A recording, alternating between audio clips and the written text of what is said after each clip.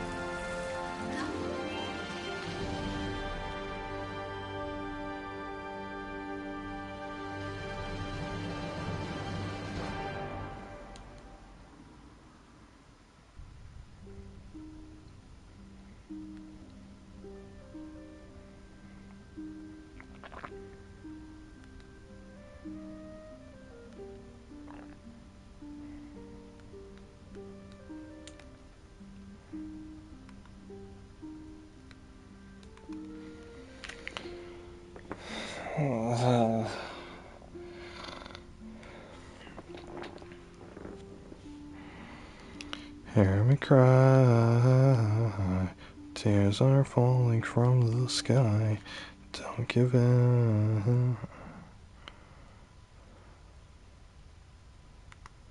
The waves are crashing down, stand up, there's nothing that I want more than for you to catch me by the shore. Dude, this game's 15 gigs. That's not gonna work on the Switch.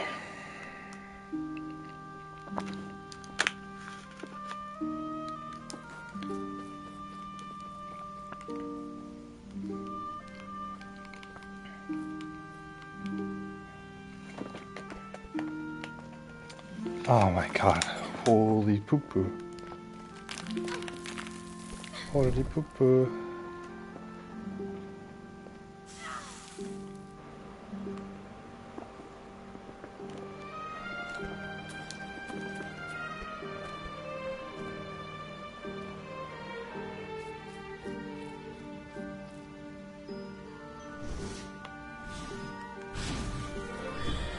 Oops.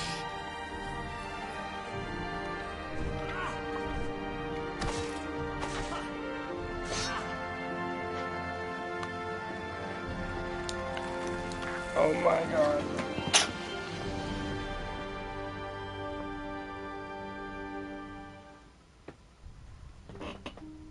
Holy hell, okay.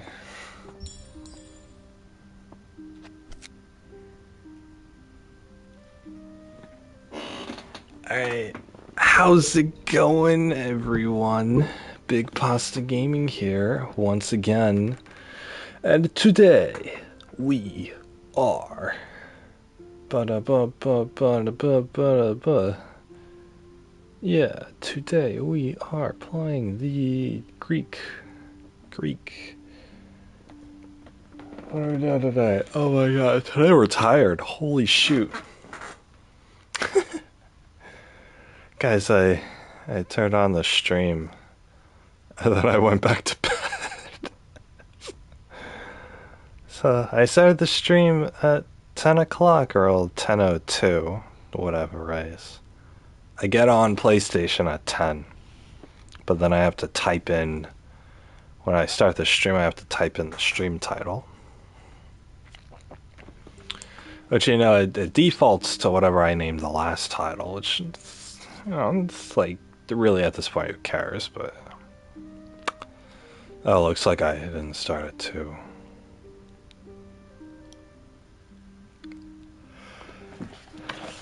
Two, 3, 4, 5.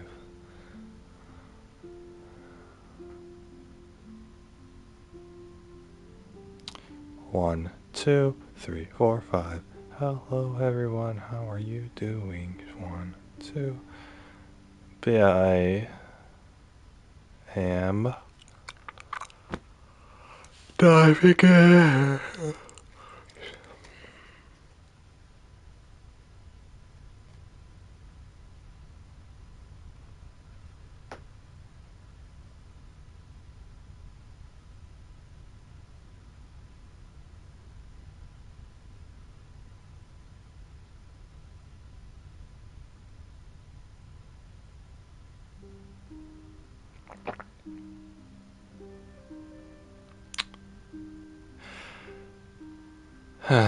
Yeah, anyway, it's just rest. So technically, I got an extra hour and a half of nap time.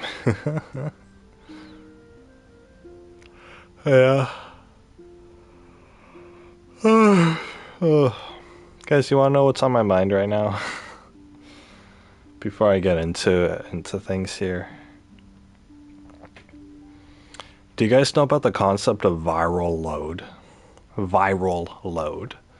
So when you're talking about a sickness, so in this case COVID, because I mean what other sickness could I be talking about, right?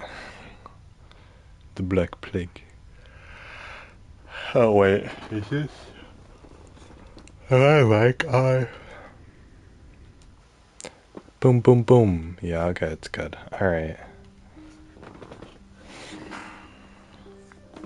Anyway guys, viral load. Have you guys heard of, when you're talking about COVID, one of the things you gotta think about is your viral load. So basically, it's a virus. You can get COVID. And, getting COVID is one thing, right? You get COVID and you're sick. But that's not all there is to it, right? We're not, this isn't some, the common cold or the flu or whatever. COVID, it goes off so basically there's the concept of viral load, which basically means the severity of the virus. Like okay, the difference between getting COVID and not getting COVID is pretty huge in the first place, right? So there's that. But once you do get COVID, you have to think about viral load, which basically means not only the fact that you were exposed to COVID, but how much you're exposed to COVID. Viral load refers to how many COVID germs are inside your body, how many of those virus cells are inside your body.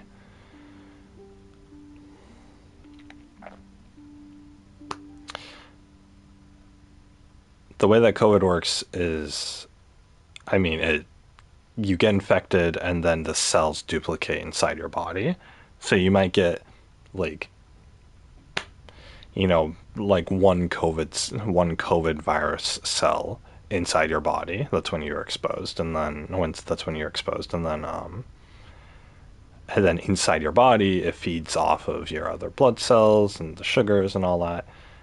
Yeah, I don't know what exactly it feeds off of, but anyway, the few COVID cells inside your body start to multiply, thereby increasing your viral load of the virus.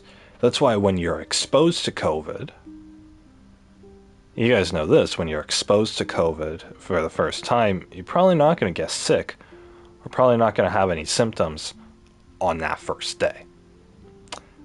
But then as the days progress, you start getting symptoms. And as the days progress more and more, your symptoms start getting worse and worse. Until eventually you get low oxygen levels, your lungs stop working, and then you die in the hospital, right? But why does that happen? It's because the virus is multiplying inside your body, so it's slowly multiplying and increasing in number inside your body, and it's starting to take over your body, right? Eventually the COVID will spread to your lungs and your limbs and your breathing system and your heart and all that stuff, right? And that's where you'll get like pneumonia and whatnot from COVID. So anyway, the whole point of that is the more time that passes, the more the virus multiplies inside your body. And so therefore the viral load that your body has to take increases. Right? Your body has to deal with more and more of these invasive COVID virus cells.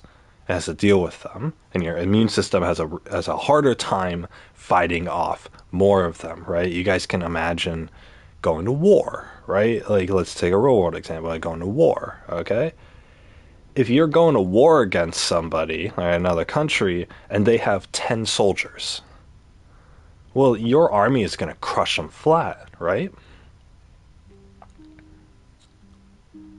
But let's say you instead of sending your army out to kill the enemy's 10 soldiers, you just left them alone.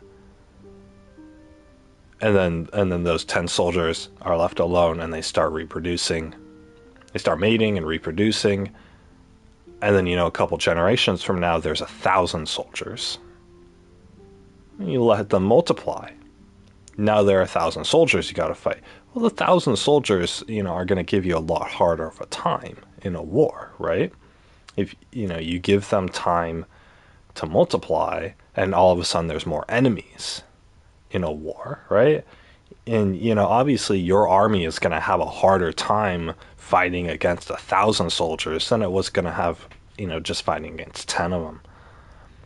So that's why I like getting COVID treatments. I mean, the vaccine in the first place is good to that end, but also like getting treatment for COVID early on. Like, the earlier you do it, the less the virus has had time to multiply in your body.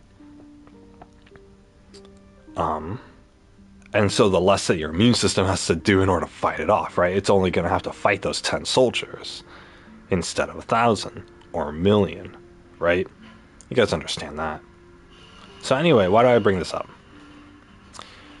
That should be obvious, right? You get germs, and then you get sick, and you get more sick, right? And that should be obvious.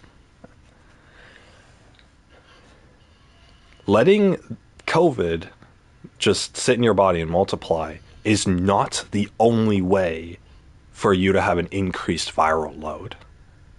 Let's go to the real world example, okay? The war, right? The enemy has 10 soldiers. Okay? Not that big of a deal. But then the country next door donates more soldiers to the enemy army. Another country gives your enemy 1,000 soldiers, right? Your enemy, the people you're fighting a war against, they didn't have to reproduce the enemy themselves. They just got it from somewhere else, right? Now they have 1,000 soldiers up against you, plus their 10 original, and now you're going to have a hard time, right? Fighting a war. You were thinking, oh, I only got to fight these 10 soldiers, right? You're at war with another country. I only got to fight these 10 soldiers. And all of a sudden, their buddy goes over to them, gives them another 1,000. Now you're up against 1,000 soldiers, right? Way more than you anticipated. And so you're going to have a harder time fighting them off in a war setting, right? You guys understand that analogy. Now let's go back to COVID, right? Now let's draw a parallel to COVID. What if, with COVID, instead of your body having to fight off a few COVID cells, for some reason now it's got to fight off a bunch of them.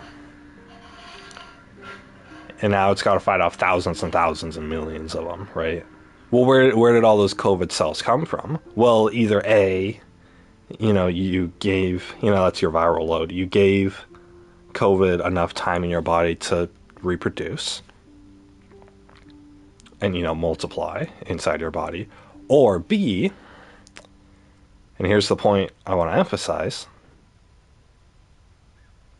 you could have gotten more COVID from somebody else, from an outside source. If you get COVID and you just get a little bit of it and your body knows how to fight off a little bit of it, it's no big deal, right? In fact, most people's bodies know how to fight off a little bit of a sickness. That's in the event you're exposed to COVID. But viral load, you can be exposed to somebody more. If somebody breathes in your face, somebody who has COVID, they breathe in your face once, right? All of a sudden you have COVID. Oh no, right? We're all gonna die. Whatever. That's one thing. They breathe in your face once and you never see them again. You were exposed to COVID, but not for that long of a time. You might get a mild version of it. You might not even get infected at all. I mean, who knows, right? But at worst, you're going to get COVID, but it's going to be a small COVID that's going to slowly and gradually build up inside of you. And if you tackle that right away, then it's all fine and dandy. But let's take that same event. Instead of that one person exposing you to COVID once, let's say they sit there and they breathe in your face for the next week. All right, not just for a minute, but for a week. All right. What do you think is going to happen if somebody with COVID breathes in your face every hour of every day, right? Or just exposes, breathes in your face more than usual. Let's say you live with them, or let's say you work with them, and in close proximity, right? And any number of things. Then they're going to give you more COVID, and they're going to give you more COVID than you would have been exposed to.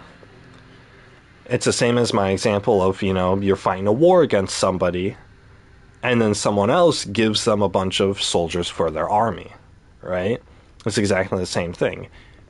If you're infected with COVID, you're already fighting off whatever COVID's in your body, but you can be repeatedly exposed to more COVID germs. And to that effect, the more that you're exposed to COVID, aka the more you're exposed to somebody who is infected with COVID, even if you're already infected and even if you're already fighting off the virus, being exposed to somebody else who has COVID increases your viral load.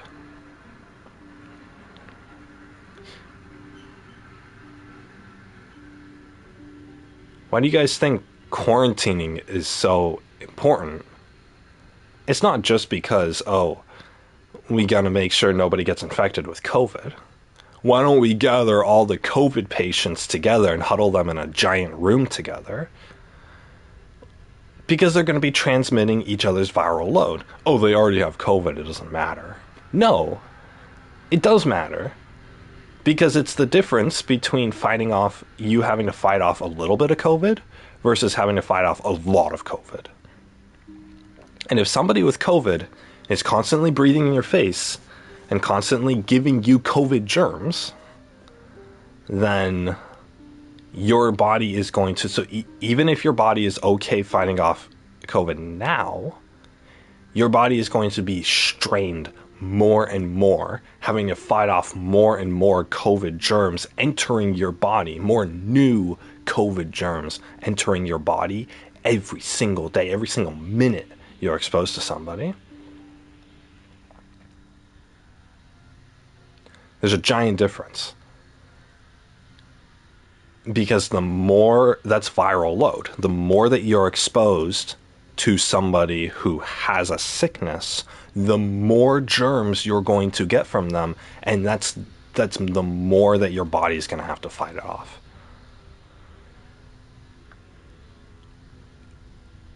There's COVID versus not getting COVID, but then there's also getting a little bit of COVID versus getting a lot of COVID. And most people who are exposed to COVID, typically they take the safe precautions and, once they get exposed, they isolate themselves for 2 full weeks, right? That's how long it takes for them to quarantine.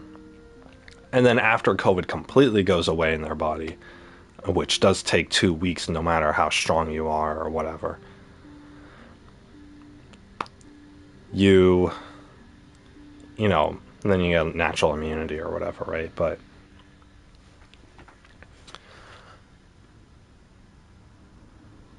your viral load, how much COVID you are getting in your body, is dependent on how much somebody breathes in your face. Somebody who has COVID breathes in your face, or how much you are exposed to somebody who has COVID. That's why when somebody gets COVID, you could be freaking Superman, but if somebody in your house has COVID, you can't go around them for the next 2 weeks, even if you yourself get COVID. Why do you guys think that when quarantining people who have COVID, the safe thing to do is to still quarantine from each other? You have a whole family who's sick with COVID. Why do they gotta quarantine from each other when they all have the same disease? It's because if they get together, they're going to breathe in each other's faces and they're going to give each other more and more of the COVID.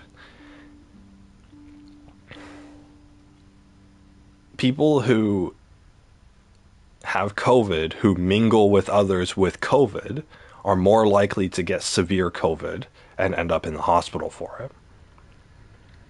Even if they're totally fine. Even if they're totally fine, right? You guys think about someone like me. If I get COVID, I'm probably not going to get that bad of it. Like, let's say I go to... Where do I go? I went to Jack in the Box the other day. Let's say I went to Jack in the Box, and the worker there had COVID and she coughed in my food or something, I don't know. And then I took a bite. Oh no, I have COVID now. It's probably not going to be that big of a deal, right?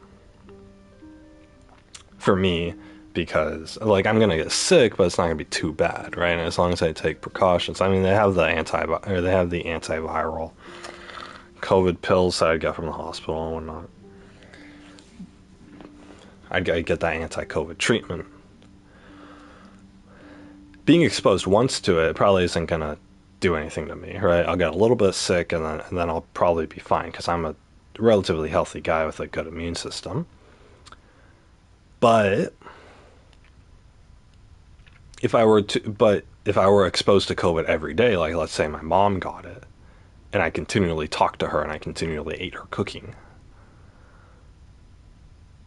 then even if I was fine with the first batch of COVID that I was exposed to, I would be taking in more and more of her COVID germs by exposing myself to her, by talking to her, by eating the food that she cooks, right? Because she's the one cooking it and she's going to be breathing in that vicinity, right? You're not getting away from that. I'm going to be getting more and more COVID germs in me. All of a sudden, and then all of a sudden my viral load of COVID increases, and all of a sudden a virus that wasn't that big of a deal to me before, now I have, because it was a little bit of it, now I have a lot of COVID. Now I have enough COVID to consume my whole body. Because I didn't fucking quarantine, she didn't fucking quarantine, within our own homes, and we constantly exposed each other. Now I'm at risk because she kept giving me COVID. She's at risk because I kept giving her COVID over and over again, every minute, giving each other more and more COVID germs, right? And you're increasing the number of COVID cells the number of virus cells that are in your body. The more that you're increasing it, that's the more soldiers that's the more enemy soldiers your immune system has to fight off. And the more that your immune system has to work, the higher a chance it has of overloading. People don't die of the COVID virus itself. They die from an overreaction of their immune system. Most of the time it's, their lungs, they get pneumonia, they get respiratory problems because their immune system has had to fight COVID so hard that they fight itself to exhaustion, and they attack things in your body that they weren't supposed to, right? It's friendly fire. So the more that your body has to work to kill off a virus and to kill off the COVID virus, the more likely you're going to get damaged or die from it. So, or develop something else, right? Pneumonia and respiratory problems come from problems within your immune system. So that's why people like that's why people who take like immunosuppressants are at high risk, because their immune system is already screwed up and out of whack. And whenever their immune system activates, then it damages their body. Now you give them COVID, and now their immune system is going to activate to fight COVID, which is going to damage them more, right? That's with the immunocompromised people, but it also applies to normal people too, right? An increased viral load, meaning the more that you're exposed to COVID or somebody with COVID, the harder that the more COVID you're going to get in you, right? If you're exposed to it more, then obviously the more you're going to get it in your body. That means the harder your body's going to have to fight in order to stave it off. And the harder your body has to fight, the weaker you're going to be, and the more complications that are going to arise from it, right? People get those long-lasting side effects from COVID. That's not because COVID itself damages their sense of taste or whatever, right? It's because their immune system damages that stuff in their body. Right? It damages that stuff in its attempt to fight this war for you. The more your immune system has to work, the more, the worse it's going to be for you. But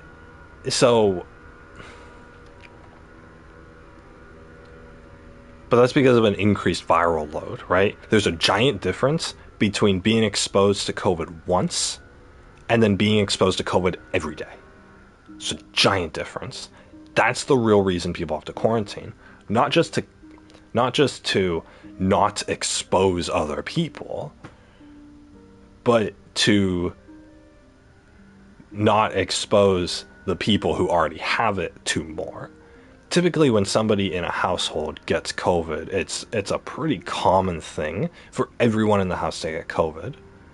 So why do you guys think that you still have to quarantine from the other people in your house, even if everyone gets COVID? Oh, we all have the same disease, we're partners in crime with it, right? We're brothers in arms, right? We're going through the same struggles together, so we can all go in the living room and enjoy family time. No, fucking don't. You're all going to die from that. Because why do you think people have to quarantine in their own rooms? Even if they all have COVID and, it doesn't matter because we all have COVID. It does matter.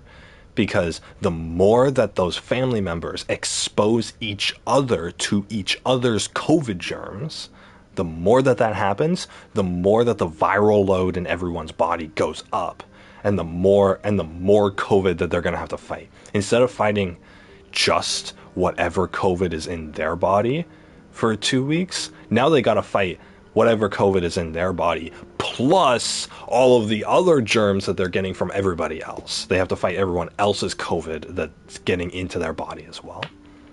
So when you quarantine, even if everybody fucking has COVID, you social distance, you wear your mask all the time, you wash your hands and you Lysol everything. That's common sense. I mean, you'd be an idiot not to do that, right? I wear a mask in my own house, or if my mom even has a risk of being exposed, I wear my mask in my house.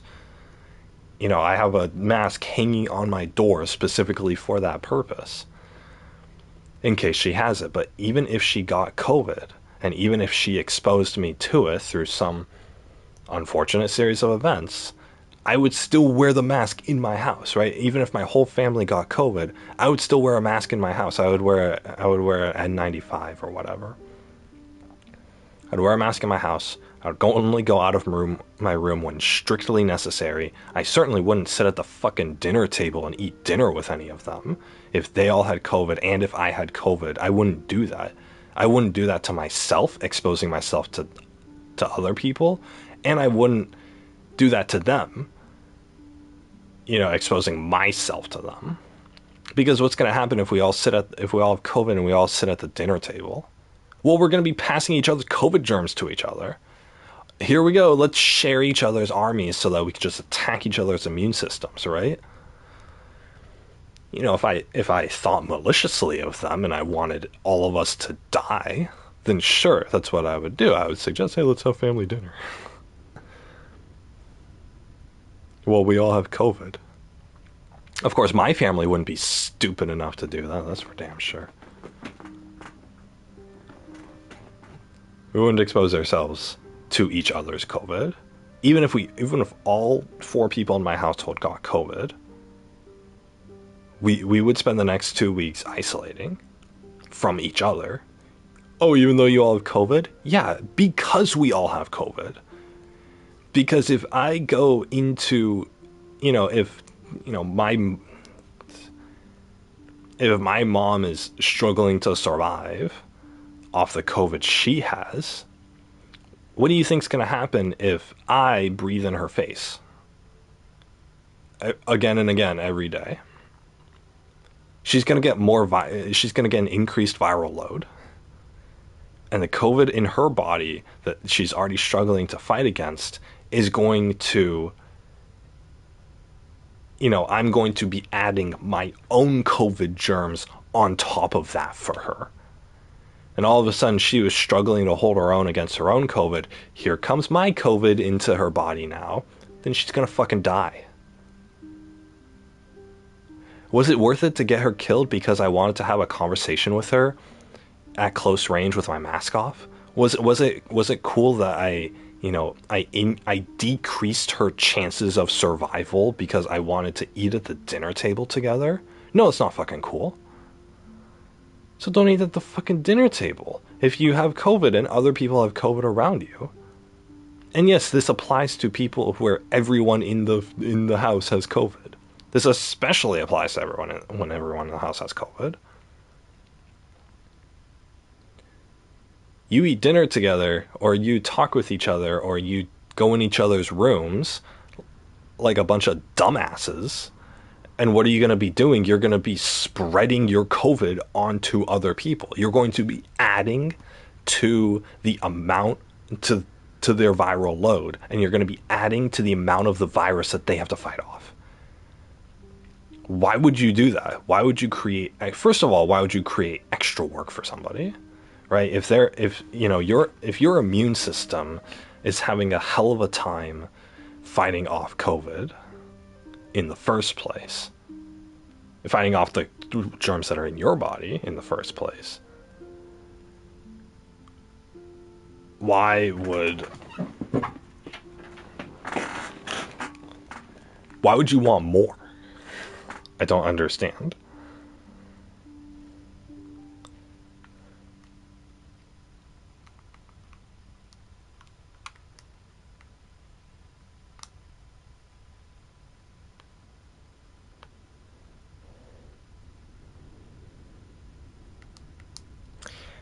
It doesn't talk about a fast track to dying.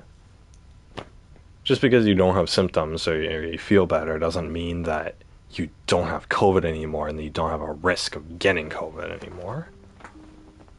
I mean, why do you think people get exposed in the first place?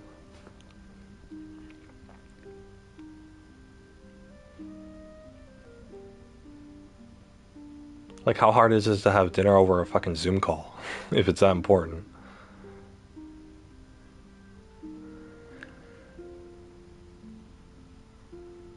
But if you guys don't understand, it's viral load. It's viral load. If somebody breathes in your face once and they have COVID, you're going to get COVID. Whoop-de-doo. If they breathe in your face every single day, you're going to not only just get COVID, you're going to get a fucking lot of it. You're going to get an increased viral load. If you take if you're vaccinated and you take anti-COVID pills or whatever is out there, you're still going to get a lot of COVID. You're still going to be exposed to yourself. The whole point of an anti-COVID treatment is that you aren't is so that your body has enough antibodies in order to fight off the current amount of COVID that exists in your body. Right? You're getting enough soldiers for your army to fight off the enemy army. What's the fucking point of exposing yourself to more and more of it? While your army's fighting the enemy's just getting more and more soldiers, right? All because someone's breathing in your fucking face.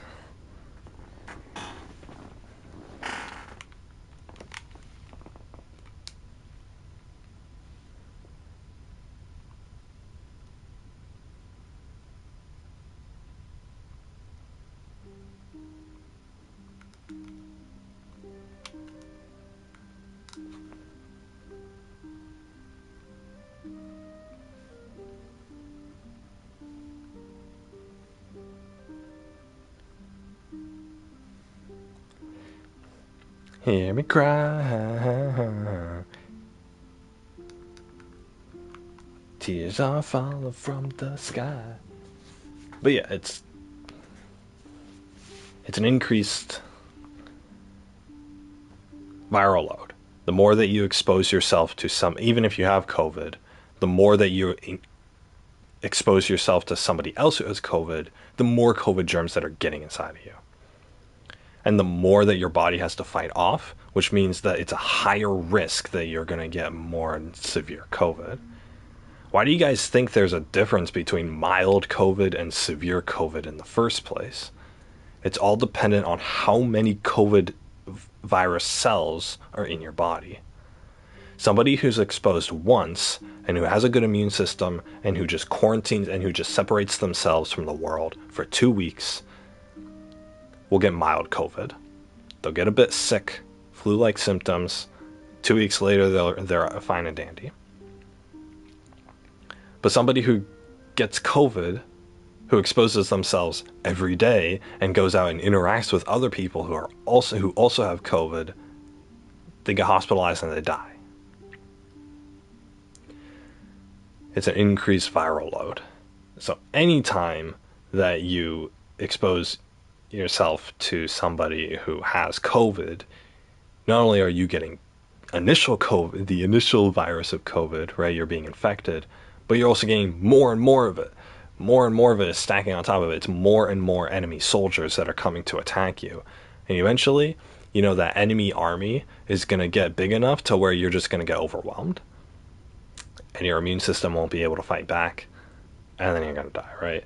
Because COVID is already multiplying in yourself. Why would you give yourself a harder time, right? You're risking your life by doing that. I mean, anything related to COVID is risking your life. If you get COVID and you don't get the proper treatment and you also do not properly isolate for 2 weeks, for 2 full weeks, then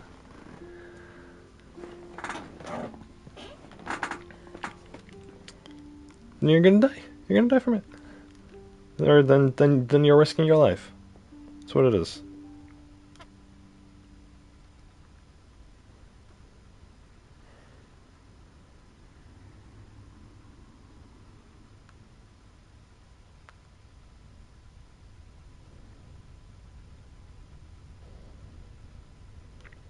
That's what it is. You're eventually gonna get overwhelmed by the increased number of virus cells, and then you're gonna die. And then you're essentially risking your life.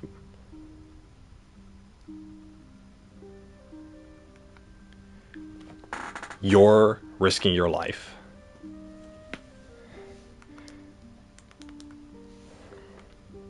Why do you guys think the CDC said 2 weeks to quarantine. It's because that's how much time it takes for the virus to go away. But it's not only that. That's how much time it takes for the virus to completely go away. And the whole point of quarantining is not just to keep other people safe, but it's to keep yourself safe as well. You're decreasing your risk of exposure if you quarantine, right? You're alone in your house, or you go in your room or whatever.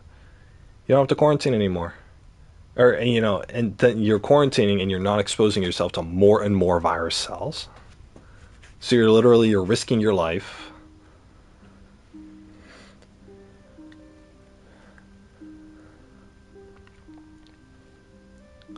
You're, even if you have COVID, you're risking not only are you risking your life by getting COVID, but you're risking your life even further by exposing yourself to more and more COVID. Because an increased viral load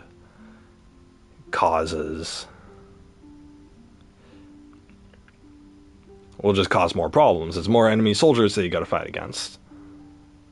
If somebody breathes in your fucking face all the time, or they cook food for you, and they don't wear a mask while they're doing it, or whatever,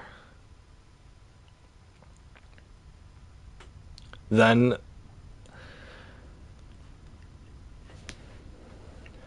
you're just going to be exposed to more COVID.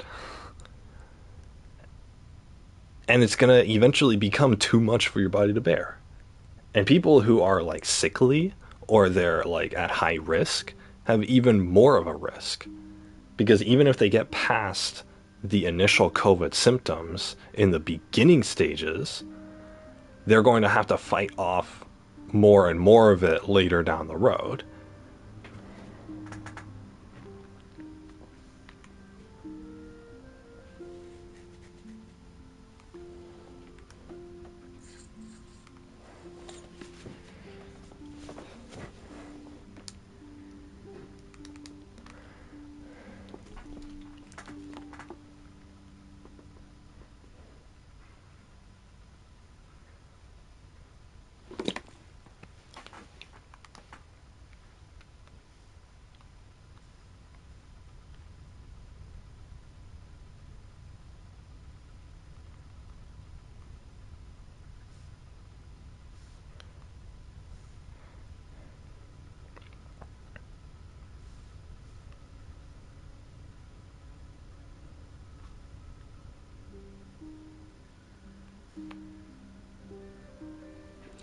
So, the whole point of this is that you guys have to protect yourselves.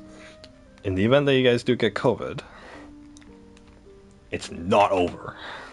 No matter how good you get or whatever, it's not over.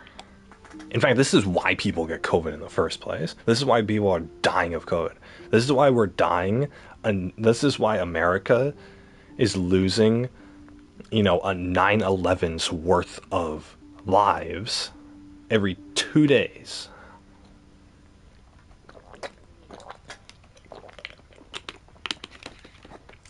People are dying from COVID because they're not taking this fucking seriously. And when they do get COVID, they're not taking it seriously.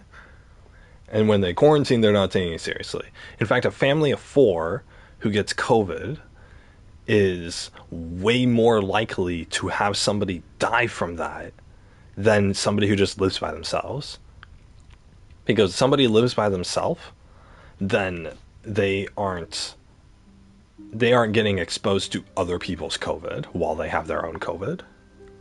Somebody living by themselves has a much higher likelihood of surviving a COVID infection than a group of people living together with COVID, because they're not exposing themselves to each other.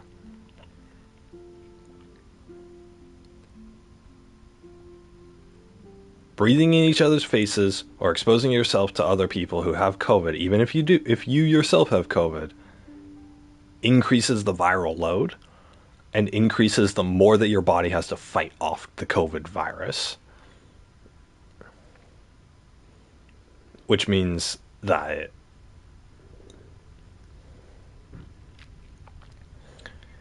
which means that that's more work your body has to do, which means that that's more of a chance of your immune system overloading and causing permanent damage onto you, if not death. And that's even if you have the vaccine and even if you get antiviral treatment. You can't just get the vaccine and think, oh, I'm invincible, and then fucking go or get antiviral treatment and think, oh, I'm invincible. I no longer have to worry anymore, and then go out into the world. That's not how viruses work. Sicknesses, viruses, it works on a concept of reducing risk because it's about quantity. Yeah, sure, there are the different variants, but it's about quantity. You have a little bit of COVID in you, and oh, it multiplies in you and you get treatment. That's one thing. Your body's able to handle that. But if you get a bit of COVID and then you then all of a sudden get a lot of COVID from an outside source, whether that be from people you're living with or exposing yourselves more or going out partying or not social distancing, then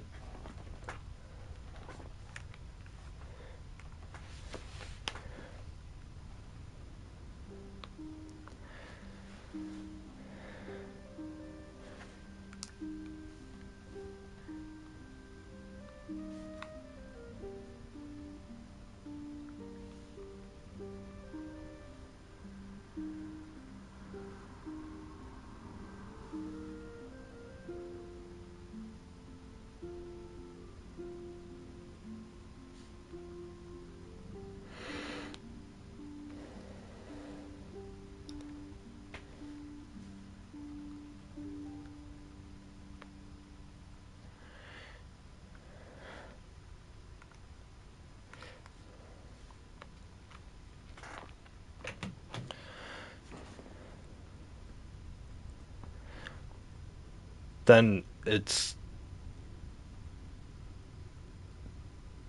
I mean, that's what it is. It's an increased viral load. The more of the virus you have inside of you, the more that you get from outside sources, then it's the more that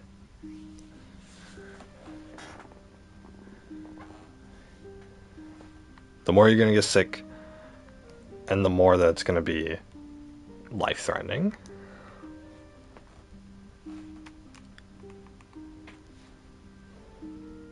Oh, God, I'm so tired.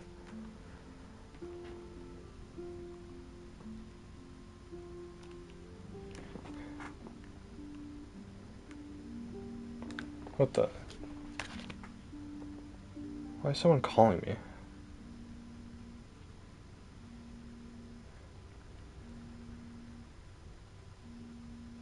Earth Day, check out our vegan spots.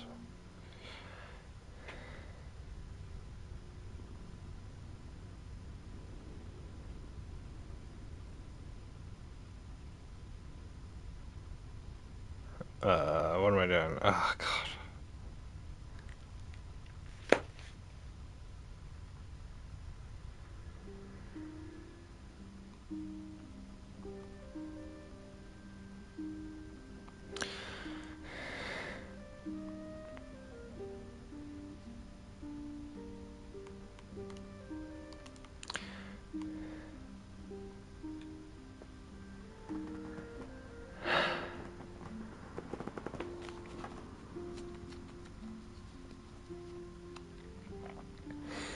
But yeah, the more of a bad thing that you have, the more likely that it's gonna weigh you guys down. It's it's gonna negatively affect you, right?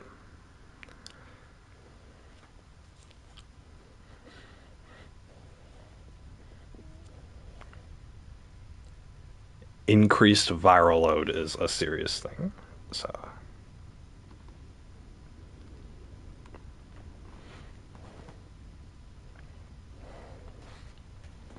do these people leave a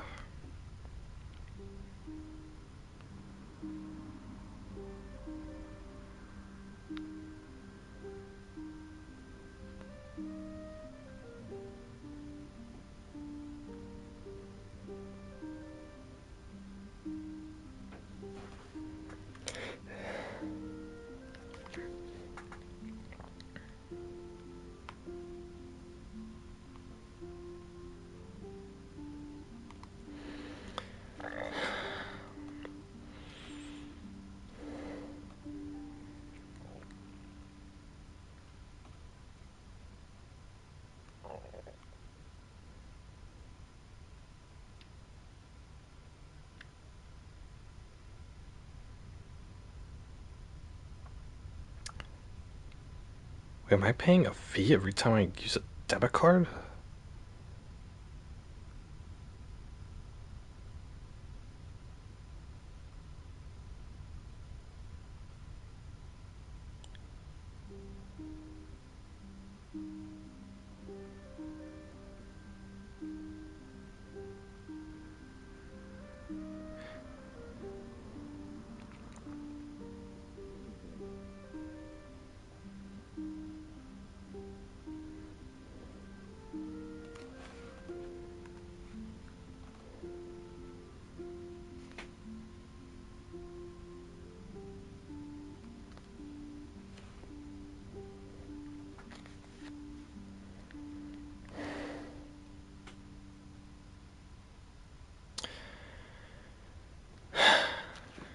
I just hope you guys are taking necessary precautions because an increased viral load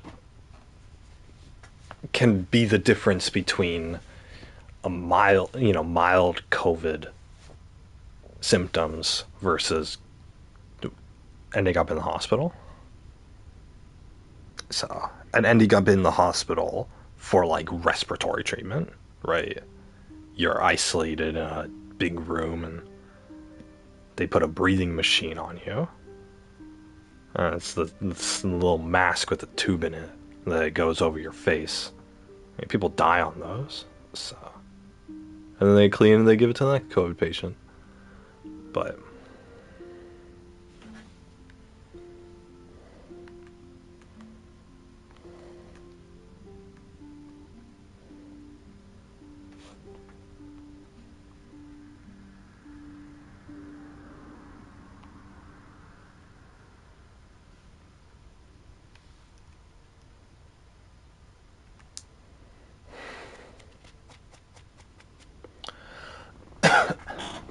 oh god.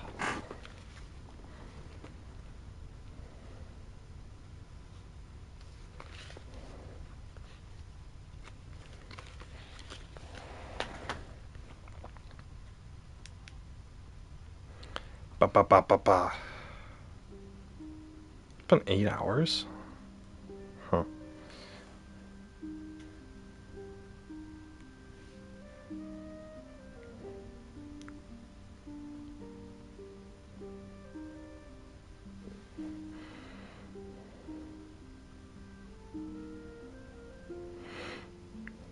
Tears are falling from the stupid event.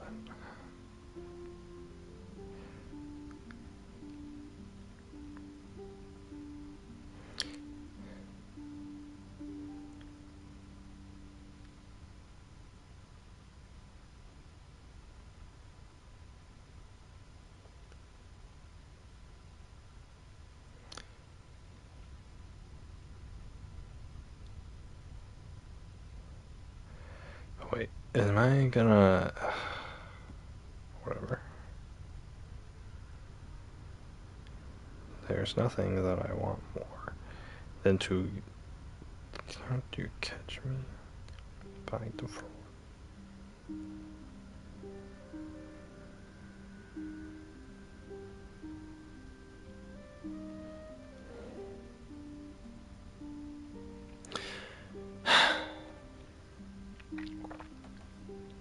But yeah, it's seriously no joke. Like,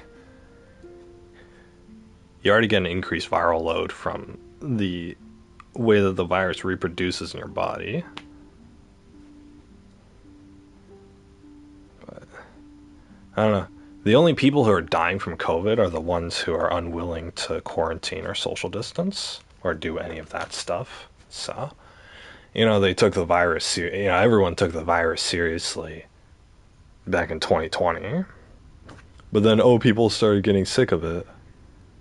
And then whoopee-doo, everyone started dying again. I mean, why do you guys think this whole pandemic has been happening in waves?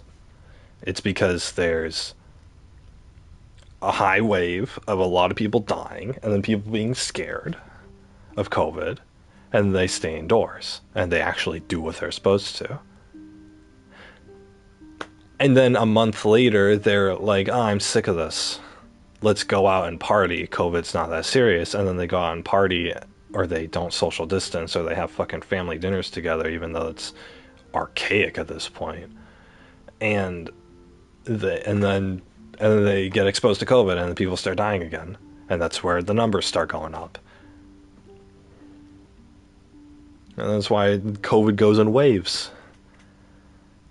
And every single expert on COVID and like COVID predictions, I had someone explain this to me a while back. It's never going to end. In America, COVID is never going to end. It's ended in other countries. By the way, like Japan and China and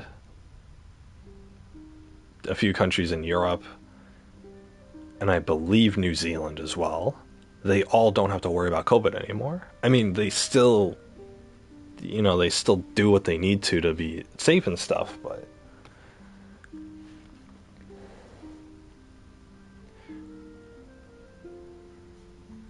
COVID isn't that big of a deal over there, right? It's a lot less people who are dying because they're actually doing what they're supposed to. They're not sitting there and saying, "Oh, I don't like how I can't socialize.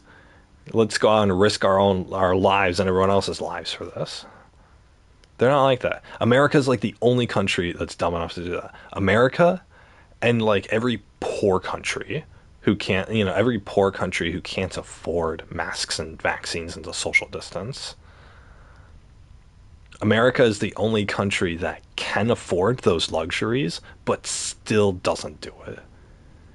Because we act like we're in the third world. We act like it's the end of the world if we can't, if we can't freaking shake hands with other people, or if we can't, sit at the dinner table with other people. Oh, fucking boo-hoo, right? Like I said, how it's fucking the 21st century. How hard is it to, oh, you want family dinner? How hard is it to eat on a Zoom call with each other? You can still see the food. You can still see the person's face. There's still social interaction there, especially for people who are being quarantined. I mean, I get the whole social thing, but there's other ways to be social. You don't have to be within physical proximity of each other in order to be social.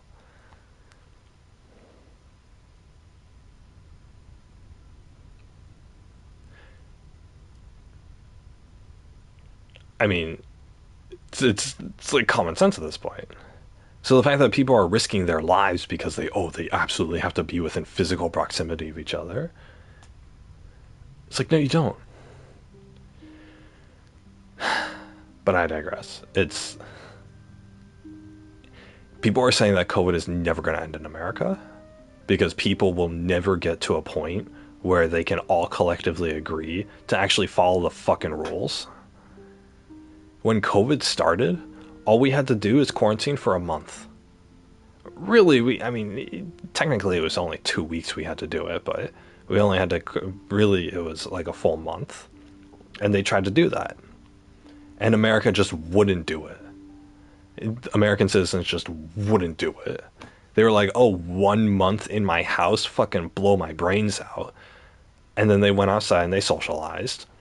And they didn't wear masks.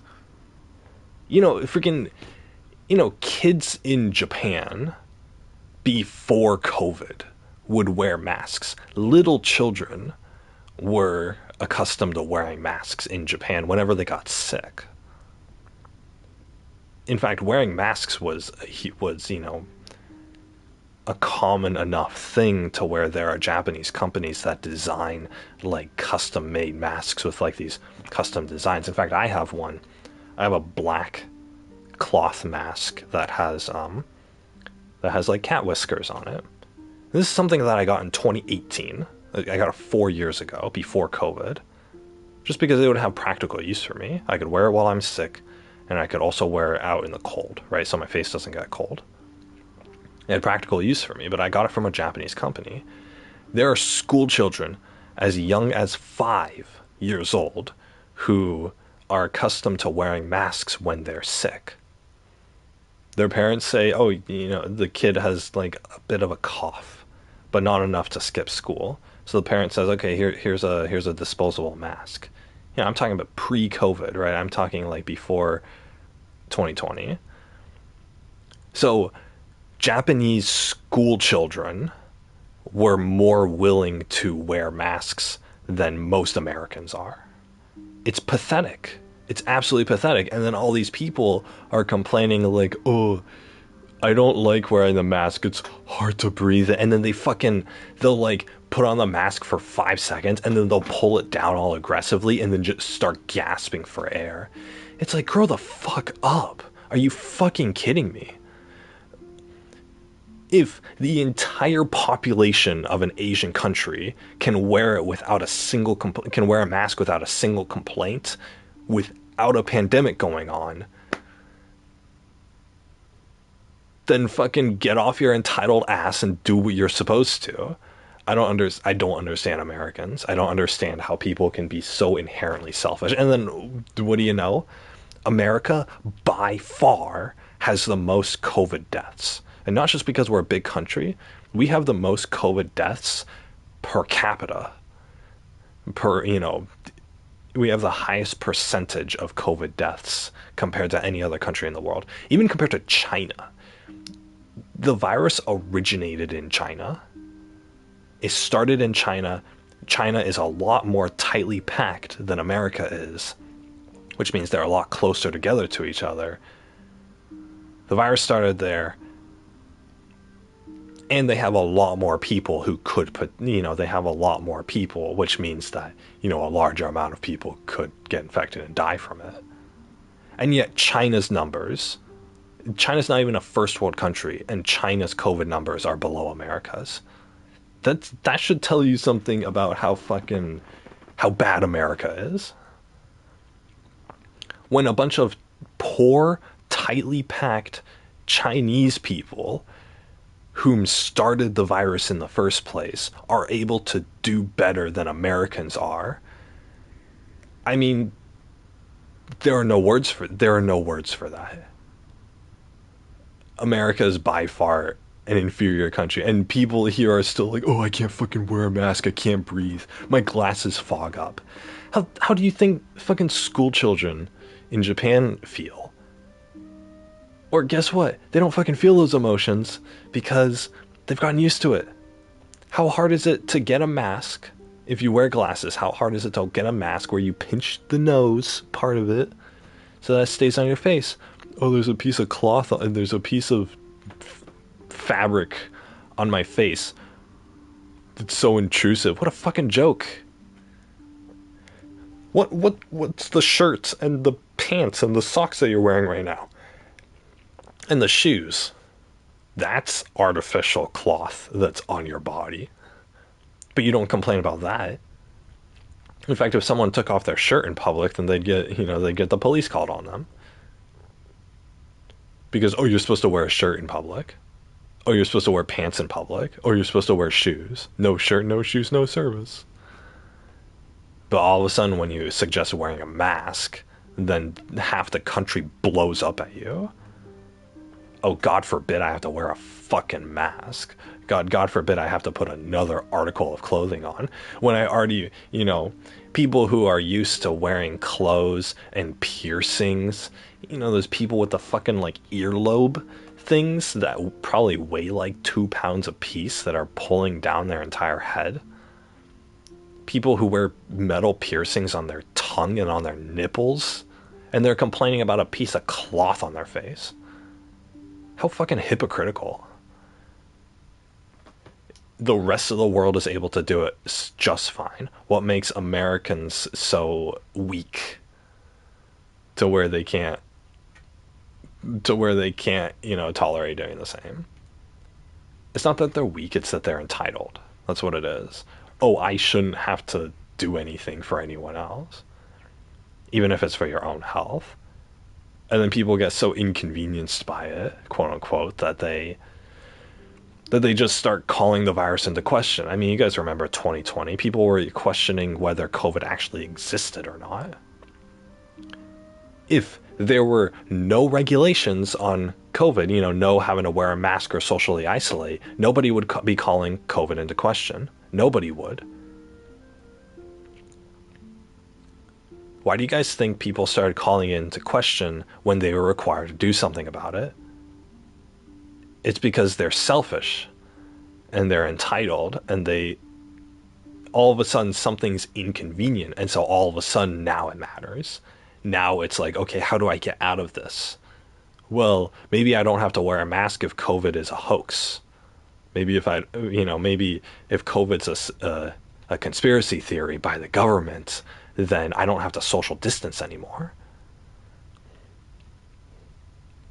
That's how it was back in 2020.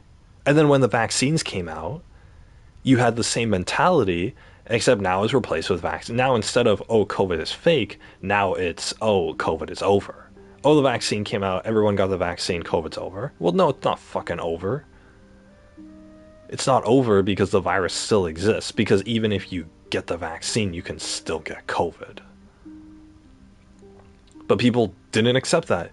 People would get the would get the vaccine and the second shot and the booster or whatever, and then they would say, "Okay, I'm fine. Okay, cool. Now I can resume life." And then people are going out without their masks, and people are going out and they're not social distancing. They're breathing on each other. And it's that same mentality of, what can I say so that my life is no longer inconvenienced, so that I no longer have to do these things I don't want to do? It's a child throwing a tantrum. But it's a child throwing a tantrum because, oh, they have to do something, right? Oh, clean up your toys before you come to dinner. Oh, but I don't want to. Wah. Oh, wear a mask before you leave your house. Oh, I don't want to. Wah. Oh, social distance. And don't shake people's hands and don't hug each other. I don't want to. That's too inconvenient. Look, I have the vaccine. I don't have to anymore. Look, we have a Roomba. Now I don't have to clean up my toys anymore, says the toddler. That's not going to cut it.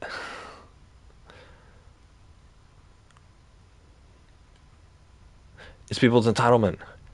These people never had to clean up the toys as kids. These people never had to do any, like, responsibilities that they didn't want to do. And so all of a sudden somebody else is telling them that they need to do something, and they're like, what? This isn't how the world is supposed to work. I'm supposed to just get everything handed to me on a silver platter. What do you mean I have to do something I'm uncomfortable with? What do you mean my life and the lives of others is at risk? I don't give a shit. I mean, there are people in America who would rather see entire cities of people die of COVID than put on a fucking mask for 10 minutes. It's disgusting. It's disgusting behavior. And honestly, if we weren't in the middle of a pandemic, I would still not want to associate with any of these people, because it is the epitome of selfishness. You think of no one but yourself. Somebody asks you to do something, your first response is no. I mean, what the fuck is wrong with you? To where, like, somebody, if this is the considerate thing to do, if this is going to keep everyone alive, then why the fuck wouldn't you do it? Are you kidding me?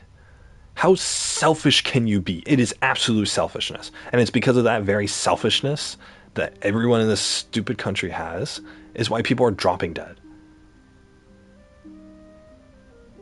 My God, my family is the only ones, like, we're the only ones left in the city who still wear masks when we leave the house. I go outside, I go outside to wherever, and I don't see another soul who's wearing a mask. Not another person who's wearing a mask these days. Oh, the mandate's up, so we don't have to. There's a fucking virus going around and still killing people. Oh, but the numbers are down. No, the numbers are going to go back up. In fact, what I had explained to me, which I also researched, and I double checked this. in order to get herd immunity to where, the virus is over, right? People have to get the vaccine, or they have to not, you know, the virus has to die, right? The virus has to isolate and has to die. We could do that in a month if we all stayed indoors, but no one's going to fucking do that. So what's the alternative? The alternative is that everyone gets the vaccine. Everyone gets the vaccine, and they stay, and they get the boosters whenever they can, and they constantly stay protected against COVID. That way, if everyone's protected against COVID, then then COVID won't be able to survive in anybody, and then, no one's going to get it, right? And so then the virus is going to die, right? Because it's going to disappear from the world. That's never going to happen. That's never going to happen because, like, almost everybody would need to get the vaccinated like at the same time, and it's just never going to happen. Other countries have already achieved herd immunity, by the way. When the vaccine came out, like within a month, other countries had already achieved herd immunity. Like Japan and China haven't had to deal with this. And when you hear COVID reports from Asian countries, from like first world Asian countries like Japan, it's normally like, oh, last week, like 30 people got COVID. Oh no, 30 people in the country got COVID. That sucks. Look at America. Last week, like 80,000 people got COVID. 8,000. We are relatively the same population size as Japan. I mean, we're like double the same population size. But according to Japan's numbers, we should have only had 60 people get COVID last week. But no, we had it in the tens of thousands that people got COVID. Why is Japan able to do so much better than America is? There's no difference between between how COVID spreads over there versus how COVID spreads over here, right? It's the same virus. What's the difference? The difference is the people's behavior. People in Japan, if the government says put on a mask when you go outside, people will put on a mask. If the government says quarantine and self-isolate for 2 weeks, people will do it. They'll get enough groceries to support themselves for 2 weeks, and they'll stay in their apartments. Because guess what? And they'll suffer for it. Oh, they don't get to socialize, right? There's a huge I forget the Japanese word for it, but it's basically like going out to bars or eateries and like socializing with coworkers and stuff. There's a huge culture for that in Japan. But despite the fact that it's ingrained in their very lifestyles to do that, the Japanese people were willing to, when the government said so, to stay in their homes and to isolate for 2 weeks, even if they didn't have COVID, even if they had been doing everything properly up until then. The government says, "Hey, we gotta do something extra." The Japanese people do it with no complaints. Here in America, if the government says to do something, people will start calling the government tyrannical, and they'll start saying, "Oh, you have no right to take away my God-given freedoms. You have no right to tell me to stay in my house and to social distance and to wear a mask. Oh, it's impending on my First Amendment rights to wear a mask all the time. I can't breathe. Think about the children who are suffocating from wearing masks." And guess what? Japan has 30 COVID cases, and America has tens of thousands of them as a result. What we fucking do? It doesn't take somebody with more than half a brain to see, to be able to predict those results. And this is something that's been going on for the past 2 years. It's this selfish attitude of, oh, quarantining sounds safe, but I just don't want to do it anymore. I don't want to quarantine anymore. Oh, I have COVID, but I just don't feel like quarantining anymore. Oh, what I have... There are vulnerable, high-risk people around me. Fuck them. Fuck them. Those vulnerable, high risk people are taking away my freedoms. Why should I have to wear a mask just because I could get someone else killed? I mean, like, holy shit. And then, of course, people start fucking dropping dead. It's, it's unbelievable. It's unbelievable. How can you be this selfish? Honestly, I hope all these people burn in hell. I honestly do. Because they are intentionally risking other people's lives for their own selfishness. The government is essentially saying, you're going to get people killed if you don't stay in your house, and if you don't wear a mask, and if you don't quarantine, and if you don't whatever. And what do people do? They say, I don't give a shit, and they go outside. How is that not intentional murder? How? I don't understand. How is that not intentionally murdering people when you are explicitly told that an action you perform will get somebody killed? And then you do the action and you know that fully well and you do the action anyway. And then people start dying and then you start coming up with a conspiracy. Oh, well, the hospitals are fudging their numbers and they don't know, it's not really that many COVID deaths and blah blah blah, right? It's all these conspiracy theories. And yeah, the government's not doing our government is not doing the best job at controlling this virus or at making this information public because they've turned it political, which means that people can't trust it. But at the same time, you think about the phrase better safe than sorry. There's fucking two rules in life that I go by. One more than the other, but there's two rules in life that I go by. If you don't hold, or there's one rule in life that I go by. It's the golden rule, right? Treat others how you'd want to be treated. If you don't hold up to the standard of the golden rule, then I consider you a trash human being, and then it would put a smile on my face to see a bullet put through your head. But if you don't follow that rule, because not following the golden rule means that you're inconsiderate and you're going to let your selfish attitude negatively affect others for your own personal gain, right? Big businesses are very much guilty of this, but also individual people.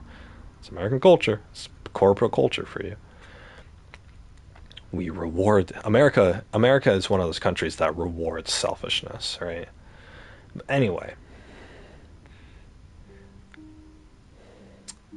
that's beside the point. So the golden rule is something that is, the number one rule in life, right? Everything can be drawn back to the golden rule. But rule number two, right, if you have to have more than one, is better safe than sorry, right? Better safe than sorry. If something's happening, better safe than sorry.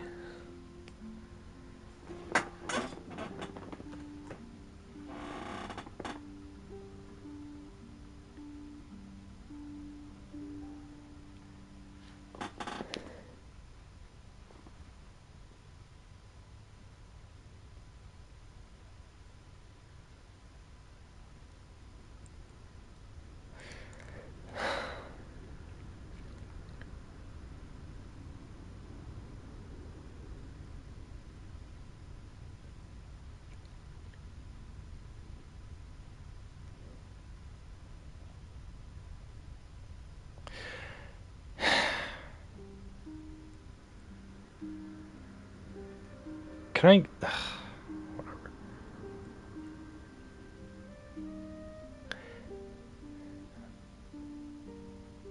But yeah, I don't understand. Like, it's better safe than sorry. I don't get what's so hard about that.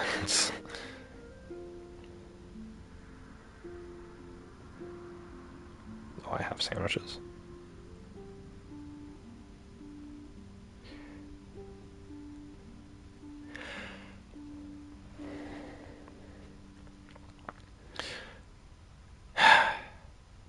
But yeah, it pisses me off because it pisses me off. Like, if the entire world was like this, then it would be like, okay, fine, right? You can't change it. All right, this is just how human beings are, right? We all need to eat and go to the bathroom. And we all need to sleep, right? There's no change, even though all of that's inconvenient. And there's nothing changing that, right? There's no use complaining about that stuff. But the thing is, this selfish attitude that people have, it doesn't exist in other parts of the world. I mean, it exists in other parts of the world, but also there are parts of the world where it doesn't exist.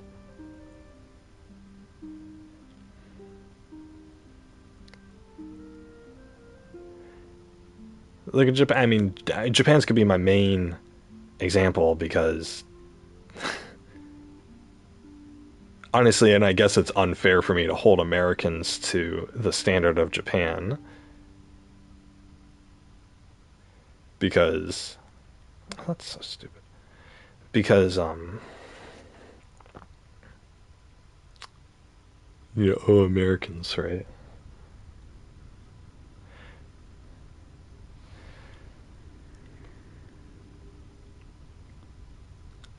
I'm just kidding, by the way. It's not unfair to hold America to the same standards as Japan. But Japan is able to do it, and they're able to do it with no question, no problems. Japan's work culture could use a bit of work, but other than that, I mean, Japan pretty much has it together. They quarantine when they're told to. They wear a mask when they're told to. They've been wearing masks since before the pandemic. It's a culture of people where if somebody gets sick, that person still needs to leave the house, they will wear a mask. Why do they wear a mask when they just have a cold or they have the flu? Because they don't want to spread it to others. Because being sick and then spreading that sickness to others is intentionally inconveniencing other people. If I go into a crowd of people and I start coughing, right, like 10 years ago, if I go into a crowd of people and I start coughing, how fucking selfish of me to do that, right? Let's say we all know the rule, oh, you got to turn your head when you sneeze, right? If you feel like you're going to sneeze, you turn your head and you cover your mouth with your inner elbow or your hand or whatever. We know that. Why does that rule exist? Because if I sneezed in somebody's face, then I'm an asshole, right? Like, like that's common sense, right? That's common sense. So why don't we wear masks when we're sick? Why don't we wear masks when we know we have germs in our breath that are going to be spread around? Or during COVID?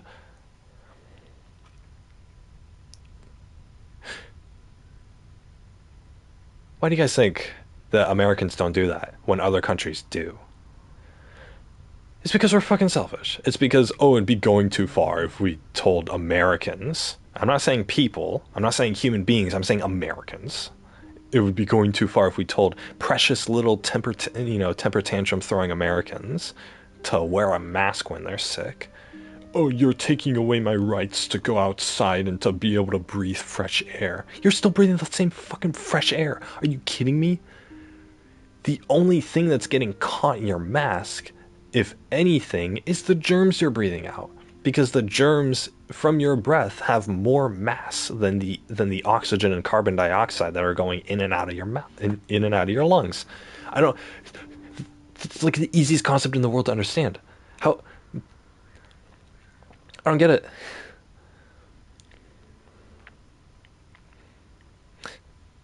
But people won't do it. Because, we'll show the bare minimum amount of consideration to other people, but how dare you cause any inconvenience on my life? How dare you tell me to quarantine when, what's the reason I can come up with? When I don't want to. That's my best reason. Would it be safer for me and others to quarantine? Yeah. Would it be completely possible for me to quarantine from others to reduce the risk of killing each other? Yeah. Would it benefit the entirety of society and therefore myself as well to quarantine? Yeah. So why don't I do it? Because I don't want to. Because I don't want to. Because I'm a selfish fucking American. who just has to, I just have to do what I want because it's the end of the world if I want something and I can't get it. If I have a craving for something, I deserve it. If I want to do something, I deserve it. If I want to buy something from the store, I deserve it. It's this me attitude of I deserve to do what I want. You don't have the right to tell me what to do. Guess fucking what? Guess fucking what, you stupid Americans? Life is about doing things you don't want to do. I don't want to eat every day. I really don't want to eat every day. What a fucking chore. But I have to because it's what I need to do to stay alive. I don't want to go to work, but I need to because it's what I have to do to stay alive. In fact, most people work. So I don't understand why this is such a hard concept for them. You have to go to work 8 hours a day against your will, pretty much. You got to choose what job you wanted, kinda, but that's about it. You still have to go into work. You wake up in the morning and you're too tired and you want to go back to bed, but you don't get to do that. So why the fuck are people complaining about wearing a mask? If their job said you need to wear a mask or you're fired, people would put on a mask. But it's because their jobs aren't saying that, and it's because the government isn't saying that people aren't doing that. But in Japan, on the other hand, if people weren't keeping each other safe, then they would be deemed inconsiderate to the company, and they would be fired based off of having a bad character.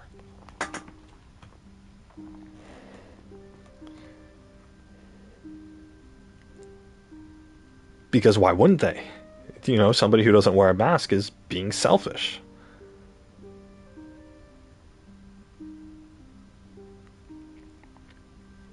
They're selfishly forcing other people to deal with inconveniences that they themselves bring.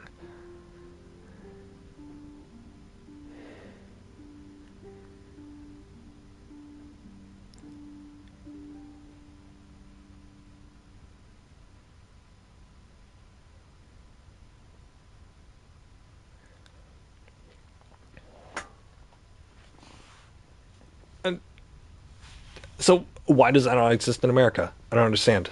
I don't get it. I don't get how you could be so selfish of a human being that you will intentionally risk and threaten other people's lives just because you feel like doing something. Oh, I don't feel like quarantining anymore.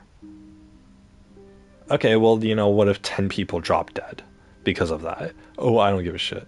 Because they're not right in front of me. That's the thing. It's the same concept with guns, right? If I told you you need to quarantine or you're gonna get people or you're gonna kill somebody with COVID, and people don't listen. But then if I told you, oh, if you point this gun at somebody and you pull the trigger, then it's going to kill somebody, then it's going to kill that person, then people would listen. But I think the only difference there between that and COVID, or between that and social distancing, is that people don't feel like pulling the triggers to guns. People don't feel like doing that. So they aren't compelled to do it, so they're not going to complain about it. That's the only reason. If people were like literally trigger happy and the result of that killed, they wouldn't give a shit. In fact, they would fight against any criticism. Oh, but I want to pull the trigger of my gun and you don't have the right to tell me not to. That's what they would say. That's what they would say, and I'm sure you guys can imagine a world where that would happen.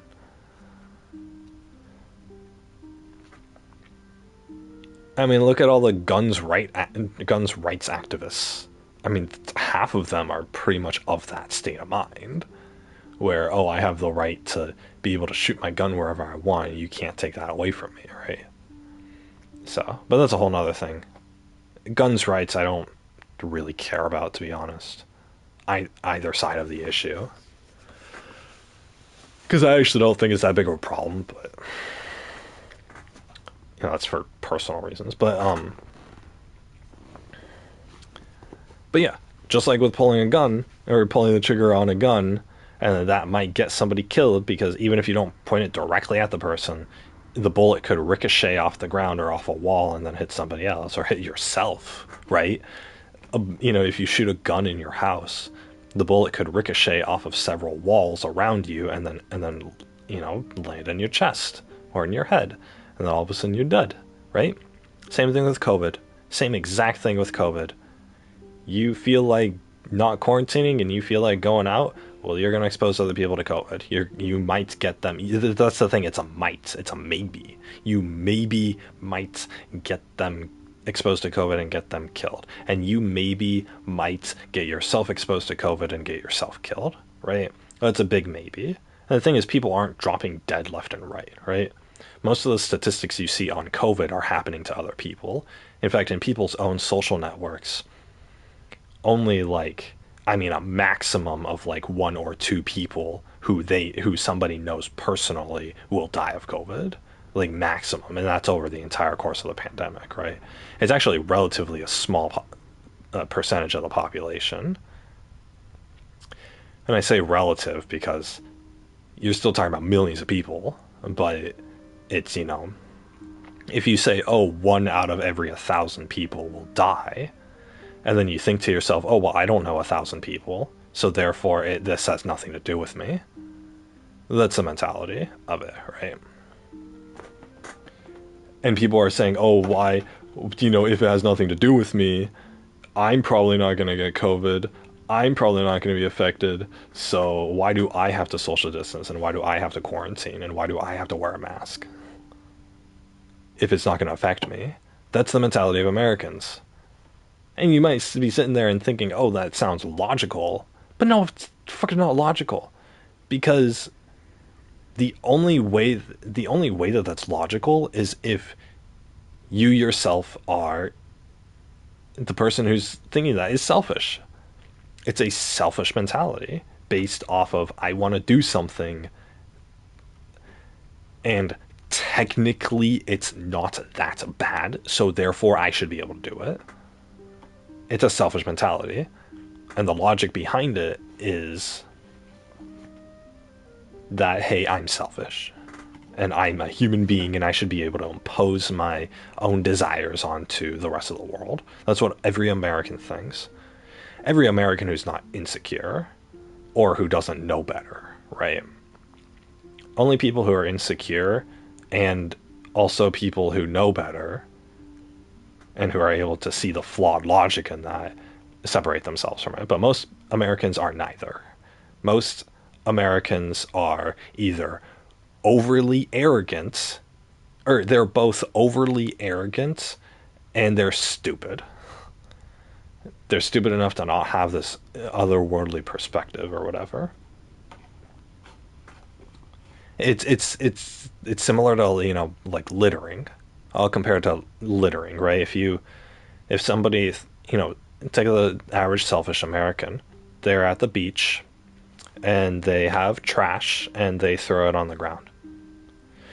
And they don't pick it up and go to the trash can. Because, going to the trash can's inconvenient, right? What's their reasoning for throwing trash and leaving it on the ground, right? Aren't their moral values, tinged just a little bit from that? But no, their logic is, oh, it's okay for me to litter because it's only one bag of trash and I'm the only one doing it, right? I'm the only one doing it and it's only one bag of trash, so it's only one, chip bag, or it's only one water bottle, or it's only one empty can. What's the harm, right? We have this giant planet and the beach is relatively clean and whatever, right? So, there's no harm in just one piece of trash. Yeah, you're right. There's no harm in just one piece of trash. You're completely right. That's a completely logical argument. Except that everybody has that same mentality. And so if everybody at the beach is throwing their trash in the sand or in the ocean and saying, oh, it's only one piece of trash then yeah. But it's only one piece of trash from that specific person, but it's everybody who's doing it. It's everybody who's doing it. And so all of a sudden now, the beach, right? Last time I went to the beach there, I I probably saw like almost 2,000 people over there at one time. I live next to, I live nearby, not next to, I live nearby a pretty prominent beach, but I saw about 2,000 people over there, give or take. If everyone had that mentality of, oh, it's just one piece of trash that I'm throwing into the ocean, then guess what? There'd be 2,000 pieces of trash thrown into the ocean every day for all days of the year, because every single individual person is thinking selfishly, oh, it's, oh, my convenience for just one piece of trash, right? That's why I don't throw it in the trash can, because oh, it's just one piece of trash. It's not gonna harm anybody, right? Except everyone's doing it. Everyone's doing it, and so everybody is doing one piece of trash, and so now you have thousands and thousands of pieces of trash, right? And then the reverse, and then after that, the reverse situation occurs as well. You tell everybody, pick up your trash and throw it in the trash can. And then what's the individual person's response? What's the individual American's response to that? It's, oh well, just me picking up my trash isn't going to matter when there's already 2,000 other pieces of trash in the ocean. That's the response. What I do individually isn't going to make a difference. Therefore, I don't have to go out of my way to do it. That's the response. And what do you have? What do you have because of that? You told people to pick up their trash. Nobody picks up their trash because every single individual person thinks, oh, I don't need, or oh, me picking up my trash isn't going to make enough of an impact for it to be worth the effort required. If I'm the only one picking up my trash, it's not going to make much of a difference. That's a mentality that people get into. And then guess what? People throw their trash all over the place because of that mentality, and then people don't pick it up when they're told to because of that mentality. And all of a sudden you have trashy beaches. Congratulations. In fact, there are beaches in America where like there's so much trash that like you would need an entire organization of people in order to pick it all up. Anyway, what does this have to do with COVID? I'm sure you guys can already guess what this has to do with COVID. What do you guys think mask wearing is? What do you guys think quarantining is? What do you guys think social distancing is? It's picking up your trash and throwing it away. That's what it is. It's the same exact mentality. Like word for word, the same exact mentality. Oh yeah, I know COVID's bad. Just as in, I know littering is bad. But if I'm the only one breaking the rules, then no harm, no foul, right? You know, it's not going to make a difference if I break the rules, because it would be inconvenient for me to follow the rules, right? It's a mentality based off of selfishness again, and they're using these mental gymnastics in order to justify their own actions. And it sounds logical on the surface, but it's a mentality based off of selfishness. I don't need to wear a mask because if I'm the only one not wearing a mask, then it's fine, right? COVID won't spread. Everyone else is wearing a mask, so I don't have anything to worry about. You wearing a mask or social distancing. And then guess what? One person doing it, not that big of a deal, but everyone has that mentality. That's the problem, is that everyone has this mentality because everyone grew up on this selfish, self-centered attitude of, if I don't want to do something, I don't have to do it. And then what about your moral values? Well, let's just use a bunch of loopholes and mental gymnastics in order to justify why I'm doing it, right? In order to dismiss it, to make it seem like it's not that bad. Why are you littering when it could kill animals? Well, it's not going to kill that many animals. It's not going to, I'm not doing a bad thing, right? Because the thing is, the one thing that people cannot accept is that they're doing a bad thing. That's what it is. Most human beings have that ingrained in them. And in fact, most people have embarrassment ingrained in them, right? You imagine you're a kid in a classroom and a kid acts out and the teacher yells at him in front of his peers. Well, that kid's going to be embarrassed, and the kid is probably not going to act out again. He's not going to do the bad thing again because he feels embarrassment from being pointed. He not only does he feel bad for doing a bad thing, but he also feels social embarrassment from, it being exposed to everybody.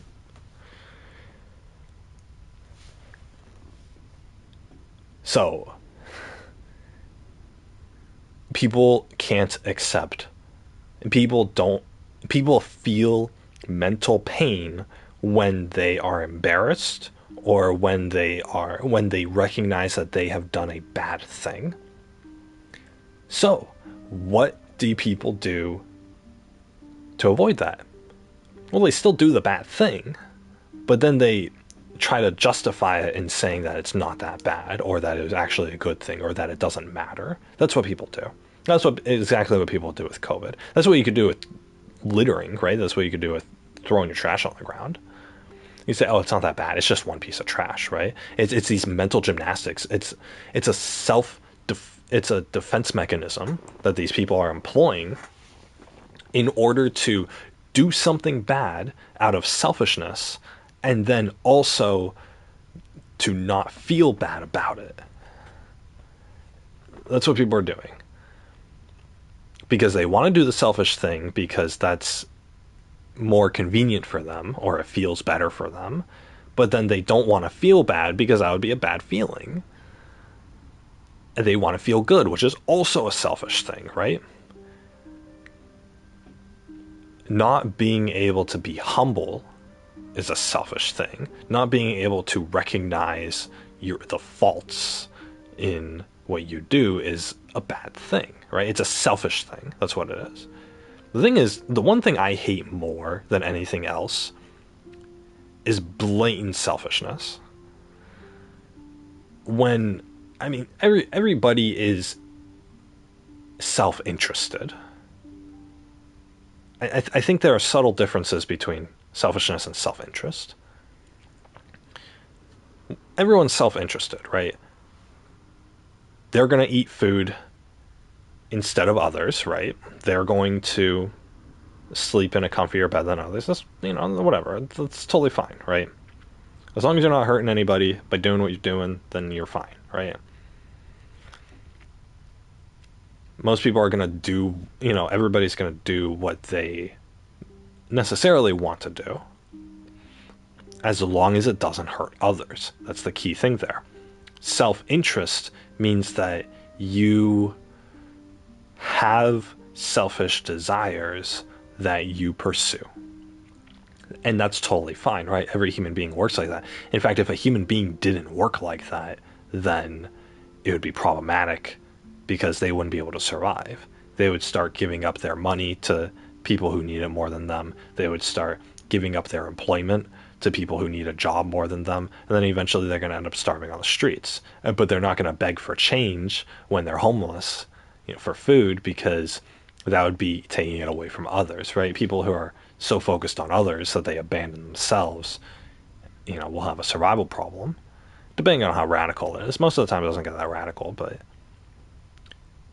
even people who are dependent on others, or maybe they're insecure, or maybe they just, maybe it's someone like me, right? Who, I want to share my life with somebody, right?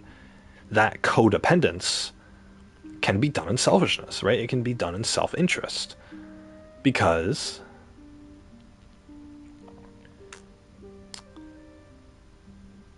it's something you want, right? If it's something you want and you're getting what you want, then you have done it in self-interest, or you have done it selfishly. That's totally fine, right?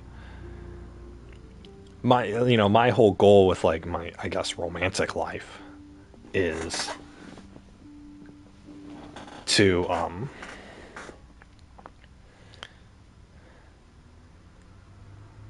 I don't want somebody who's going to 100% accommodate me and just bend over backwards and you know do everything I want with no question, right?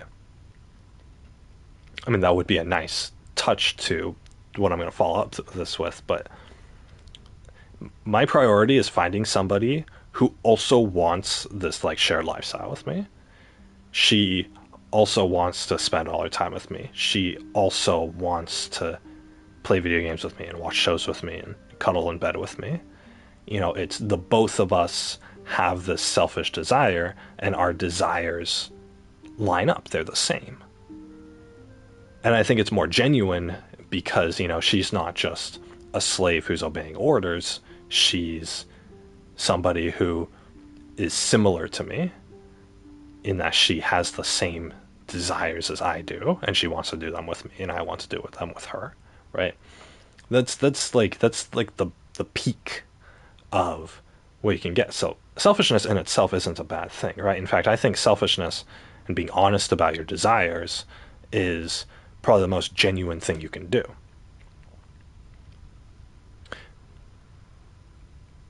But, and now going back to COVID or littering on the beach, there's a difference between satisfying internal desires and satisfying simple whims. Someone like me, I'm not gonna date a girl who doesn't share my desires of, oh, we gotta be dependent, codependent on each other, and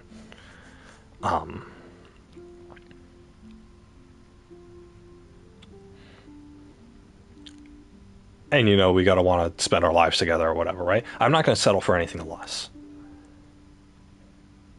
but because that's my desire, right? That's my intrinsic desire that I'm selfishly gonna go forward with, right? Even if it would be selfless of me to abandon that desire, I'm not going to abandon it, right? But for everything else in life is a matter of convenience, right? And therefore it's a matter of whim. Oh, I feel like doing this right now. Oh, I don't feel like doing this right now. Oh, I don't want to put in the effort right now.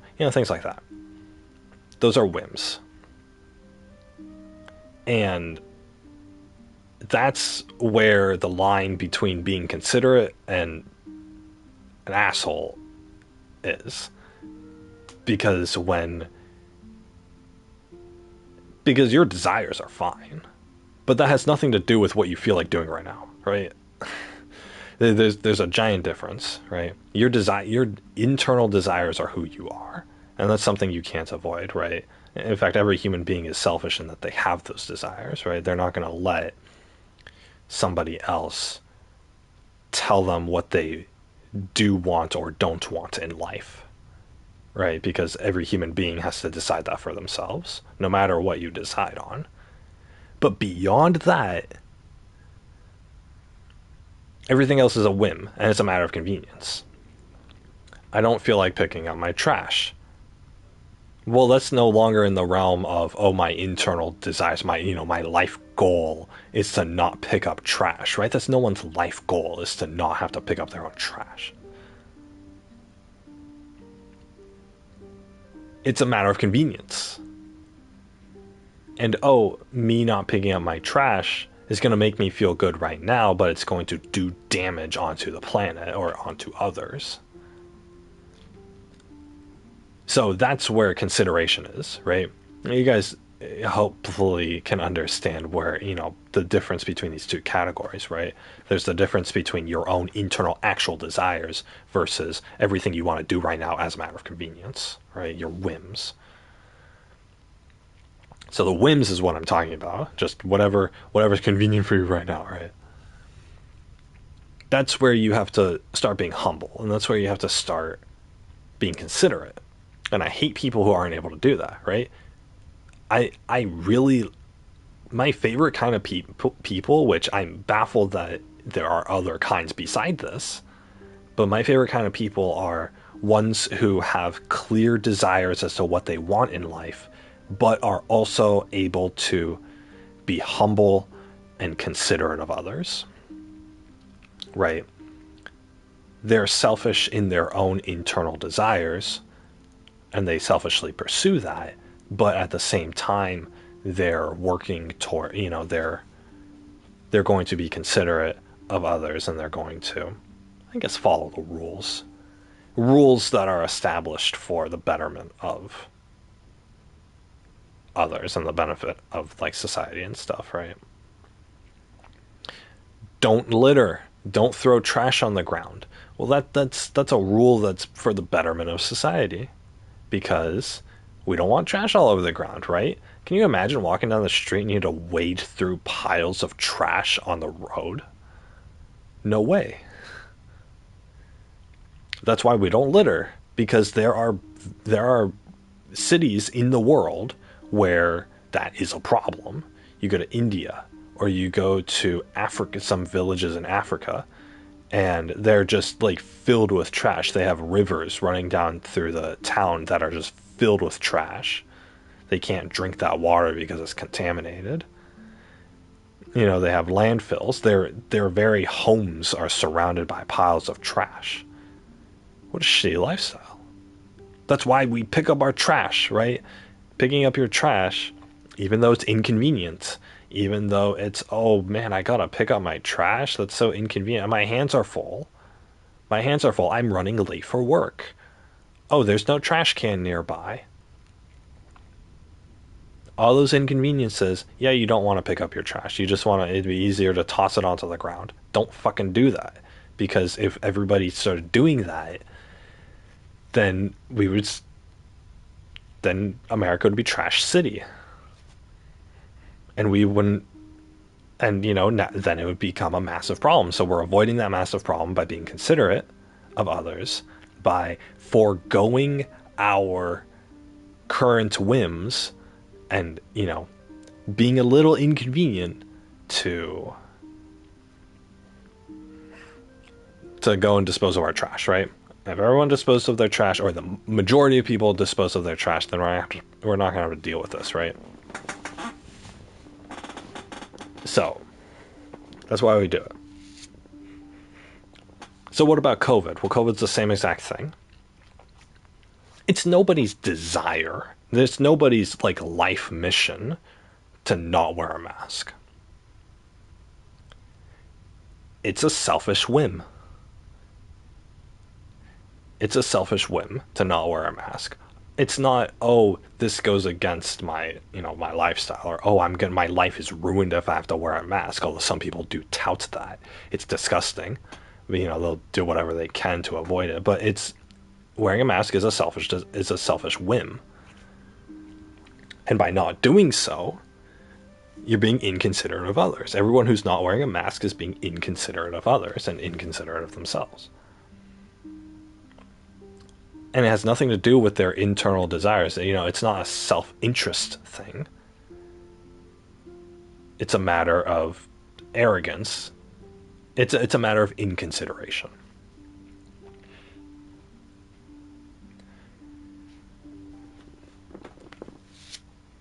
They're being inconsiderate. The people are selfish in their own desire, in their self-interested in desires, but they're also selfish in their whims. Anything that's inconvenient for them, they're just not going to do, no matter the benefits from doing it, because it's inconvenient, because they're not the ones seeing the benefit. Oh, I don't see the COVID virus being blocked by my mask physically, so therefore it's unimportant, right?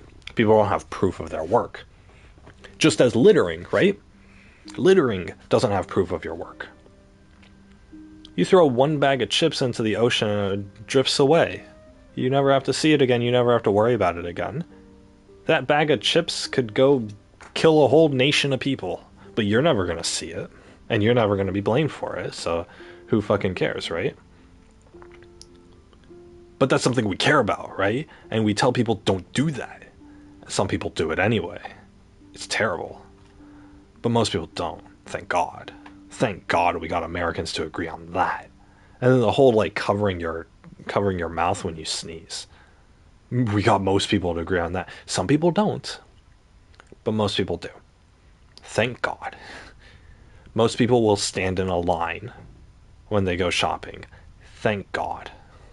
Some people won't, but most people will. Thank God. It's inconvenient. I'd rather cut in front of everybody and throw my groceries right in front of the cashier and say, do mine now. And, technically they probably wouldn't be able to argue with me. The other people in line would argue with me. And the thing is, there's that social embarrassment of, oh, I'm going to have all of these people in the line, be angry at me for doing that. And so therefore I'm going to recognize that my actions were wrong and I'm going to feel bad. Right? So most people avoid that embarrassment by following the rules and going in line, right? Most people follow those rules by not throwing their trash into the ocean because other people are going to give them weird looks. Most people follow that rule by covering their mouth when they sneeze because, otherwise, if they just sneeze out into the open air towards somebody, then they're going to get disgusted looks from the people around them. And that's going to be social embarrassment. And they're going to feel bad for that. And so it's a very selfish thing to be considerate in that sense because I think the main motivation for people to follow the rules is that they don't want to feel bad from other people who, when they don't follow the rules. So the social embarrassment you're going to get from doing something bad isn't worth the convenience of doing the bad thing. So people will walk to the trash can to throw their trash away because they don't want to be embarrassed and feel bad for the rest of the day. People will cover their arm when will cover their mouth when they sneeze because they don't want to disgust the people around them because that's social embarrassment. In fact, following the rules is a very selfish thing. It's a very selfish thing, and it's honestly based off of whims as well because, it's social embarrassment. But that's because we put in a system where other people will judge you for not following the rules. And I think it's a good thing in that aspect. But it still highlights the fact that people are selfish. And people, if given absolute freedom, will do whatever the heck they want and they will end up being inconsiderate of others. Because they're selfish. My life is more important than yours, right? It's that mentality. Why wouldn't it be? Right? I'm me and you're not me. Right? And that makes sense, right? That's how every animal survives, is by being selfish. One of my cats will, when all the cats are fed, one of my cats will eat all of their food really quickly, and then they will go to another cat's bowl and then push that cat out of the way and eat their food, right? It's very selfish, it's inconsiderate, but of course a cat doesn't have to worry about social embarrassment. It doesn't matter how much the other cat hates them. They're not going to die, they're not going to get injured from that hatred. And it happens, so it's... Of course, we had to step in and train that one cat that it's not okay to do that. But there's a little human education there. But still, it's the same concept, right?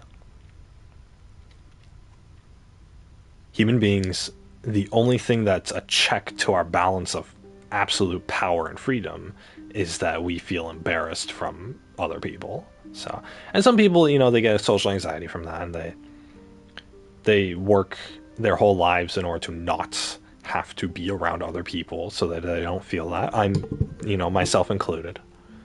The less I expose myself to other people, the less I'm ever going to have to feel anything regarding them. So, and I don't like being social, so.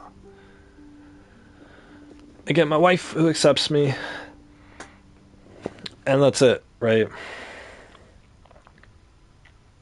She's not going to judge me beyond a point where I could tolerate it. So that's, it's whatever, right?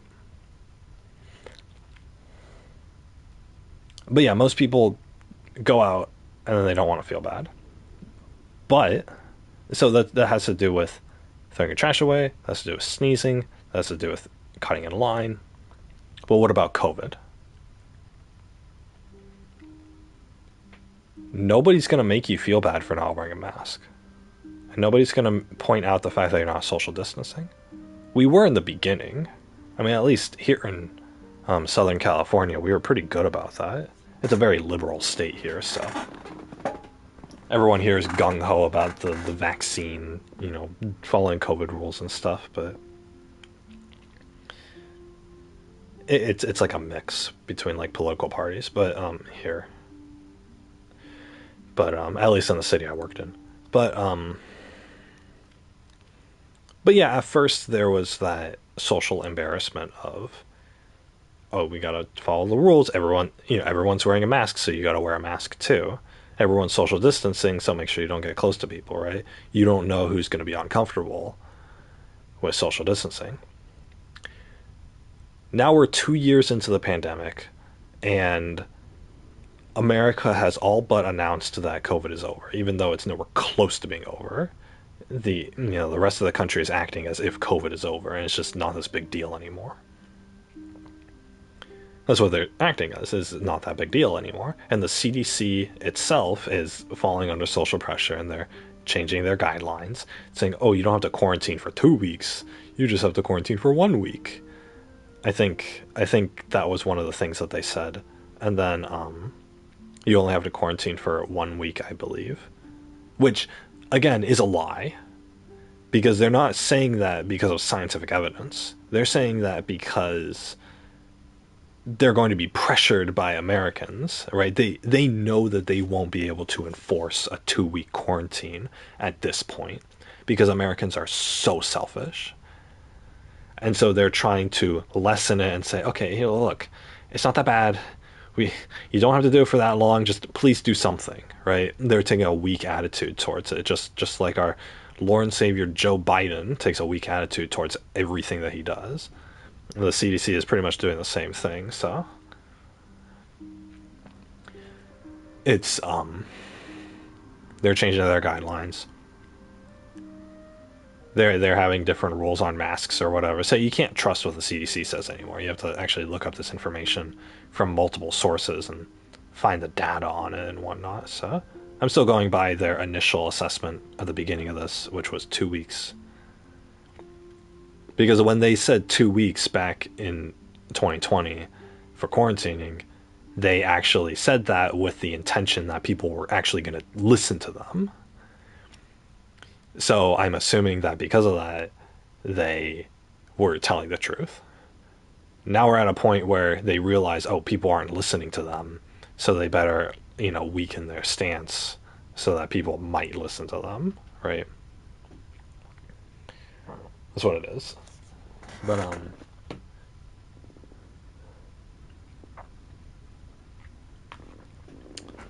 oh, excuse me.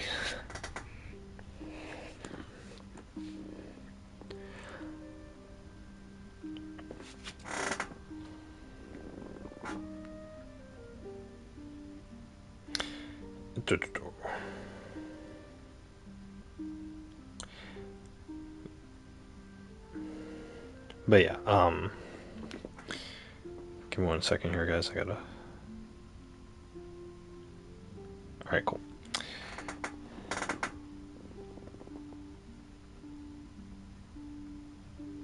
New class start June 6th.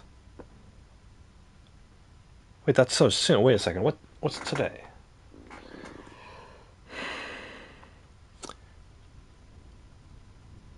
Wait, so I'm gonna get like one.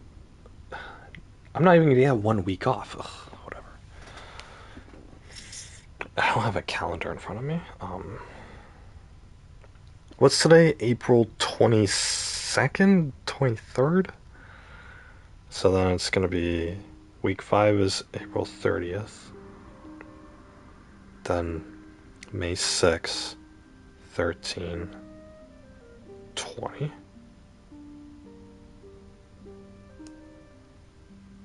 Okay, I'll get a 2 week break between my classes. Alright, cool.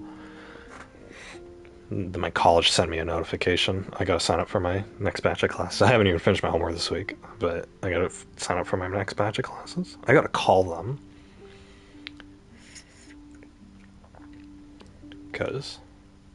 But I'll do it next week. I've just been really lazy this week. But anyway, what was I talking about?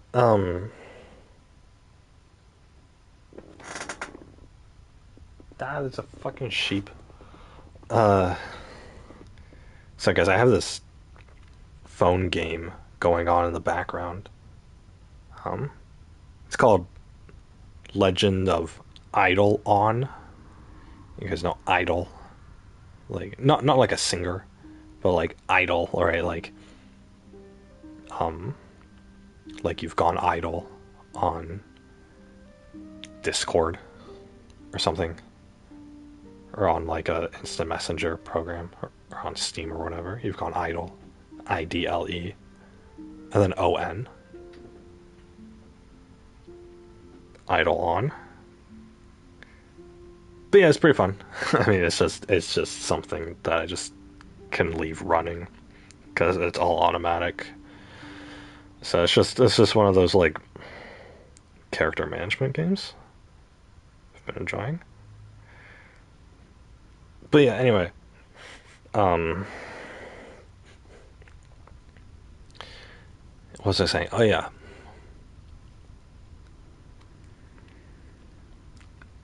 what was I saying? There's a social embarrassment, and then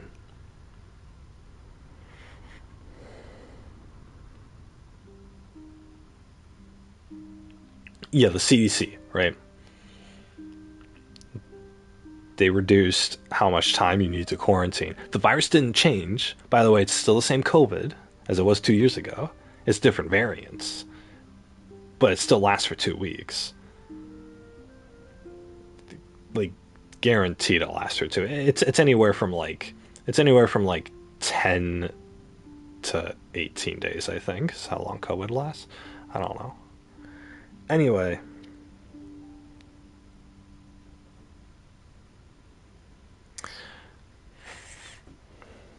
whatever the CDC said initially back in 2020, that's what I go by. So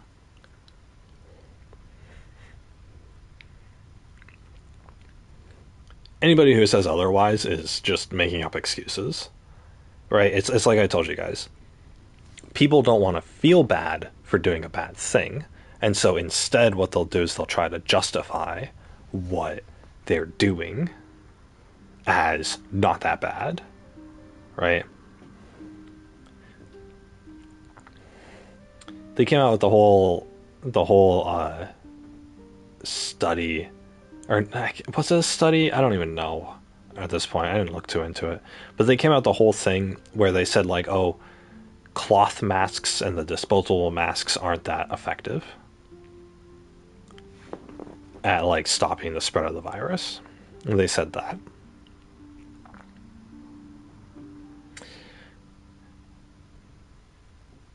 And it's like, okay, well, first of all, I had to work during the pandemic and I wore just a cloth mask and or did I wore a cloth mask and a disposable one. So I wasn't wearing the KN95s. I wore them sometimes when they were available, but they were pretty expensive at the time. They were hard to get at the time. So anyway, I wore just the cloth and the disposable ones. Sometimes both, sometimes one or the other. I never got COVID, and I worked in pretty close proximity with people. So, but of course, everyone was wearing their masks. So, and they were taking it seriously. So,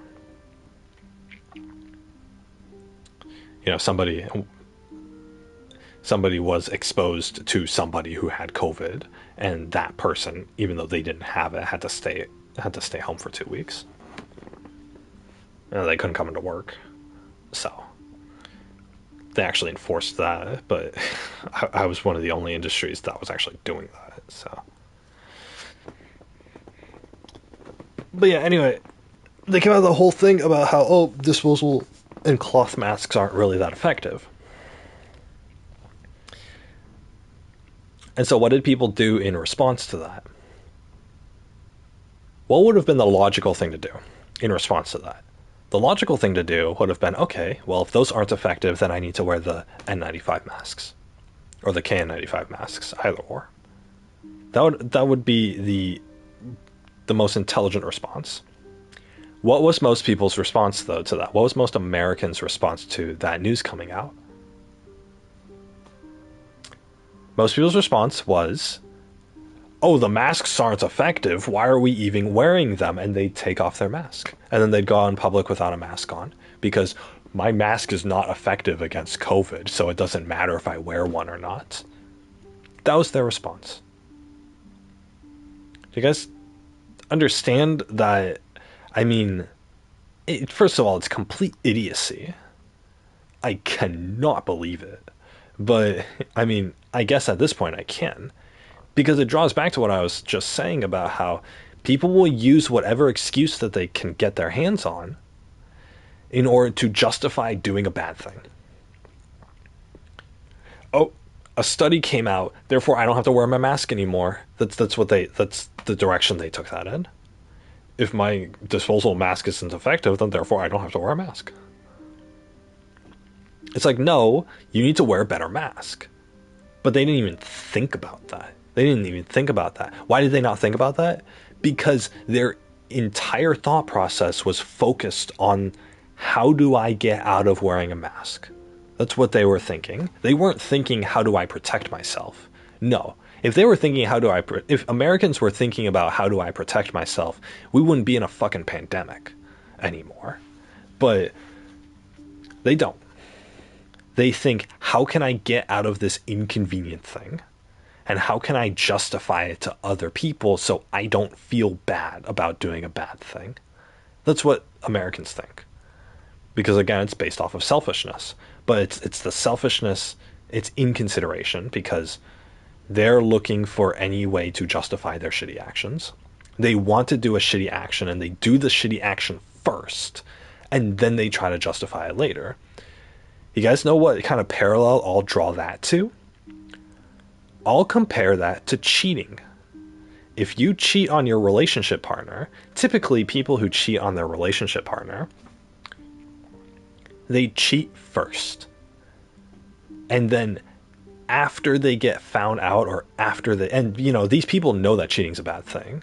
Everyone knows that well, most people know that cheating's a bad thing. Some people are just like chronic cheaters and people can burn in hell. But for everyone else knows that cheating's a bad thing. And yet, some people do it anyway. Not everybody, but some people do it anyway.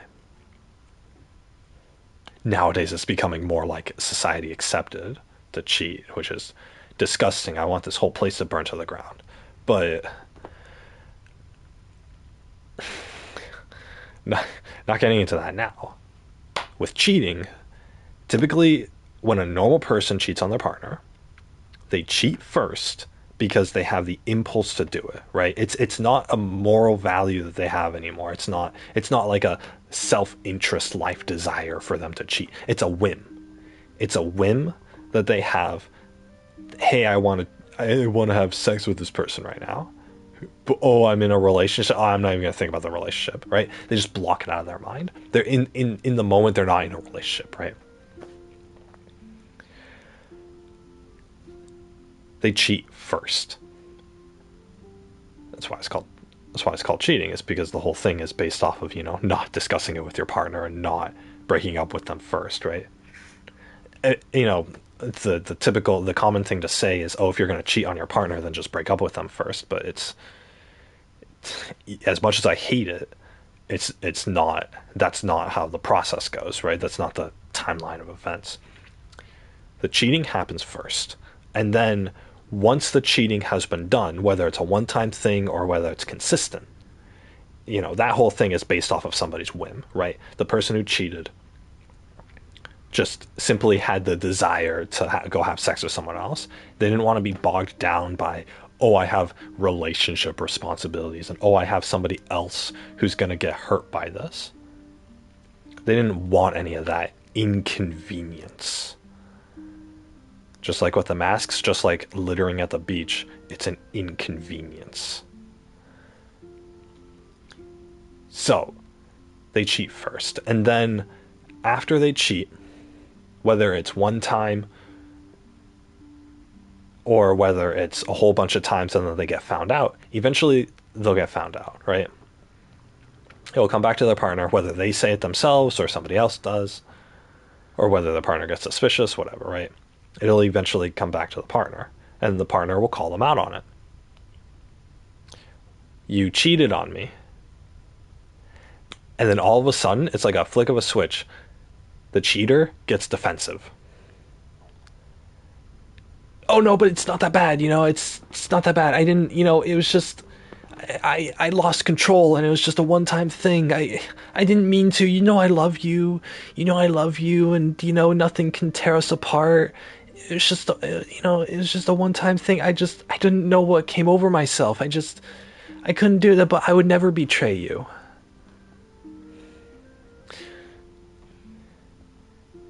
You guys have no idea how infuriated I get whenever I think about that.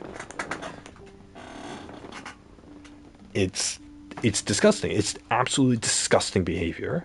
Like I I would literally spit at these people physically if I had the ability to. It's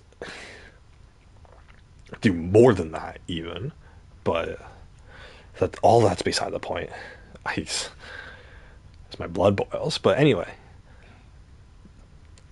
why do they get so defensive?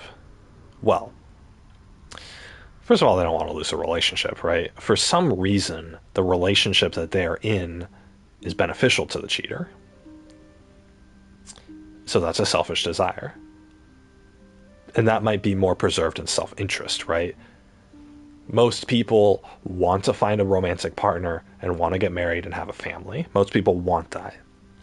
And so a cheater would most likely also want this, right? As an intrinsic self-interested desire that they've had, they would want this.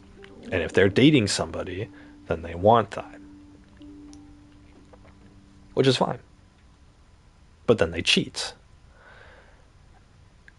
Now, the first thing that they want to do is they want to defend themselves. They want to defend themselves for two reasons. One is to preserve the relationship, right?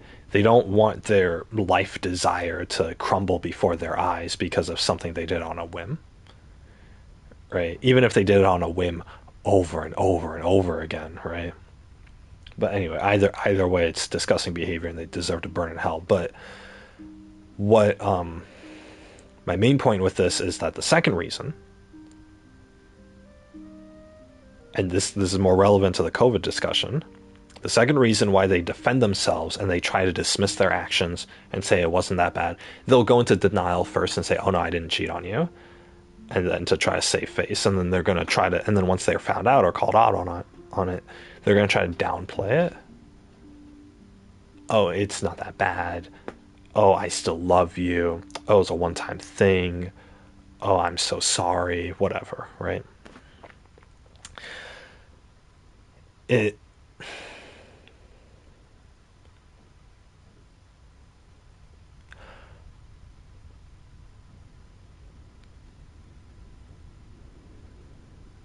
they're the cheater knows that they've done something bad and they're trying to justify why they did it. They know that they've done a bad thing and they know that they're potentially going to lose their relationship over it, which is, for a lot of people, that's a pretty big deal, right? Especially if most people have this desire to, oh, I got to find a boyfriend or a girlfriend and I got to marry them and I got to have kids with them, right? Most people have that desire, and most people will one day end up doing that with a romantic partner. The cheater doesn't want to lose face, and they don't want to, and so they're trying to justify their bad action. They're trying to justify their bad action because they themselves don't want to feel bad about cheating. Yeah, sure, they're going to feel some level of bad about cheating, but what they want to do is they want to get away with it. And I see this a lot more in girl cheaters than in guy cheaters, because most of the time guy cheaters will actually just own up to it, and they'll be like, yeah, I cheated on you, so what? Right? Like, are you going to break up with me? We're going to have to get over it. Or are you going to get over it? Most guys are a little more blunt like that. They'll do it in a roundabout way, but they'll but they'll do that. Whereas girls, on the other hand, the average girl cheater will, she'll do damage control, but she's doing damage control not only with her boyfriend, but with herself as well. You know that cheating's bad, and you did it anyway. How can you live with yourself? Well, here's how you live with yourself. You try to justify it in yourself that it wasn't that bad. Oh, it was a one-time thing. Oh, I was intoxicated. Oh, I had a lapse of judgment. Oh, I made a mistake. That's the common one. That's the one that makes me want to punch a hole through their skull the most. Is I made a mistake. Because no, you didn't fucking make a mistake. You were a selfish person who went on a whim, and you were being inconsiderate. That's what it is. And in the very lightest of terms, you were being inconsiderate to your relationship partner by cheating. That is the lightest way you could possibly put that. But that's what it is. Just as you wouldn't wear a mask because, oh, it makes it hard to breathe. Just as you wouldn't social distance because, oh, I want to get close to my buddies. Just as you wouldn't throw away your trash at the beach because, oh, the trash can's all the way over there. I don't want to get up right now. You didn't want to stay loyal to your partner because, oh, then I wouldn't get to have sex with that hot guy in my class. Oh, I wouldn't, I would have to respond to this really confident and interesting dude who's hitting on me by saying, sorry, I have a boyfriend.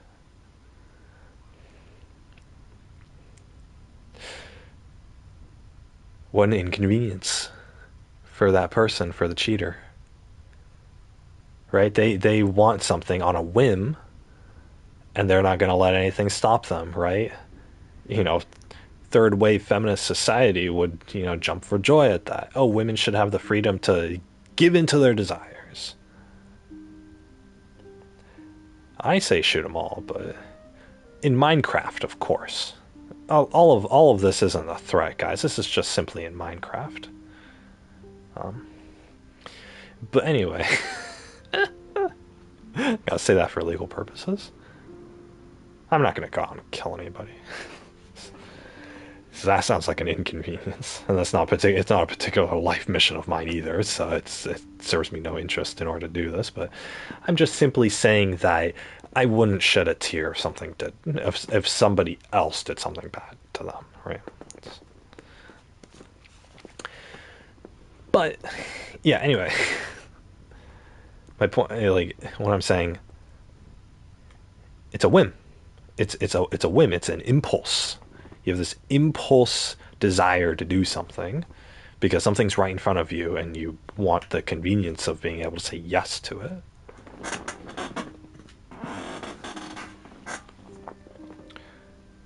There are consequences to that, but we'll deal with the consequences later, right?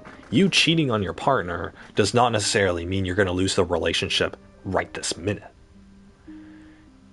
I mean, the relationship will continue with your boyfriend or girlfriend or whatever, can continue on for days or weeks or even years after the fact. And it's terrible, but I mean, that's the truth, right? Cheaters can have the ability to get away with it. There are probably some cheaters out there who cheated on their partner and then just never said anything. Like ever. And then they got married and they had kids. And then they grew old and retired and died together.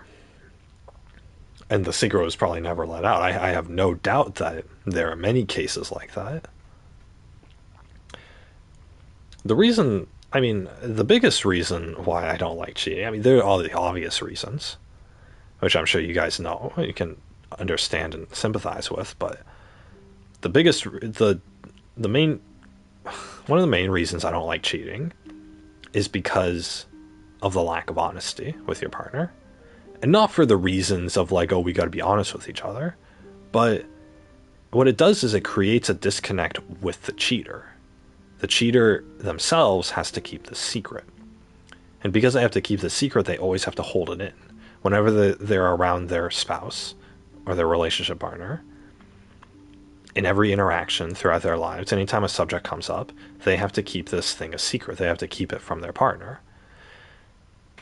Having to withhold information from your partner creates a disconnect between the two of you, an emotional disconnect. Whether the partner of the cheater notices it or not, the cheater themselves understands that they have to keep information from them. Now, if it's not a very intimate relationship, then it's acceptable, I guess, because, they weren't going to share everything with each other anyway. But my standard for relationships is that you fully dive into each other's like deep core personalities and into your deep core memories and whatnot, and you share everything, right? You experience all of life together. That's my ideal for a relationship. And even if I got with a typical girl who wanted a typical relationship, I would still strive towards that ideal, because that's where I think the true connection comes in. And without a connection with your partner, what's the point of having a partner? In my eyes, right? I can honestly, like, if I wasn't going to connect with another human being, I could have a hell of a lot better of a time in my life by myself, right? I have my hobbies. I can sleep whenever I want. I can do whatever I want whenever I want, right? I don't have to worry about hurting other people on a whim or whatever. I don't have to worry about going with somebody's schedule, having to worry about their needs, all this sort of stuff, right? That's just simply taking care of somebody else, right? And giving up your own time to do it. But if you form a connection with somebody, then that's where the benefit comes in, right? A relationship, I believe, a relationship is most enjoyable, and I think is only truly a relationship when you're able to connect with the other person on a deep emotional level and share everything with them without really fearing judgment or ostracization from them. So that's the only point of having a relationship in my eyes, right? Is to fully connect with somebody. And that full connection does require, for me, it does require spending most, if not all, of our time with each other and doing relatively the same activities together. So that we have more aspects of our life that we can share with each other, more experiences that we can enjoy together, and that sort of thing. Even if we're just staying in bed 24/7, we have 24/7's worth of our life together to share together. So that's where the connection comes in. But let's say there was that, but let's say I had that relationship, but I cheated on my partner. Let's say that happens. I would never do that because of this reason, but let's say hypothetically I did. I would feel disconnected from my partner. I would feel like there's this one thing that I've done that's pretty big, that I can never tell them about. I can never confide in them. I can never share this with them. Every single time the subject of cheating or other relationships or anything relating to the person I cheated with comes up, I have to keep my mouth shut, and I have to forcibly come up with responses that don't imply that I'm a cheater, right?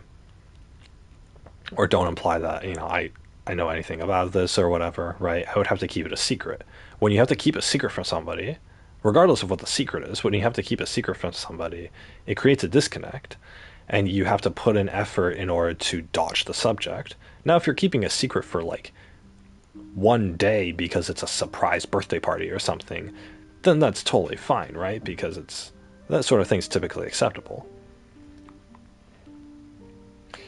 But oh, no, here we go.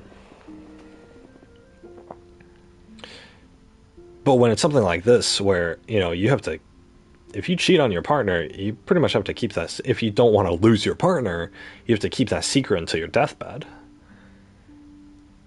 which is a pretty long fucking time. So,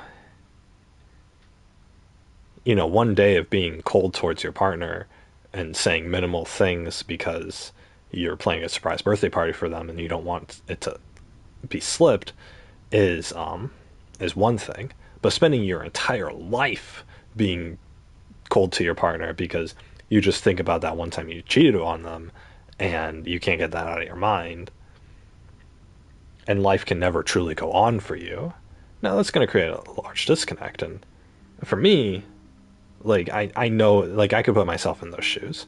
If I had that big of a secret that I just couldn't tell my wife, it would it would create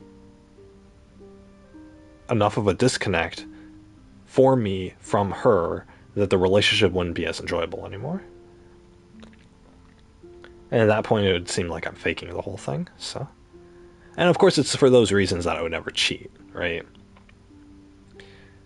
Because I don't, for, well, mainly because cheating's wrong and I don't want to inflict that kind of pain onto my partner because I actually care about her. But the other reason being that I don't want that disconnect between the two of us, right? I don't want to feel that, even if I'm the only one feeling the disconnect because she thinks everything's hunky dory. I don't want to feel that. I don't want to spend my whole life feeling like that, right? But I know the instant that I tell her about the cheating, she's going to start feeling the disconnect as well. And even if it feels good for me to get off my chest, she's going to be damaged by it. And then there's going to be even more of a disconnect, right? And even if she accepts it and forgives me, there's no real going back after that.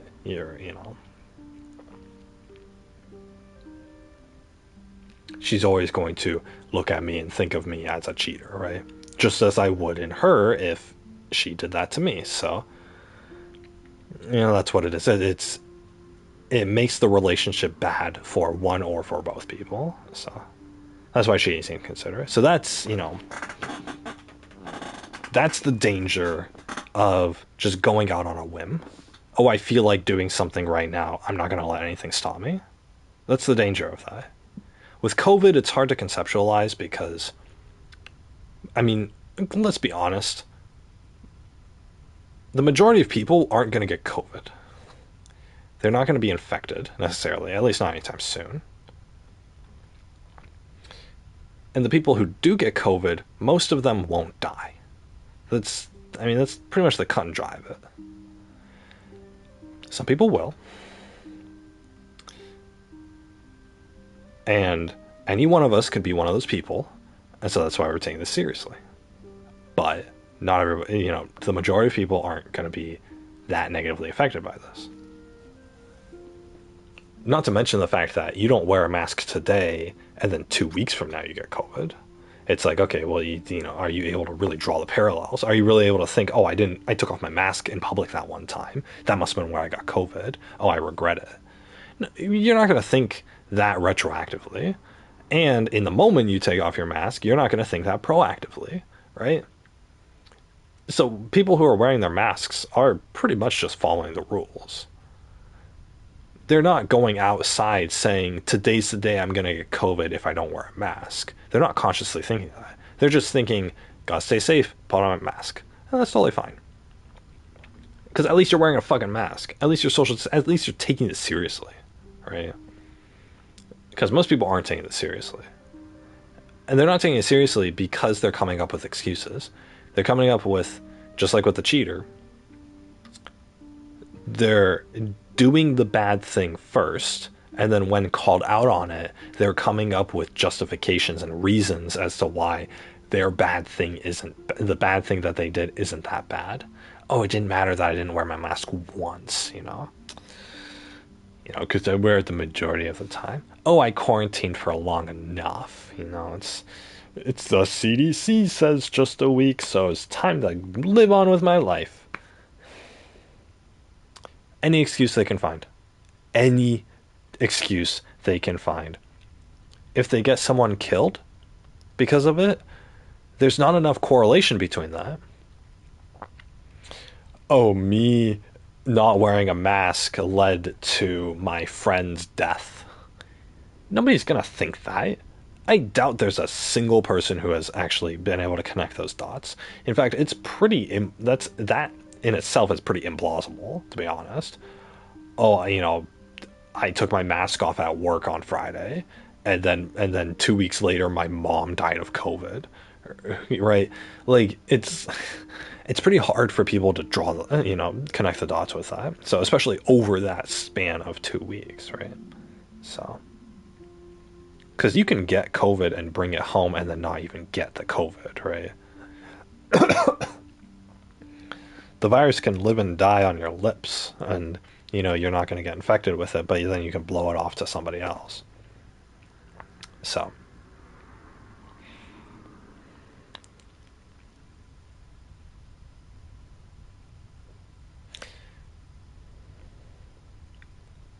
But so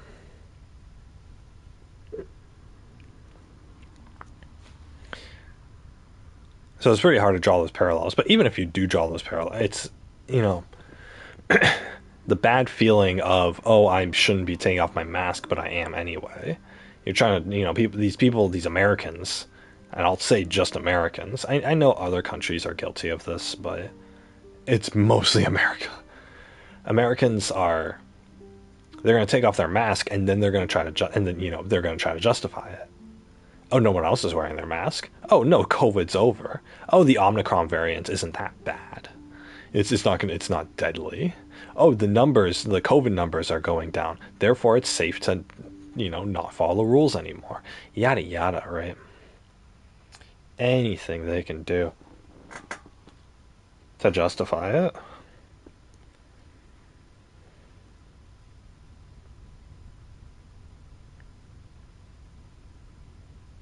But gotta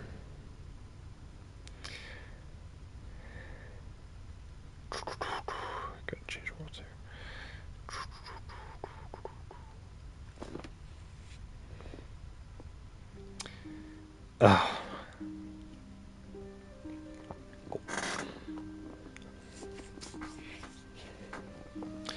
But yeah, anything that they can do to justify it, because it's a whim, just as cheating was, or throwing your trash on the ground, or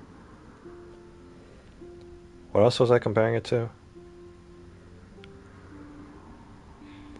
I don't know, whatever. It's a whim, right? It's something you don't feel like doing right now, and so you don't do it. Or it's something you do feel like doing right now, so you do it. And then afterwards, after you've done it, and then realize, oh, this was something I wasn't supposed to do, then you try to justify it. Oh, it's not that bad. Oh, Omnicom's not that bad. Oh, it's just one piece of trash. Oh, my boyfriend will never find out. Anything. Anything to justify it. And the thing is, they're justifying it within themselves. They're justifying to other people to avoid social embarrassment. And nowadays, and these days with COVID, it's not. You're not going to get looks of disdain thrown your way if you're not wearing a mask or social distancing. Especially in some states. Oh my god, there are a lot of places that don't take it seriously. Whereas, like, if you went to Japan and you didn't have a mask on, then people would look at you weird on the street. So I've actually seen YouTube videos in Japan, or it's like an American in Japan, and they're recording with their mask off in public, and all the Japanese people walking on the sidewalk have their masks on, and they're giving like really, and all the Japanese people are giving really mean glares at the American, and they're like purposely avoiding him on the sidewalk, like staying like at least 6 feet away from the dude in a circle. And to me, it's pretty funny, but I was paying attention to that. That was more so like last year. I think this year Japan doesn't have a mask mandate because their pandemic pretty much ended. Because they got herd immunity, I believe. But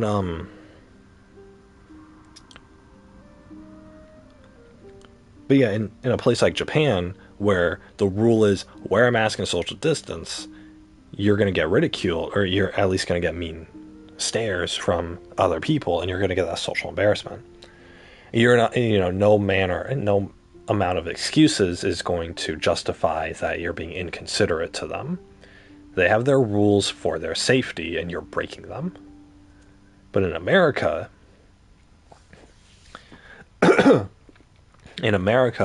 you not wearing your mask, it's you being a proud, independent American who won't let the government take away your rights. That's how it is in this country. Because most people are of the same mind. Most people have the same mindset. They're selfish, and they don't, and they don't, they don't want to do it either.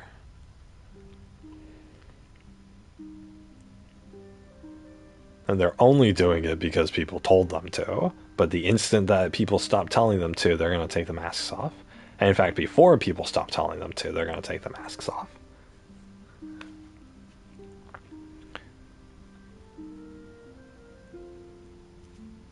And that's what it is. And so it's, I mean, it's a cultural difference, basically, but I think the culture is rooted into the attitudes, the selfish attitudes of people, right? COVID, it's the same COVID. It's the same disease. The same people are going to die from this as in Japan. But the people in America aren't, they don't give a shit. That's what it is. They don't care to be considerate of other people enough. You have problems. You have the multiple variants existing, people spreading it. Hospitals are still, there's still a lot of people in hospitals. There's not as many as before, but another spike is predicted in. Another spike was predicted this week because of Easter Sunday. And then another one is predicted in the summer, around like July. And then another one is predicted to be in the fall, so in October, like around my birthday.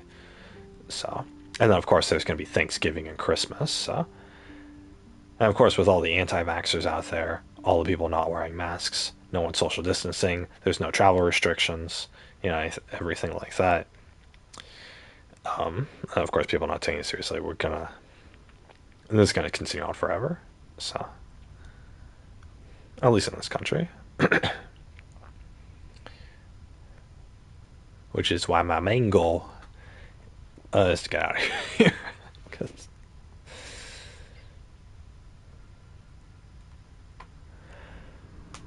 it's terrible. But, yeah, anyway, it's a matter of inconsideration. These people don't care. And the thing is, when you point out that they're not being considerate, they're not going to agree with you. That's the issue, is that they're not going to agree with you.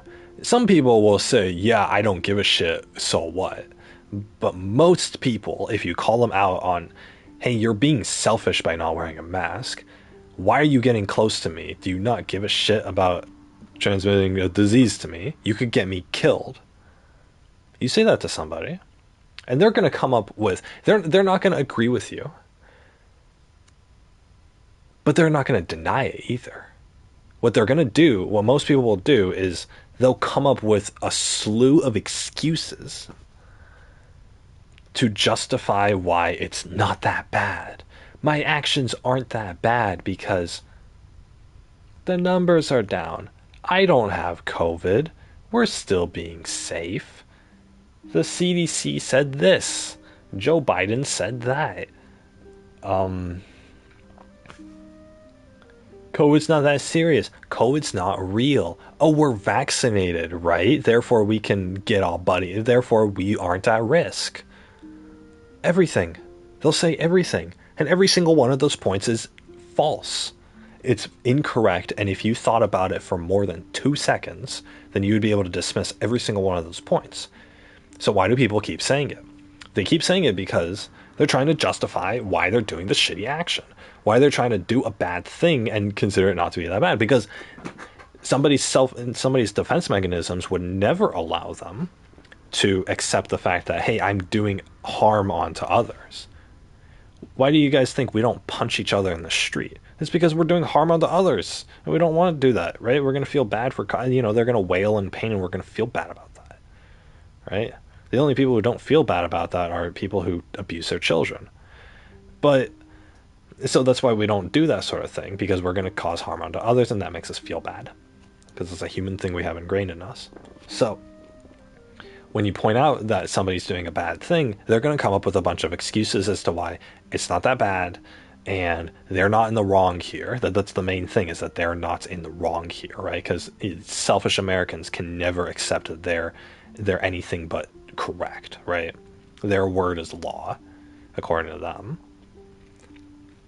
And they'll use other people who agree with them to justify their own opinions too. They'll try to get a mob mentality on it. But the problem is that the mob mentality, the people who agree with them, are also the same selfish, inconsiderate Americans who are doing this, right? Oh, everybody else has their mask off. Oh, my friends also agree that we shouldn't worry about COVID. It's like, yeah, but you're going to get me killed over that. I don't care if you're all vaccinated. I don't care if I'm vaccinated. We're all going to die from this, right? We're all at least going to get majorly sick. And for people who are at high risk, every time they get COVID, they're going to be fighting for their lives. And one of those fights is not going to end well. So, and you are not immune from COVID just because you got it. And you are not immune from COVID just because you have the vaccine. Even normal, healthy people who have the vaccine and who get boosters can still get COVID and they can still get sick from COVID. They most likely won't die, but some of them still will. There are still some people who get vaccinated who will die. I mean, I bring up this example a lot, but Daboki's dad, right, the YouTuber that I showed you guys the video on, he was vaccinated and his family got COVID and him and his mom were sick, but his dad got hospitalized and he died from it. So the vaccine doesn't prevent you from death. And even if you don't die, you still have a risk of getting lifelong complications. That's the main reason I don't want to get it. I'm probably not going to die from COVID if I get it, even though I'm not vaccinated. But, which I will eventually get vaccinated. I just haven't really felt like it yet. But if I get COVID, first of all, I'm going to be sick. I don't want to get sick. I don't want to have, complications. But, there could also be other effects. I could lose my sense of taste. I love food. I don't like how inconvenient it is to eat it, but I like good tasting food. So I want, I don't want to lose my sense of taste. That's like one of my main things. If I couldn't taste anything anymore, then what a shitty life that would be. Or any other complication. What if I have a long-lasting cough? I think some people got like lifelong coughs because they got COVID and it like damaged their lungs or something. I think there are a few cases like that. I don't know. I might be misremembering. But anyway, that's a possibility. Even if that hasn't happened before, it could still happen to somebody. I don't want that. We have a disease now that can impair you in one way or another. I don't want that. I don't want to risk that. What if I go I mean, that probably won't happen, but what if COVID causes me to go blind? My life's pretty much over if I go blind. I don't, everything that I enjoy in life requires my eyes. Video games, anime, reading books. I mean, I could listen to audiobooks. What would I get to do if I went blind? I would get to listen to audiobooks and I would get to eat tasty food. That's what I would be left with. And, if I get a relationship partner, which is going to be pretty tough if I'm blind, then I get to feel her and, talk to her and stuff. But, I mean, that's pretty much the extent of it, right? It's like, a relationship partner would make that life worth living, obviously. I wouldn't be completely devoid of activities, but there's a lot of things that I want to do in the future that require my eyes. I mean, Final Fantasy XIV being one of them. I have been so looking forward to playing Final Fantasy XIV, but I gotta wait a few years. Oh boy, until I get to play that game because I'm not playing with myself. I can't play that game with myself.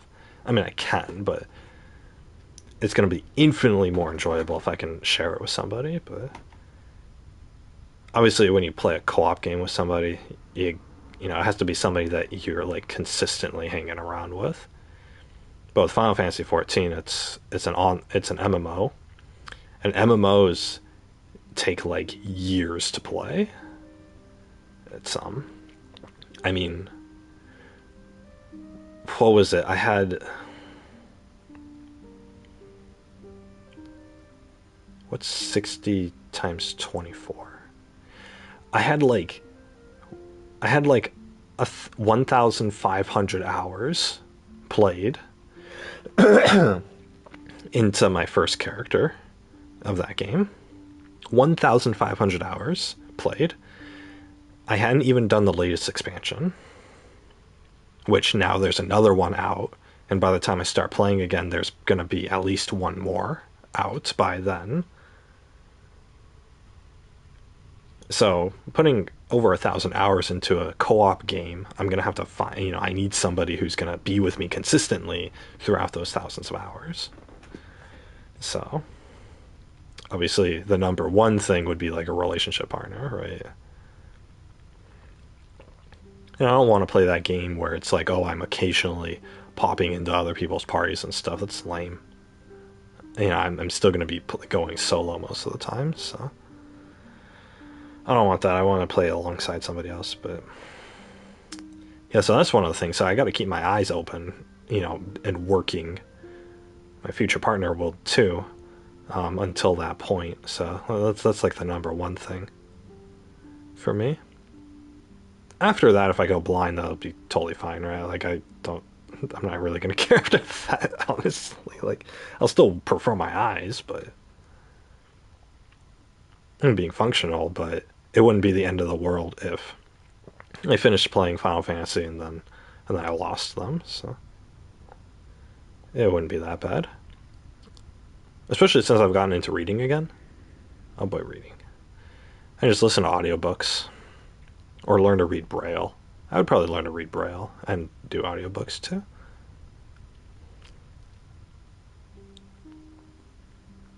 That sounds good. A loving wife and a subscription to Audible is is all is all is all a blind person really needs, eh? But yeah.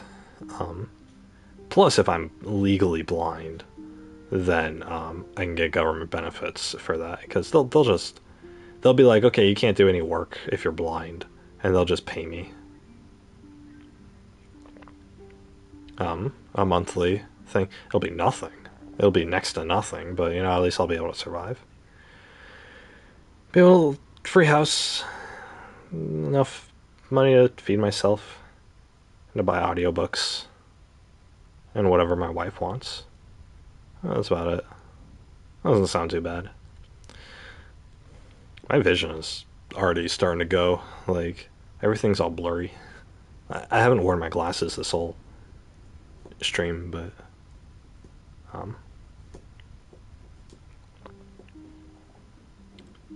oh yeah, I was gonna turn on my webcam. I completely forgot about that. I have my shirt off right now, so I can't. It's a little hot in my room. It's not too bad, but it's a little humid.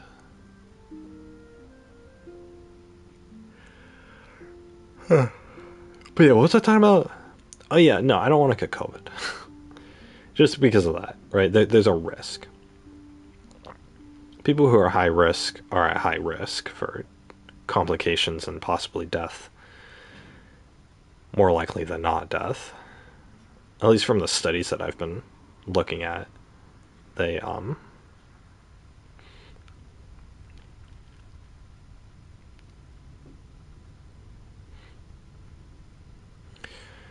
the COVID studies that I've been looking at, it's not looking good. But yeah, anyway. No, it's in consideration, right? On other people's part. Is why this virus still exists. Because if America had gotten it down and didn't have this virus, then the rest of the world would follow suit and we wouldn't have to worry about COVID anymore.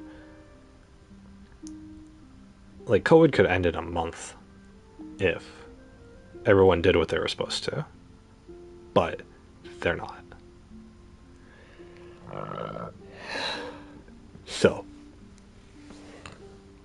I heard, and I don't know how true this is. I haven't done my research. I really don't like researching COVID not because it's a bad subject, but because there's so much conflicting information. I have to actually like check my sources. You guys know how they're like, in school you do a research paper and your teachers are all like, oh, make sure that your research sources are credible websites because some websites will just, they'll lie on the internet and don't use Wikipedia and yada yada, right? And we as students, we never take that seriously. It's like I don't really care what the website is, if the website's credible or not, as long as it says what I need for the research paper. So we don't really worry about credibility. And most of us don't worry about credibility when doing like essays for English class. But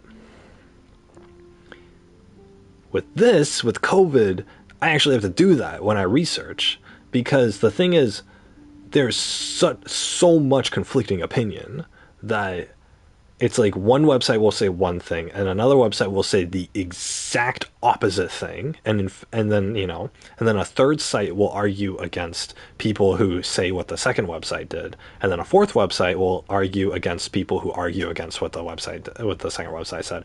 And so I can't, you can't trust anything, which makes research so much harder. So any website that's a .gov is trustworthy. Any study, and I also have to look at the state, I have to look at studies, basically studies and surveys done by .gov websites. I think nih.gov is one website I was frequently seeing, but or that might have been for something else, I have no idea. But anyway, you have to do that, and then you also have to, if you find a source like that, you also have to research, or you also have to look at, okay, what dates was this article posted? Because if I'm thinking about, okay, if I get COVID now, it's most likely going to be Omicron. I need a research article that has been done within maybe the past half year or so that has dealt with Omicron, and that deals with the current state of the pandemic, because information that I find that was recorded in 2020 isn't going to be as relevant today in 2022. So you consider that, and then even if you find that and you look through all the information, you understand it, which these are really long research articles, and because it's a .gov website, it's a bunch of, like, because it's actual credible things, it's a bunch of scientific jargon. So I have to sift through all that. I have to make sure I understand that. And then once I gain an understanding of it, then I have to Google that understanding to make sure that other websites agree with it. And then I have to find other credible websites in order to agree with that information. And then only after all of that can I then confidently say, okay, this seems to be accurate. And that's for one piece of information. If I have multiple things I gotta look up, then it's gonna take me all day. So, and I like doing research. Honestly, it's one of the things I like instinctually will do, but I can't do it all day. It's just like even more than like a half an hour, and I'll get bored, right? It's ADHD. I don't think I have ADHD. My attention span could use some work though. But yeah, anyway, so going back to this, I did hear that if you get the vaccine, if somebody gets the vaccine, then they have less of a risk of exposing others to the virus. Because, obviously the vaccine is going to kill the virus in them, and they're going to have less of COVID. They're going to have less COVID to spread to others. They're not going to have zero, but they're going to have less. So it's less of a risk. There's still risk, and, better safe than sorry, but it's still reduced. This is all what I've heard through word of mouth. I don't know. And when I question people on the specifics, they get uncomfortable. So I'm not sure how true this holds, but people who are vaccinated who get COVID are less likely to spread it. They can spread it, but they're less likely to. And I think that also takes into account the argument for viral load as well. If they're less likely to spread COVID, then whatever COVID they do spread is going to be less of COVID than that. But obviously a fully vaccinated person can still come home to their family of 4 and then, give everyone else COVID. So I mean, there's been a lot of cases of that happening, which is why I'm still cautious. You know, both my mom and sister are fully vaccinated, but I still, I still have to be wary, and I still have to wear my mask whenever I leave my room. Thank God, they don't come no one comes to my room. But what I would do if people were coming to my room is I would have a fan pointed to go out of my door. I would have a fan in my room pointed towards the door, blowing air out. So if someone stood at the doorway or they stepped in a little bit, then when they breathed, which if people were inconsiderate of doing that, then they would probably not be wearing a mask too. So if they breathe in the house, so if they breathed, the fan would just push the air out, right? I mean, that's the best I would be able to do under the circumstances. Of course, I'm an adult, so I have more control over that sort of thing, but whatever. Anyway, yeah. People will be selfish. And by selfish, I mean they'll submit to their own selfish whims. Oh, I don't want to wear a mask. Oh, I don't feel like quarantining anymore. Oh, I don't whatever. They're selfish. And they're causing harm onto others through their selfishness, and they should all burn in hell. But they're not going to burn in hell today, so, and obviously I mean in Minecraft. So,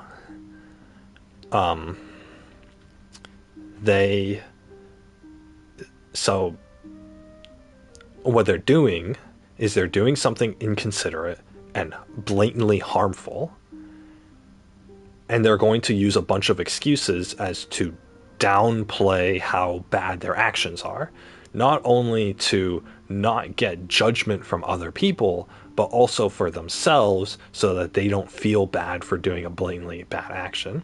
Because if every single person in America was wholeheartedly convinced that not wearing a mask and that not social distancing was going to cause people to die, if everyone wholeheartedly believed that with no argument, then nobody would leave the fucking house. I guarantee it. Nobody would leave the house because they would feel bad doing so. And they would know in their hearts that, hey, if there are COVID deaths, then it's because I went outside.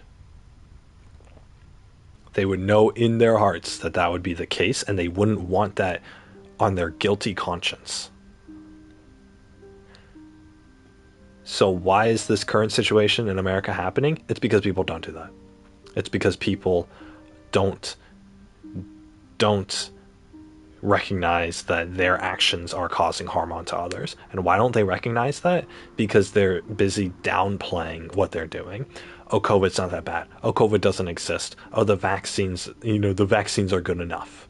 Oh, we don't need to wear masks. Oh, the government said we don't need to wear masks anymore. Oh, the government said the pandemic's over. Oh, my friends said the pandemic is over. Therefore it is. Oh, nobody that I know had, died of COVID, so therefore it's okay. Any excuse they can come up with. Any excuse.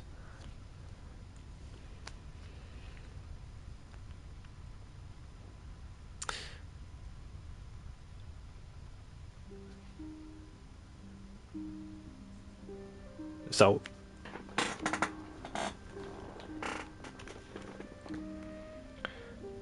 that's what it is.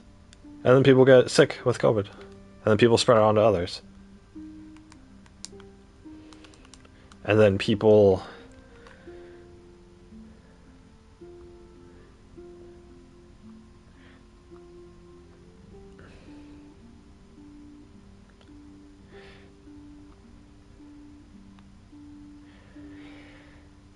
get sick. And then people spread it on to others. People increase the viral loads that they put onto other people. Even though they know they have COVID.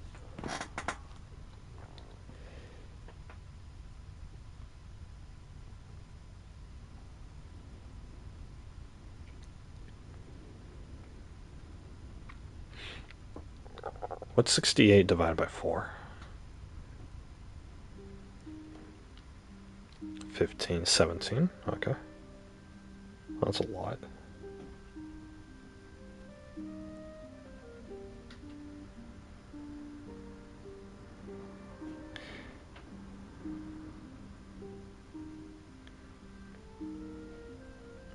Giga Chad.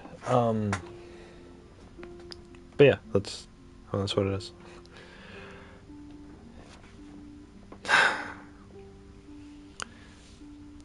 The more you're exposed to somebody who has COVID, the more germs that are gonna that they're giving you that are gonna transfer into your body, and so therefore the more sick you're gonna get. Right? It's the more soldiers that your immune system has to fight against. And the more that they have to do that, the worse of a strain on the immune system it causes, which means that there's more complications that are going to form up, right?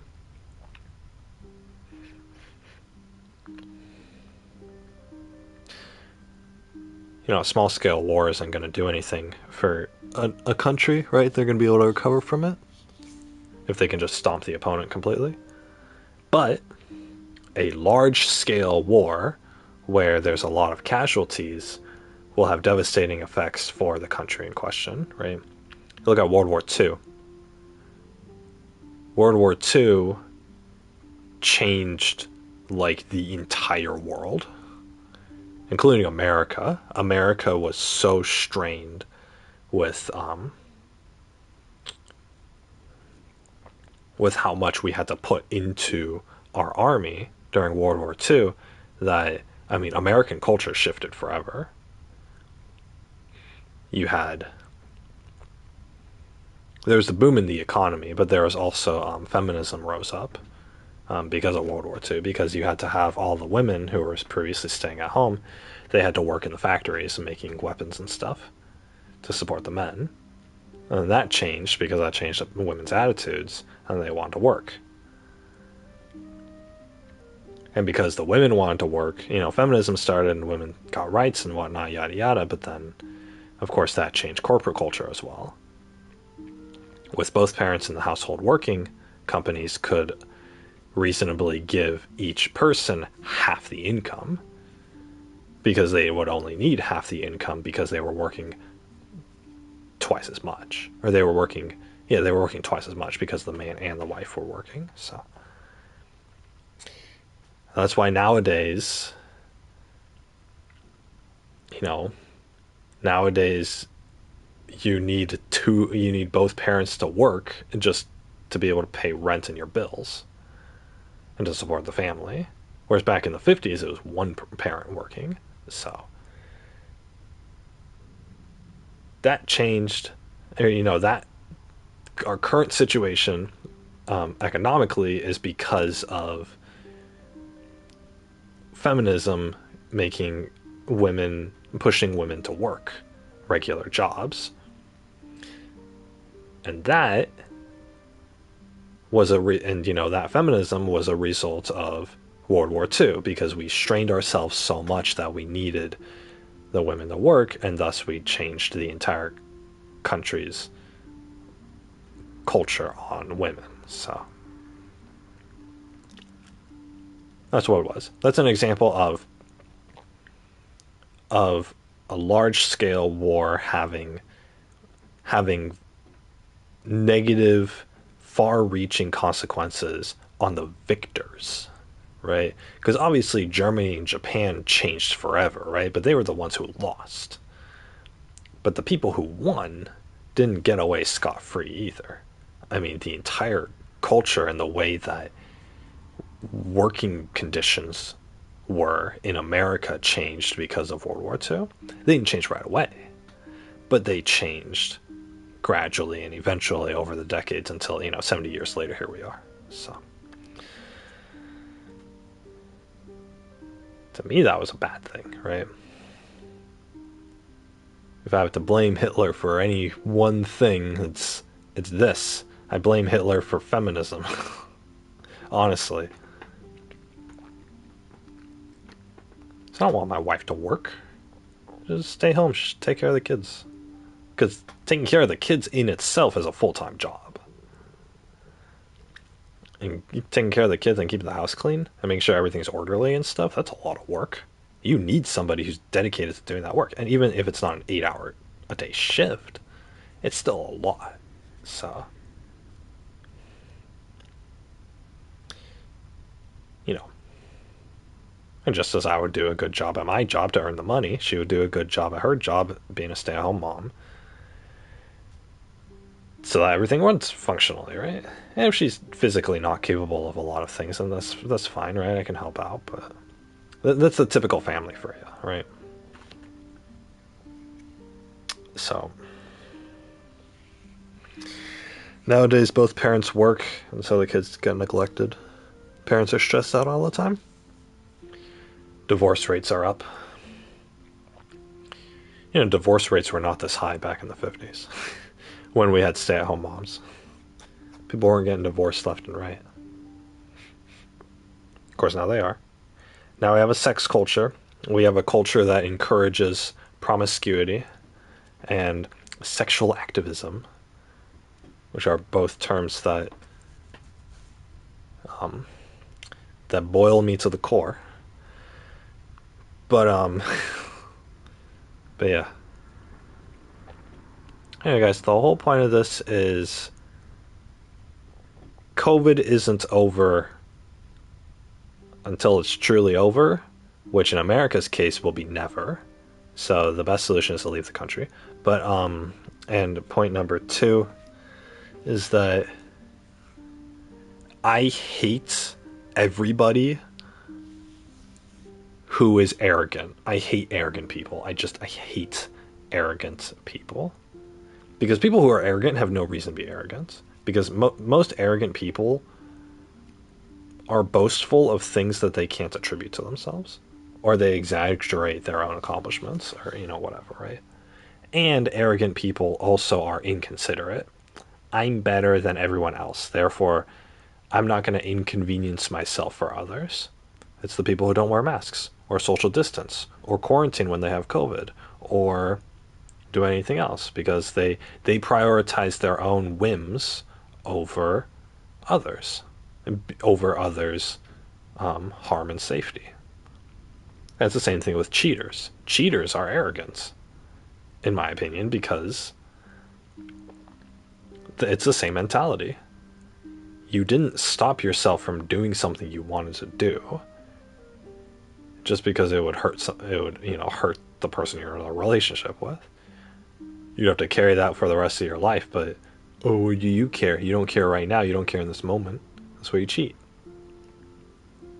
That's what cheaters are. They do what they want first out of convenience and selfishness, and then later they'll try to cover up their tracks. But they cover up their tracks, or they try to justify their cheating, all in an attempt to also selfishly keep what they have and to selfishly not feel bad. Somebody who truly feels bad about cheating isn't going to be able to live with themselves. So most people will, defense mechanism. They'll dance around the issue. Oh, it's not that bad. Oh, I didn't mean to. Oh, it was a mistake. Yeah, really? It was a mistake. You didn't mean to, go back to his place and take off your clothes and commit an act. You guys want to know something? Sex is actually really inconvenient. It's like, it takes a lot of effort to do. So typically you don't do it with somebody unless you truly love them. So, obviously making out with somebody or whatever doesn't require that much. But the actual act of sex, with all of the steps that go into it, is actually a very strenuous activity. So it's a strenuous activity filled with inconvenience. So the fact that somebody cheats and then says, oh, I didn't mean to, it was a mistake, you have to think about how much effort they had to put in order to perform a sexual act in the first place. It's a lot of effort that you have to put in. And it's so many steps. And throughout every single step of that process, a cheater wasn't thinking, oh, this is wrong, I shouldn't do this. Otherwise, they wouldn't have fucking cheated, right? They wouldn't have gone through with it. Instead, every single step of the process, they're giddy and they're excited. Oh, I get to have sex with this hot guy. Oh, this hot girl is willing to bang me. Or, oh, my boyfriend doesn't pay attention to me enough, so that's my revenge on him. You know, whatever it is. All excuses are disgusting, but the common denominator is that they are all intentionally willing to cheat at every single step in the process. Nobody, what does freaking mind control exist? Did you get hypnotized into cheating and you didn't have any control over your body? No, that wasn't the case. You consciously not only made the decision to do it, but you also consciously put in the effort to do it at every single step. And it disgusts me that you can even like that anyone would believe otherwise. Oh, maybe it really was a mistake. You can't, like, think of yourself in that position. There is no mistaking it. You can't possibly sit there and think about what a cheater did and think, man, that all of that sounds really natural and fluid, and it just sounds like it happened in a snap of a finger, right? Because that's not how sex works. That's not how it works, like, at all.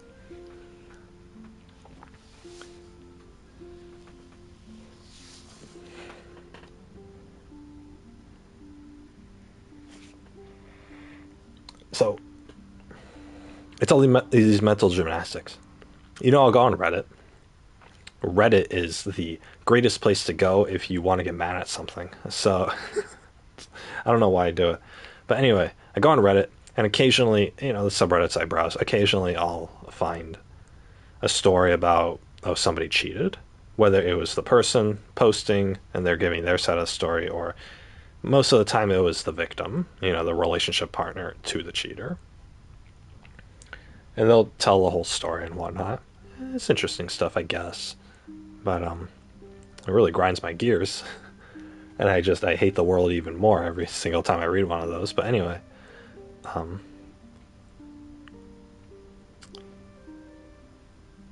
what it's typically the common thing where this is where you'll see it. This is where you'll see, like, oh, people are justifying it. Oh, she came to me and begged me for forgiveness or whatever, right?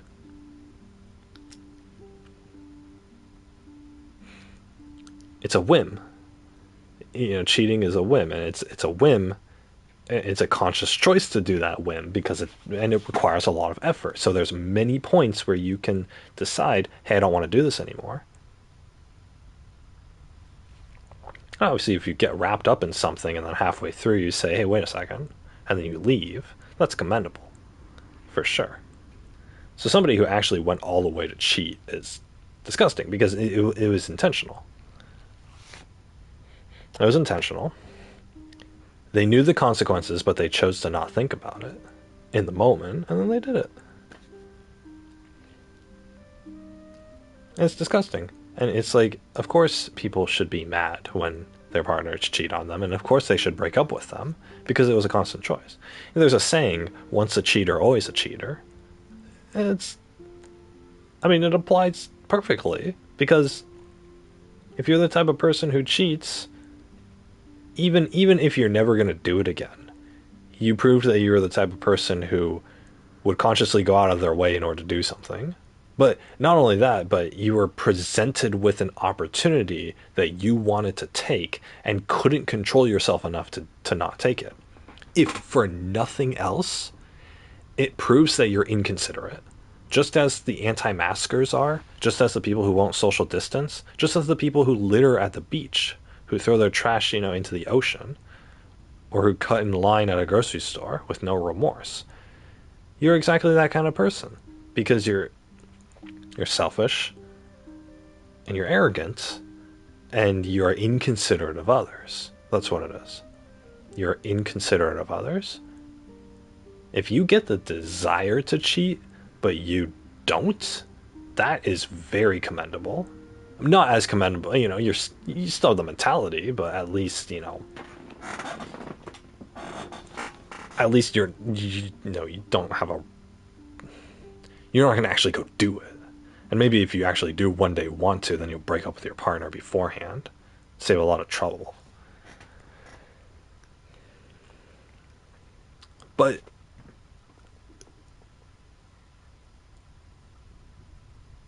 so there's no forgiveness for that, right? They all deserve the death sentence in Minecraft, for sure.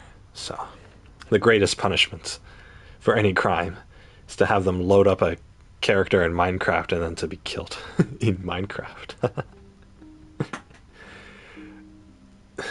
But yeah, what was I saying? But yeah, so at the very least, it's inconsiderate, right? Cheating is something you've done on a whim, right? You had this instant desire, right? It was a craving, right? You guys know cravings, right? Oh, I feel like eating ice cream right now. Well, you're on a diet, so you can't, right? But then you eat it anyway. And now you feel bad about yourself, so you're going to stick your finger down your throat and you're going to throw it up, right? You're bulimic. Or you ate the ice cream and you feel bad, so you're going to starve yourself tomorrow. You're an anorexic. I've talked to these kind of people. They can't control their whims. It's not a desire of self interest, because going on a diet is a desire of self interest, right? That's something that you have a goal for, right? It's a lifelong goal. It doesn't have to be lifelong, but it can be, like just regular, right? I want to spend my whole life with one partner, right? That's my lifelong goal. And I also want to become financially self-sufficient. That's a lifelong goal, right? Both of those are desires for me. Those are desires that I will pursue selfishly, regardless of how many people are going to get hurt from it. I'm not being inconsiderate. Well, I'm not being inconsiderate because those things won't actually hurt anybody, but I'm selfish but not inconsiderate when I'm pursuing those desires. Obviously, if I actually never mind. But yeah, that's what it is. There's a difference between self-interest, desires of self-interest like that, right? Or like, oh, I want to go to college and get a good paying job. That's a desire of yours.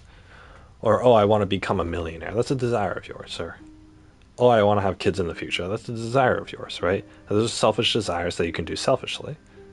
Having kids is a very selfish act, by the way. But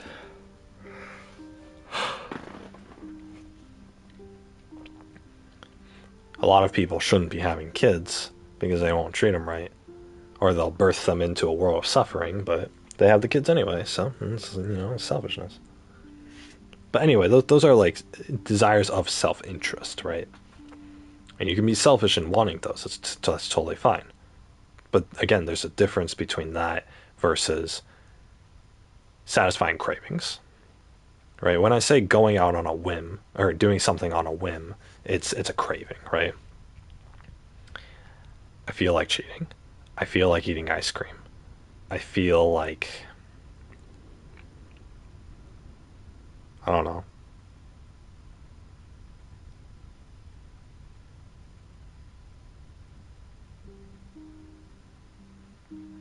What's something?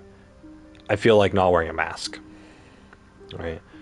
I, I don't. I feel like not throwing away my trash in the trash can, right? It's these little micro selfish desires, right? Some of them aren't so small, but they're these little micro, not desires, but they're just cravings, right? They're cravings. So,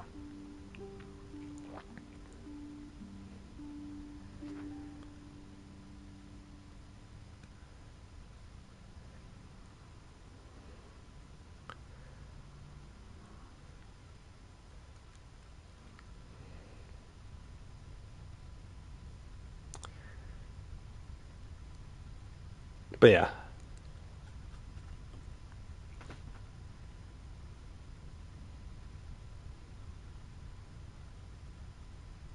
what was I saying? Oh yeah, but yeah, it's the fact that some cravings are fine and other cravings are just downright terrible, right?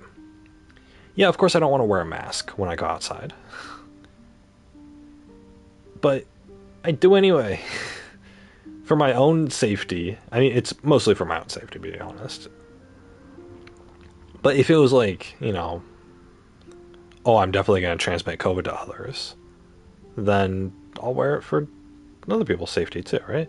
In fact, at the beginning of the pandemic, my main reasoning for wearing a mask, because I didn't care about getting COVID back then, right? I'm ready to die. My main reasoning for wearing a mask was I know other people will feel safer if I do wear a mask. So I'll wear it, right? It's a small price to pay for not causing discomfort upon others. That was my reasoning, right?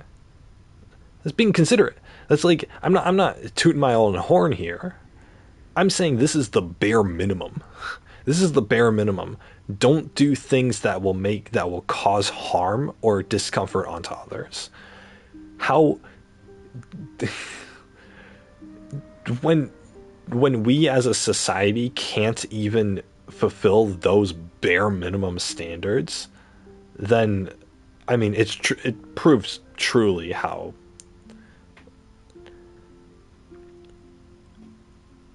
like primitive of a civilization we are.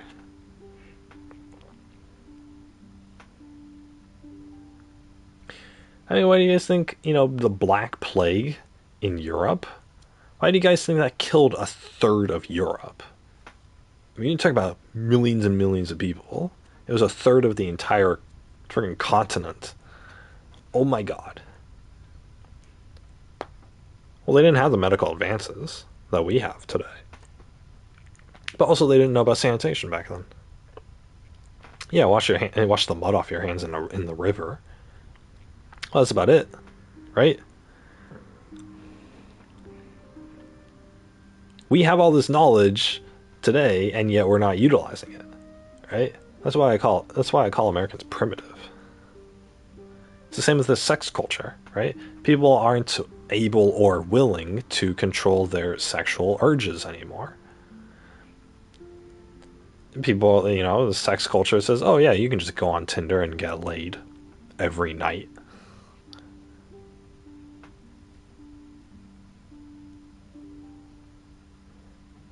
So it's disgusting, and it's animalistic. That's what it is. It's animalistic. I feel like I'm looking at a pack of wolves, honestly. A pack of wolves would not be considerate of each other. They're going to take the meats that they want because they're hungry, and they'll fight with each other in order to do whatever, and they'll fuck all the females, and the females will let them. And that's what it is. What do you have at the end of that wolf pack doing those activities? Well, you have half of the pack dead, half of whoever's left starving, and then you have very few who are satisfied. Now look at American culture. Every single thing that this applies to has the same results. Our sex culture nowadays, with the existence of Tinder and promiscuity and cheating and stuff, has created a massive incel culture. You guys know incels, right? Involuntarily celibate. They describe men who they can't find a romantic partner. Typically it's they can't get laid, but the real problem, which people aren't pointing out, is that they can't find romantic partners. Guys need a romantic partner in order to give them purpose. If you take away the romantic partner, you've taken away their purpose. Or if their romantic partner cheats, you've taken away their purpose and you've destroyed their lives. And all of a sudden you have a culture that pushes for that. Oh, women are allowed to cheat, right? If a wife cheats on her husband, she gets custody of the kids, she gets alimony, and he has to end up paying child support, and he has to leave his house that he paid for because she needs it to take care of the kids. It's disgusting. And what happens is, if a guy gets cheated on by his wife, then it completely destroys the guy's life, because not only does his wife cheat on him, but he loses his wife, he loses the kids, he loses the house, and he has to pay child support and alimony to the girl, so to the woman. So the woman gets to live scot-free. The government doesn't check on what she spends that child support on, so she can spend it on whatever she wants. The dude gets limited visitation to the kids, all for things that weren't his fault. All because of something that wasn't his fault. He didn't make his wife cheat. He didn't make his wife divorce him. More likely than not. He was the victim here. And yet the government itself completely dicks him over, completely screws him over because of this. That man has lost the love of his life, his kids, all of his current and future money, his house, and he's sleeping out of the back seat of his car, having to still work with threat of going to jail if he misses a child support payment. What do you guys think that man is going to be driven to do when he has lost everything in his life that made it worth living? What do you think that guy's going to do? What do you guys think that man is probably thinking about doing? Well, I could give you guys a few things, none of which are legal, and none of which would create any positive results. And yet we have a culture about it. We have an entire culture centered around it's okay to do this. It's okay to do this to guys. It's okay for people to cheat. It's okay for promiscuity, for polyamory, for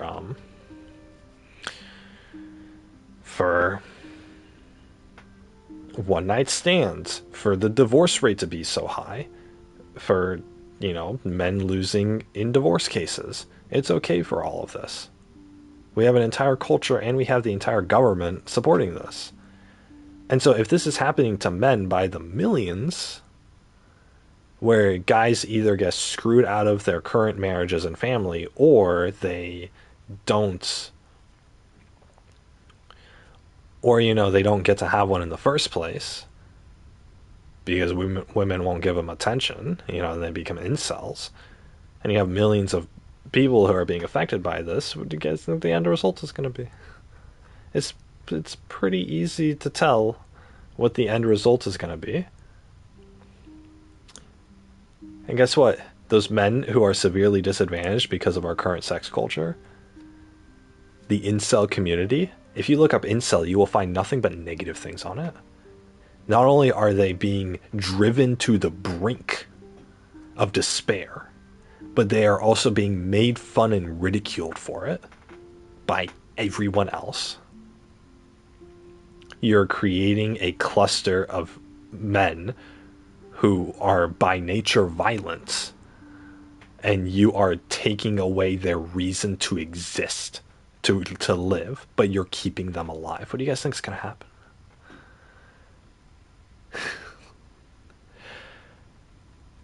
I mean, I can't wait for what's going to happen, because it's going to be just desserts for these people, but not for the incels, but for the rest of the people. But of course I'm not going to participate in that, because that would be silly. But it's a sex culture that forgives cheating. And so just like with the whole COVID masks thing, right? Oh, nobody else is wearing the mask, and the government said no mask mandates anymore.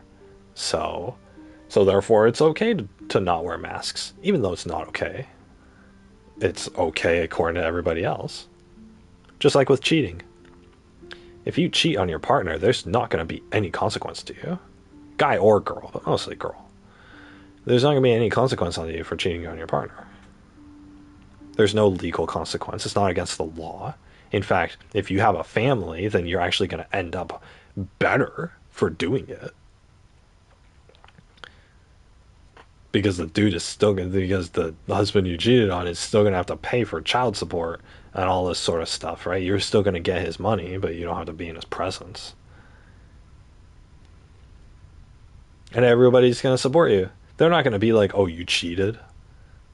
They're going to be like, oh, yeah, go girl. It's disgusting. I would love to just round them all up in Minecraft. And but obviously that's not feasibly possible. not even in Minecraft. But that's, I mean, that's the direction that society's going. So it's terrible. It's absolutely, it's sick. It's disgusting. It's cruel. It's painful. But most of all, it feeds into people's impulsive desires. That's what I hate about it the most. Because my whole thing is about being considerate and humble with yourself and with others. Being humble and considerate is the number one virtue of a person. That is what I wholeheartedly believe. If you're selfish and arrogant and flaunt that about, then you're nothing in my eyes. And obviously you can do it as a joke or whatever, that's totally fine. But I mean, if you're like serious about it, and and there's a clear difference, right, between being serious about it, right? A Karen, asking to speak to a manager in a grocery store is being serious about it, right? She's not just pulling a prank or anything. It's so the fact that I think that humanity as a whole needs to be considerate towards each other in order for us to be able to live a comfortable life where we don't inconvenience each other, but at the same time we don't inconvenience others.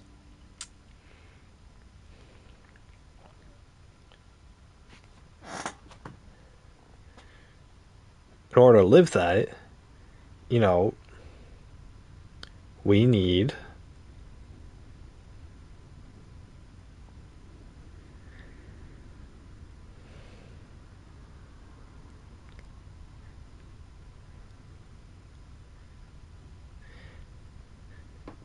you know what was I saying? We need that. We can't be selfish and arrogant. Because guess what? Guess what species of things is selfish and arrogant and survives solely based off of just survival of the fittest and fighting for their own lives instead of trying to figure out anything for other people. It's every other animal. Every other animal is inherently selfish and they do whatever they want. And they leave a wake of blood and suffering, in their path in order to do it. And guess what? Other animals were not able to build human civilization. Other animals were not able to use tools and make fire and cook their food and be able to create technology and all this sort of stuff. Humans were. And why were humans able to do that? Oh, because we're intelligent? No. It's because we got along with each other. We got along with each other and we helped each other in a community enough to the point where some people could focus on technological advances. And over tens of thousands of years of doing that, we were able to come to the 21st century. We were able to come to where we are today, and we'll be able to go beyond that. But guess what? If all the tech geeks in Silicon Valley are, all the people who have the potential of making holograms and teleporters and giant space warships and all the stuff of science fiction. If those people can't get a girlfriend, then instead of focusing their lives on technological advances, they're going to trap themselves in a bitter, self-resenting attitude that's going to dominate their lives, and they're not going to be able to do anything to advance society. And that's not a good thing. And guess what? They also won't have any success with women, so they're not going to get, a wife and kids. And so they won't have any kids to continue their legacy, to also be technologically intelligent, and they go forward like that. In fact, because of the existence of like Tinder and stuff, we're probably going to lose all of the people who could innovate, all of the nerds and the geeks and the science people and the astronauts and all that. We're going to lose all of those people who would be able to do that, and they're not going to have any kids who can continue on their work. And then who are we going to be left with? We're going to be left with the kids of psychopathic millionaires and the kids of trashy minorities. That's who we're going to be left with. And I'm not calling minorities trashy. I'm saying that the minorities who are specifically trashy, right? The loud and obnoxious people and stuff like that. They're the ones who are going to have kids, and their kids are going to be the same way. Are those kids going to be able to work for NASA? Are those kids going to be able to work for Google or Apple or any other or for freaking Elon Musk? No, they're not going to be able to do any of that because their parents were dumb and that's why they fucked each other, and so therefore the kids are going to be dumb as a consequence. We're already moving away from a society that values this sort of stuff. So these kids are never going to be inclined to grow up learning like that. Our education system's shot because we don't put any funding or a decent curriculum into it, because all the education system is doing is breeding workers. That's all your high school diploma means, is that, oh, you're good enough at following directions. And in fact, the college degree that I'm going for is the same thing, because all I've had to do in these classes is just follow directions and do the work I'm told to do. I haven't had to think about anything, which is great for me because it makes the work easy, but it's not something that's going to give me a sense of accomplishment from earning it. But that's how our education system is. We're just breeding slaves at this point. Slaves, and we're calling it freedom because we're offering money instead of a whip to keep them motivated. And everyone's intelligence is going to be of a lower value in the next generation because the current smart people are not able to mate with anybody because all the women are on Tinder dating guys who are more attractive and charismatic than they are. And so within one generation of this, I imagine everything's just going to drop. All of our stats are going to drop. The education quality is going to drop. The overall IQ and intelligence rating of everybody's going to drop significantly. Not to mention with all the fucking, with, everything, with all the freedom and stuff that everybody gets. Oh, you can do what you want. You can indulge in your cravings and whatnot. Everyone's going to end up being dirt poor, which is going to create a larger gap between the rich and the poor. And you're going to have a lot of Americans who are unsatisfied with their poor living conditions, but who don't have the self-control in order to do anything about it.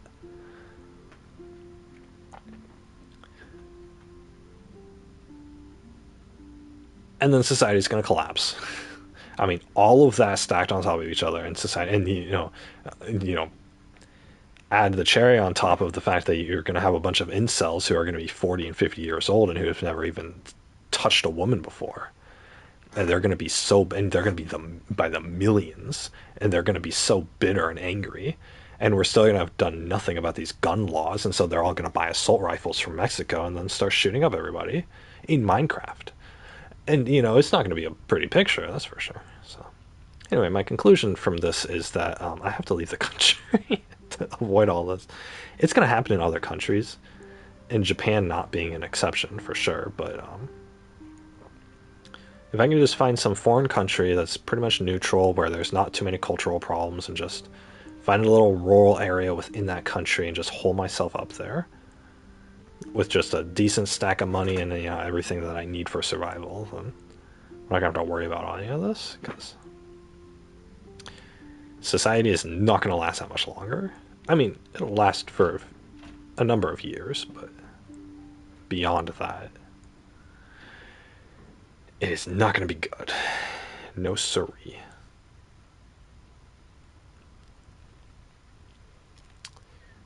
But yeah, I digress. Anyway, so that was point number 2. So point number 1 is you're never safe from COVID. So maximum precautions at all times is the bare minimum necessary.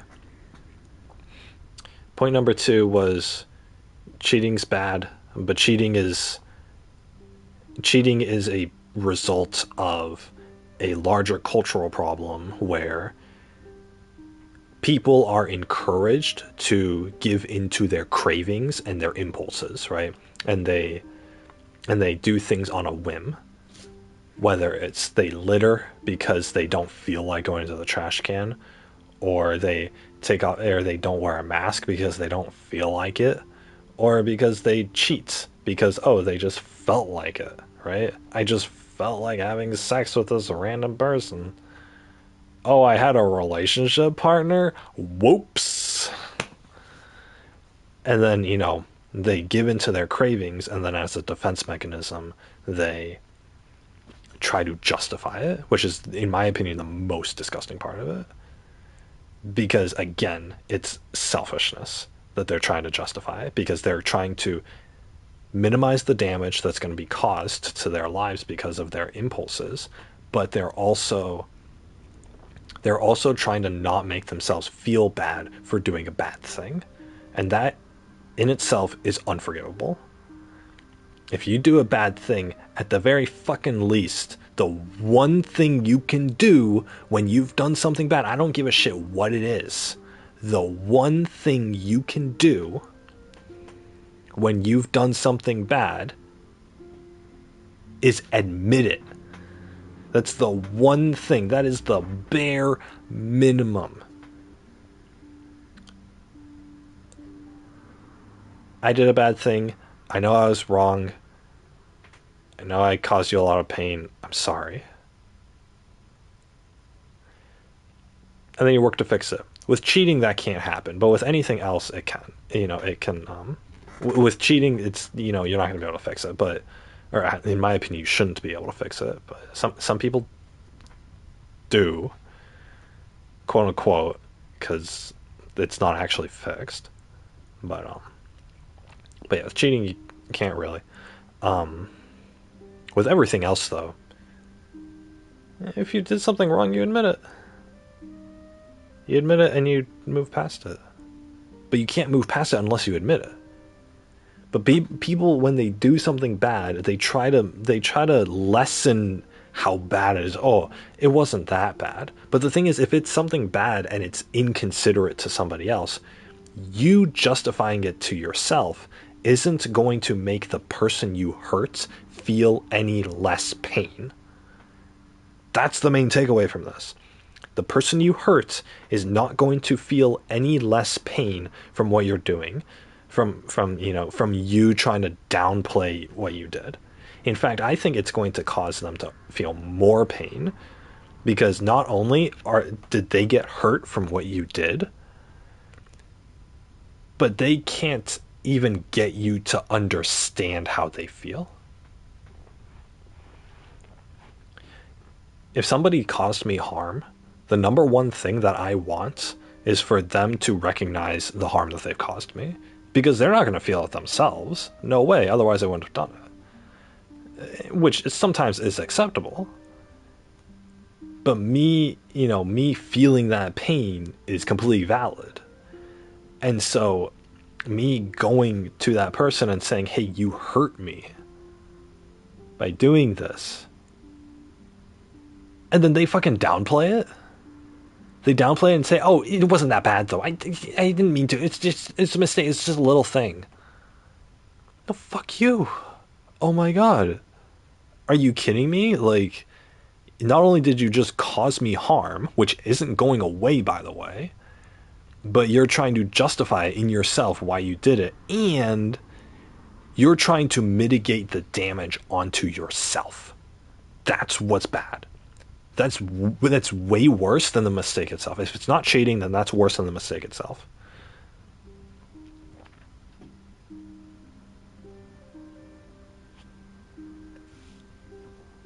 Feeling remorse, feeling bad for your actions and feeling remorseful and regretful shows your victim that you understand their pain. You understand their pain enough to feel bad about having inflicted it upon them. In fact, during an argument, that's the only thing you should be showing. Is that you're regretful and you feel bad, and you need to let yourself feel bad about that. If it's a serious issue, obviously. If it's something super minor, then I mean, it depends, but probably not. But if it's like a serious issue, you need to show that, and that's the only thing you should be showing. You shouldn't try to justify it, because justifying it or trying to downplay how bad it really was, all that all that does is it makes it seem like you're trying not to feel that bad about it. You're doing it for yourself. You did something on a whim and it ended up being bad, and you're not owning up to it. Instead, you're using defense mechanisms so that you yourself don't have to feel pain. The victim already feels pain, and their pain isn't going away. But what you're doing by trying to justify it, justify your actions or downplay them, what you're doing is you're trying to lessen your own bad feelings. You're trying to lessen your own pain. And what that results in is that you're distancing yourself from the victim. You're distancing yourself from how they feel. And the more distance you're putting, the more you lessen the pain on your end, the more you're distancing yourself from the victim of your actions. And so therefore the more disconnect that's going to happen. One argument like that, that goes in that direction, can cause a relationship to end. It just takes one. Most of the time it won't be one. Most of the time it'll be like 10 or 20 or 50 of them, depending on how tolerant the two people are of it. But that's typically what it is. In an argument or in a discussion like that where one person has wronged the other, the best solution is to for the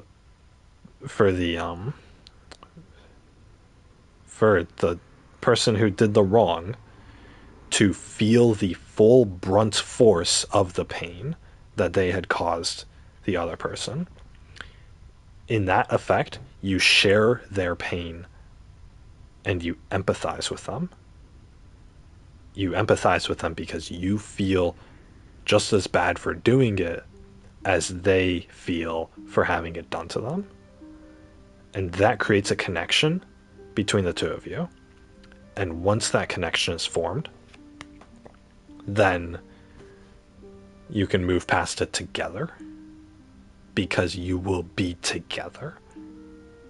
But on the contrast, if you don't do that, and instead you try to mitigate the damage and you try to downplay whatever it was you did, you're not all you're doing is trying to make yourself look good. And you're trying to make yourself look good to the victim, who's never going to see you that way. And you're trying to make yourself look good to yourself, because you yourself instinctually are doing that, so you don't have to feel as bad about it. You don't have to feel as much pain yourself. And what that communicates, if you're trying to not to feel that much pain yourself, what that communicates is that you don't give a shit. You don't give a shit about anyone but yourself. Because all you're focused on right now, somebody just told you that they're hurt by your actions. And all that you're focused on doing is trying to make yourself feel better. That's being inconsiderate. And that's being inconsiderate. That's making sure you don't understand the other person's pain. That's making sure you distance yourself from that other person and their pain, so you don't feel as bad in the moment, which is all impulsive decisions, by the way, which is why most people argue in this way, by downplaying their wrongdoings. And then that's why it creates a disconnect between the two people, and that's why arguments ensue. Because then all of a sudden the victim will start arguing and be like, hey, why aren't you taking this seriously? And then the attacker will be like, it's not that big of a deal, just get over it, or whatever they'll say. Or, oh, it wasn't that bad, or whatever. Because they will at that point have convinced themselves that their actions aren't that bad. Because again, it's a defense mechanism. If they don't recognize how bad their actions are, then they won't feel bad about it. And then now an argument ensues, right? Because the victim wants to be understood, right? If it's a relationship, guy and girl, the victim wants to be understood. The attacker is doing everything they can to not understand, because to understand their pain would be to admit that they were wrong doing it, and that blow to their ego is much worse, or is a pretty bad pain to experience, and so naturally they avoid it. So that's what it is. And so, I mean, they'll use excuses and they'll downplay, but what ends up happening is that they're not considerate. It ruins relationships. With as far as COVID goes, it's risking lives, obviously. So it's all done out of people's selfishness. People are self-centered for the most part. They're self-centered. The only thing that's keeping them in check is this part of their brain that tells them, hey, we're going to feel bad if we harm others. But that part of the brain gets shut down when the person does harm others, but then they come up with a bunch of excuses. Oh, but it wasn't that bad of a harm. Oh, but you should be able to take it, care of it. Oh, well, I thought this, so it wasn't my fault. It's a defense mechanism. And what they do is, they create a disconnect. And that's why I hate those kind of people. And unfortunately, the vast majority of people are like that. But that's why I hate those kind of people. I think it takes an insane amount of emotional intelligence in order to be able to look past your own selfish impulse, your own selfish craving of trying to mitigate damage, and instead look beyond that and look at the other person, the person you harmed, and feel the brunt force of that, because that bad feeling is what is required in order for you to rebuild your relationship with them. Because every time you harm somebody, no matter how big or small, you damage the relationship that you have with them.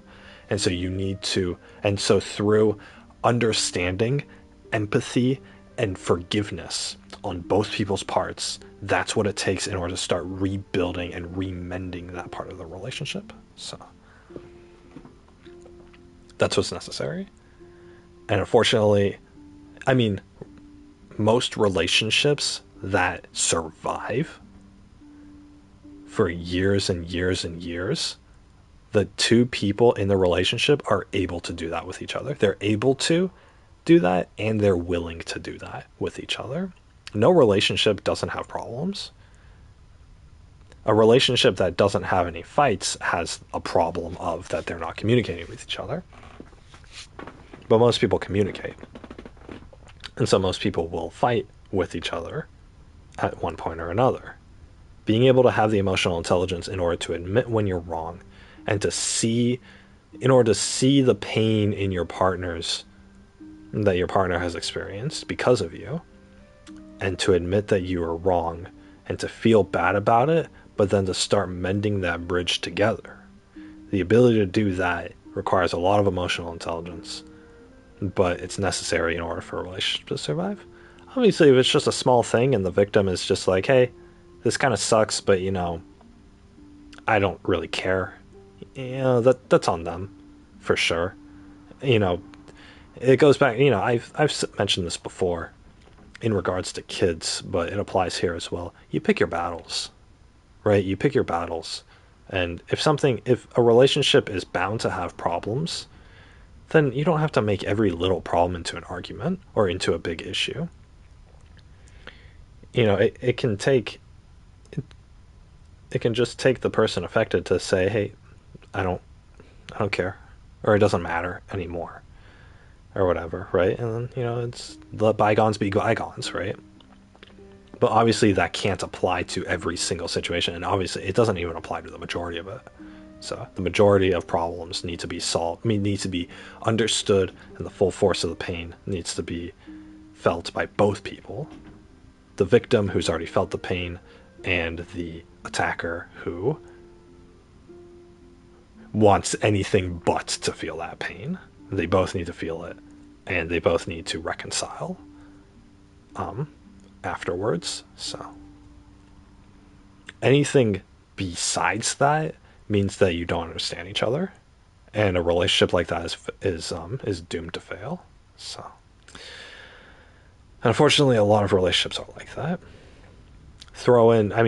Life has a plethora of problems, not just emotional, relationship, oh, how much do you care about me problems, because that's a lot in the initial stages. But then also once you get married and have kids and all that, then you have a lot more problems, financial problems, medical problems, child raising problems, all this sort of stuff. And so there's going to be a lot more issues to come.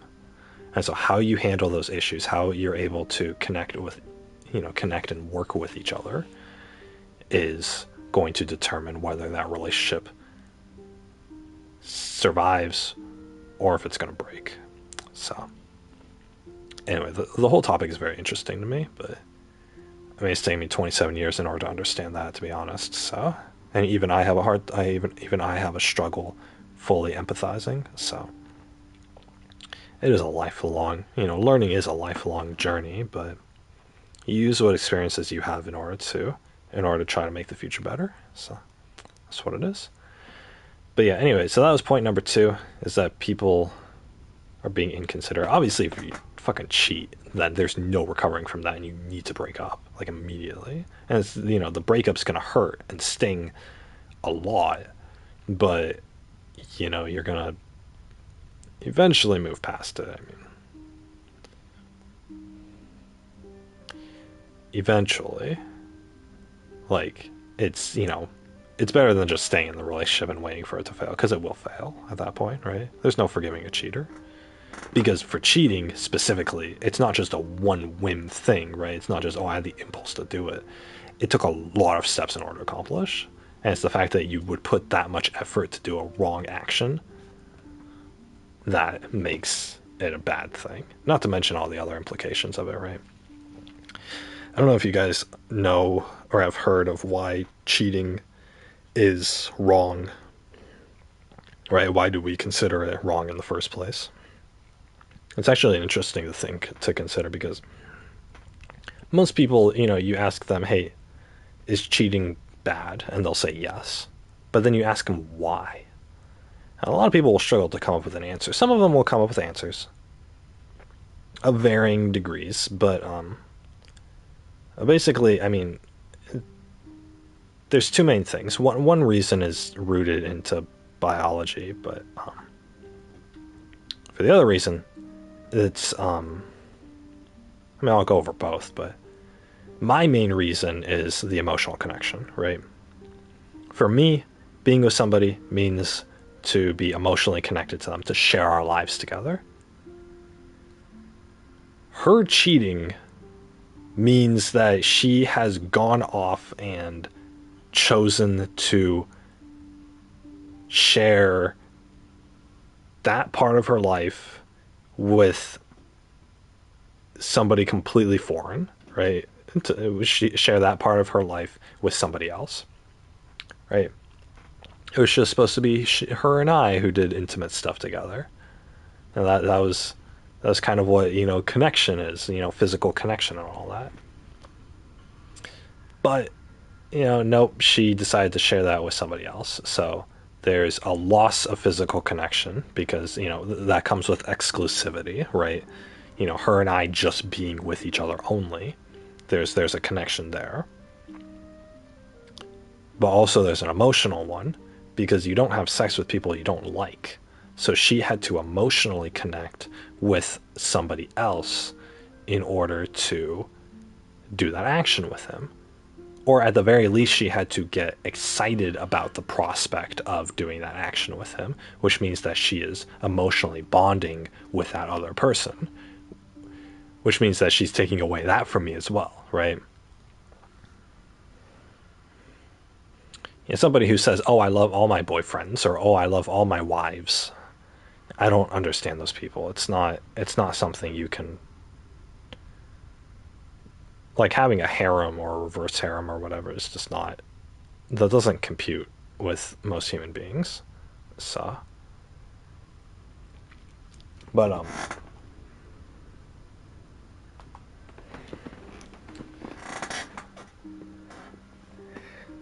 yeah, so for me, the main thing is that the physical intimacy and the emotional connection are both being taken away when she cheats. Because I want a girlfriend or a wife to be my life partner, and that heavily implies that we are partners for life. So you don't go do partner stuff with other people, right? That's like the most basic way of communicating it, but there's all the emotions that come from that as well. So that's what it is for me. That's what it is. But biologically, so this is kind of more of why do people mate with each other in the first place, and why are we compelled to do that and seek out love and blah blah, right? Cheating has a biological connotation to a negative connotation to it because, and so it's different for guys than it is for girls, which is part of the reason why girls on average will find it a little easier to forgive cheating than guys will.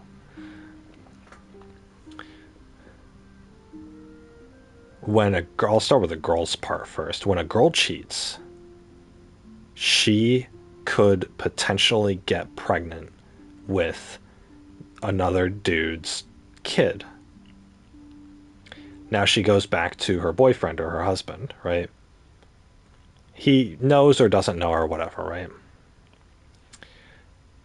What's going to end up what the risk is of happening is that if she gets pregnant with some other dude's kid, then her current boyfriend or current husband will have to will be raising a kid who he thinks is his own kid, but who actually isn't. And so one day he's going to find out that, hey, this kid actually isn't related to him. It's not his kid, it's some other dude's kid. And all of a sudden, depending on how many years down the line that is, that husband will have given all of his, years and years of his time and money raising another person's child.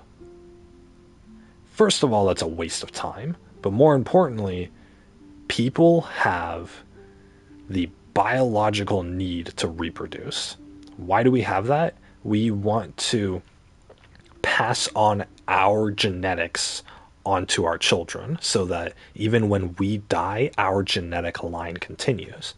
And nobody is consciously thinking about that. Not a single person actually sits there and thinks, I want to continue my genetic line. But it's such an instinctual, subconscious, biological need within us to do it for that purpose. We want to have our own kids rather than raise somebody else's, both guys and girls. So, with that said, if a guy's wife cheated on him and got pregnant with that cheater's kid, and the husband didn't know about it, then he could potentially waste years and years of his life and money raising a kid that's not his. The day he finds out kid's not his, he's devastated. First of all, his wife cheated on him, but I think more importantly, he's just wasted all this time and this kid isn't even his. He hasn't been able to further his genetic line, which subconsciously is despairing.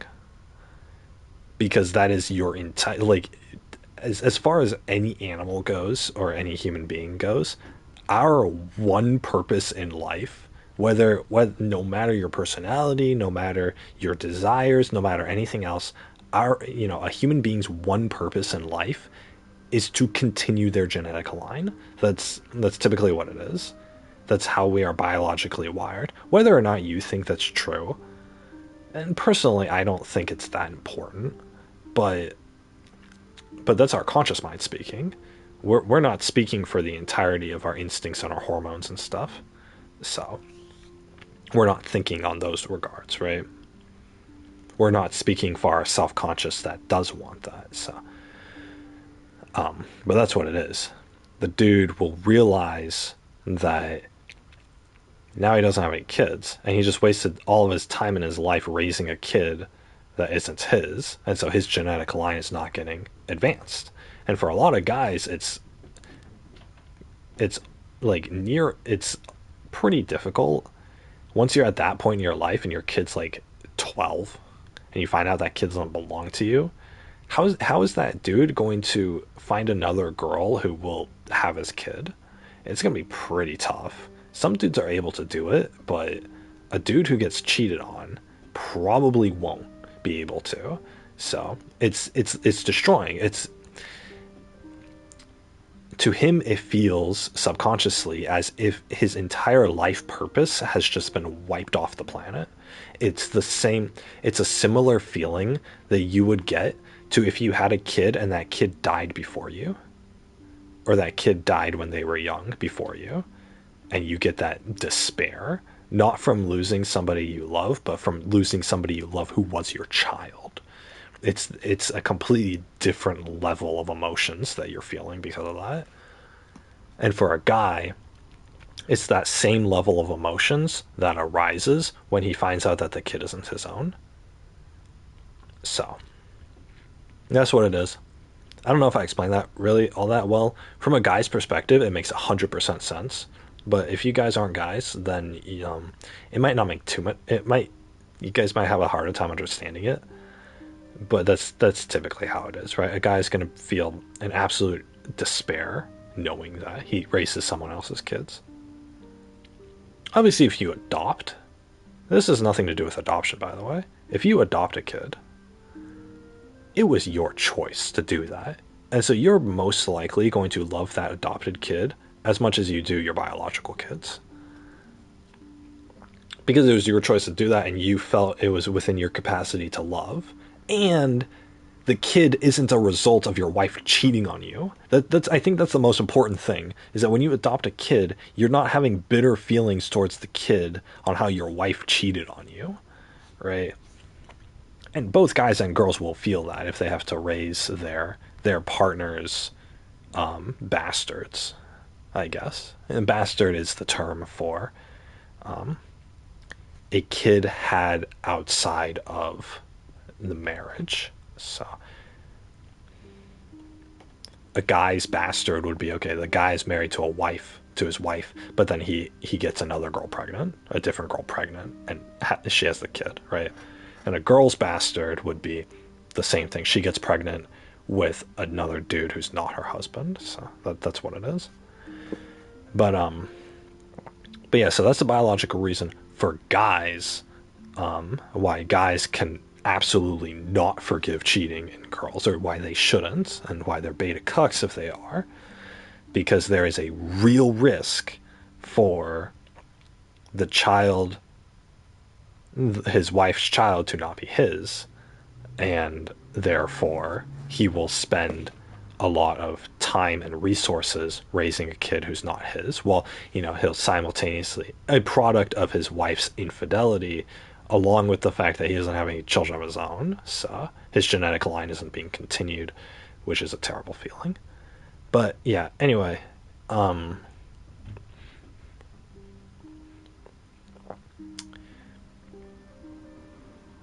it's a little bit different than if a dude married a single mom. It's similar, but it's more acceptable for a dude to marry a single mom because she had the kid she got pregnant, had the kid from a previous relationship, or whatever, and the dude is still making a conscious choice to be like, okay, I'll raise the kid, whatever, right? It's a conscious choice, and a lot of dudes won't actually get with single moms because they're not prepared for something like that. So, and the kid was not a result of their mom cheating on the dude.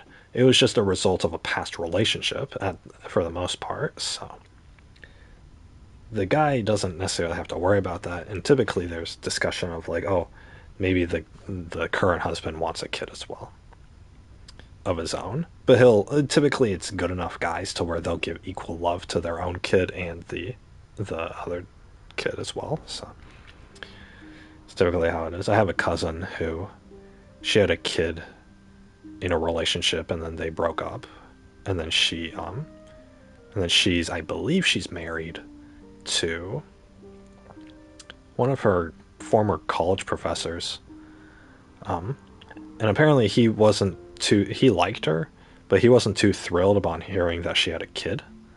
But I mean, their relationship seems to be going strong, and they seem happy. The dude is a typical new male, though. He's one of those freaking like white guilt feminist types. So, which in dudes, it's disgusting to see. So, or it's just not disgusting. It's sad. That's what. It's not disgusting. It's sad to see because he's being silly. But I mean, whatever, right? If he's happy, then whatever. It doesn't matter. It seems like the three of them are pretty well off. So, but yeah, anyway.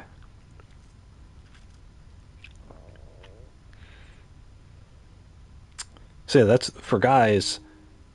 Cheating is unforgivable because there's a first of all, once a cheater, always a cheater, right? There's risk of her doing it again, of his wife doing it again. So, and he doesn't want to be, if she does it enough times, eventually she's gonna get pregnant. He doesn't want to have to raise a kid who's not his. Not to mention the fact that, from what I've read, and I wholeheartedly believe it, when you have sex with somebody, when a guy has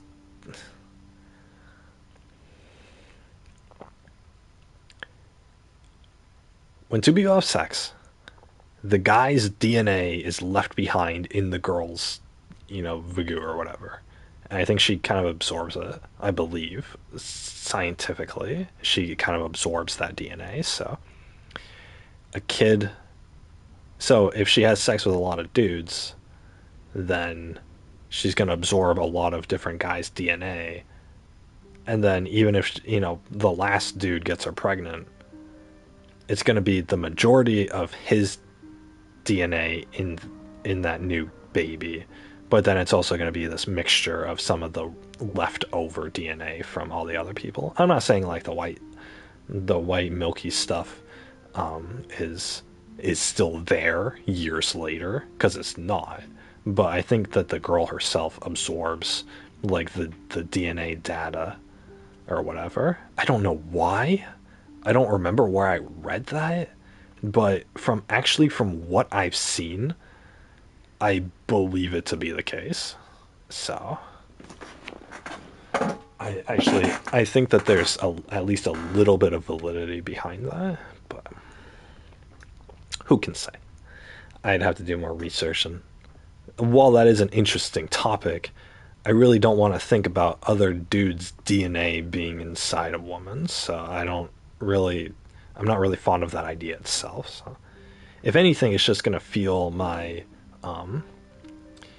burning hatred for the promiscuity of our sex culture right now. So, because my opinion, you follow the Bible, right?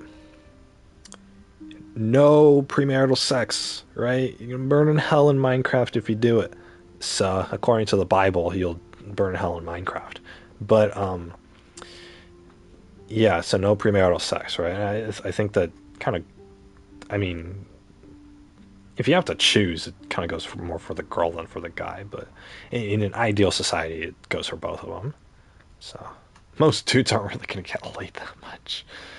So some of them are, but a lot of them aren't necessarily. So at least the good dudes aren't. But anyway, so that's kind of a non-issue. But the whole premarital sex thing. I mean, if it's based off of the fact that yeah, you have a girl who slept around a lot has other dudes' DNA in her, then first of all that's disgusting and burn them all in Minecraft. But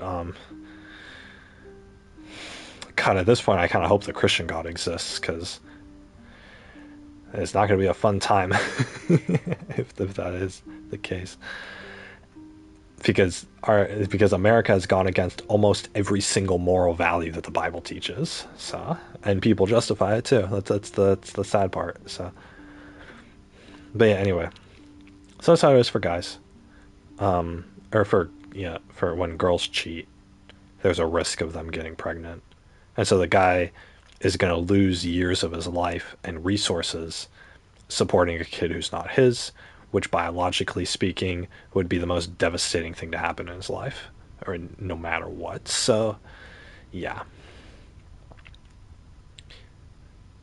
Anyway, so okay, going back to it. So that's That's why for guys it's mostly unforgivable, cheating. And guys who forgive cheating are kind of suckers, honestly. Like they're simps for sure. But anyway, as far as like the guys cheating, now let's talk about the guys cheating. So guys cheating, why girls find that a little less unforgivable, but still like it's a point of contention, right? It's certainly a huge conflict, and it could end relationships. I personally still think it should, right? A girl shouldn't be with a guy who cheats on her, in my opinion. But not because girls deserve better or whatever, but they're princesses. But just because again, it's the whole emotional connection thing for me, right? How can you connect with somebody who cheats on you? Like they've shared that part of their life with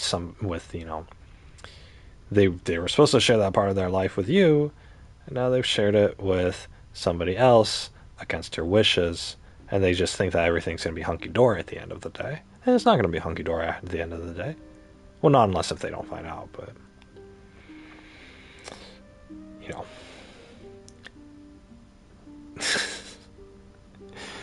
That's why you hire private investigators. But anyway, they it's actually pretty easy to find that stuff out, to be honest. But but yeah, when a guy cheats, there is actually a similar risk of not the guy getting pregnant, obviously, but of the guy getting the new girl pregnant. And so when he gets the new girl pregnant, his current wife, obviously she's not going to be too thrilled about that, right? He cheated on her, and for all the other reasons, right, they should break up. But let's say they don't break up. What are the implications of the dude cheating? The dude cheated and got another girl pregnant. Now the girl has his kid. It's his kid. Even though it's not the kid of his wife, it's still his kid. And so the dude, to raise that child, is going to put his time and resources into the kid, into the bastard. So my house keeps shaking. So what does that mean? That means that the wife who, the kids who were part of the marriage. What am I saying? Okay. The dude and the wife have kids. Then the dude has a kid with another girl. The dude who had previously been putting all of his time and money into raising the kids with his wife is now going to put less time and money into raising those kids, because he's going to have to put more of his resources towards the new kid that he had with a new wife. So for the cheater's wife, it's not that she has to raise a kid that's not hers. It's that her husband is going to spend time raising a kid that's not hers. The husband is going to spend time and money raising a kid that's not her, that she doesn't have any emotional connection to, who also is the product of cheating, so she's going to be bitter at the kid. And so she, from a survivalistic perspective, she wants her own kids to survive. She's going to prioritize them first and foremost. Her husband isn't prioritizing her kids. He's dividing all of his resources up between all of the kids. So they have a kid, and then he has a kid with some other girl, right? Now his wife's kid only gets half of the money and attention put towards him than he did before, because now the resources have to be split up between two different kids, two different families, mind you, because it's not just the kid that he has to support the other girl as well, right, who's going to raise his kid. So he has two different families. The dude has two different families now, which means that his time and money are going to be split in half. Which means that for the wife, for the first wife, her kids are not getting or are being disadvantaged because of this situation. Her survival and her child's survival are being threatened because of the existence of this new kid. If that makes sense for you guys. So, because of that risk, because of the risk of that situation happening, the wife doesn't want her husband to cheat on her because she doesn't want to lose half of his time and money to be put towards another family, to be put towards other kids and another mistress, right? Other than herself. The wife is thinking selfishly, but it's selfishly out of survival, right? She wants to survive, and typically it takes all of the dude's time and money to raise one family. So the fact that he's going to split it between two means that they're both going to survive half as well, which half as well might mean we have to skip dinner every night, or I can't buy you new clothes, or my husband's not going to really go on date nights with me anymore, or, we can't pay for the kid's college when he grows up, things like that. So, which are all very real problems that exist in the modern day. So, even though the whole taking care of two families thing is a little archaic, and that's more of like on the instinctual subconscious side of things, it's still a possible risk, and it's still that thing that tinges in your mind, right? Because despite all our technical advances, human beings still human beings biology still resembles when we were cavemen. So that's why a better pooping position is to squat when you poop instead of sitting, with a 90-degree angle on your legs on the toilet. So because cavemen pooped, right? We didn't get toilets until like the 8th century, so and human beings haven't been able to evolve out of that. Also the 12-hour eating cycles, right? We eat when the sun rises and we stop eating when the sun sets and we get our sleep, right? That's why so many people have sleeping problems these days, is because we've screwed up our internal biological clocks to the point where our bodies can't adjust to it, and so we've developed these lifelong situations. Not to mention, the older you get, the more time you're going to need in order to get the same amount of resources because you're just generally weaker. So when you're able to sleep for 12 hours a night as a kid or a teenager, now you're only able to sleep 6 as an adult because you're going to need those extra 6 hours in order to catch food early in the morning or whatever. Or to protect the kids from predators or whatever it is. That's where that comes from. Kind of. It's situational, so that's not a blanket statement. It doesn't apply to everything. It's just for the average person. It's also why if you're active during the day, then you actually can retain a normal sleep schedule. It's just that most people aren't active during the day. So. But yeah, that's how it is. Anyway. Yeah, so both with guys and girls, it's a biological thing, right? Obviously, if a girl cheats, she's most likely not going to get pregnant because there's birth control. And the girl is probably smart enough to take birth control. I mean, sometimes they don't, and that's where the whole that's where DNA tests come in and stuff. So, but but yeah, and then with the guy, he could get the other girl pregnant, which again, there's birth control, right? And the dude probably doesn't want to have a kid with a second woman because that's a lot of pain for most guys is to raise two families. I can understand that. Like, I wouldn't want to raise two different families in two different locations. So I'm already trying to financially plan for one family in one location. So throwing a second one onto there is gonna pretty much take over my whole life. So I would really have to give half of the necessary living resources to that second family just to keep everything afloat. But most people, both of them are going to end up starving, so that won't be a favorable situation for me. So, for me personally, which is why I wouldn't do it, right? But, which I think is why most guys wouldn't do it. A lot of guys would still cheat, but not.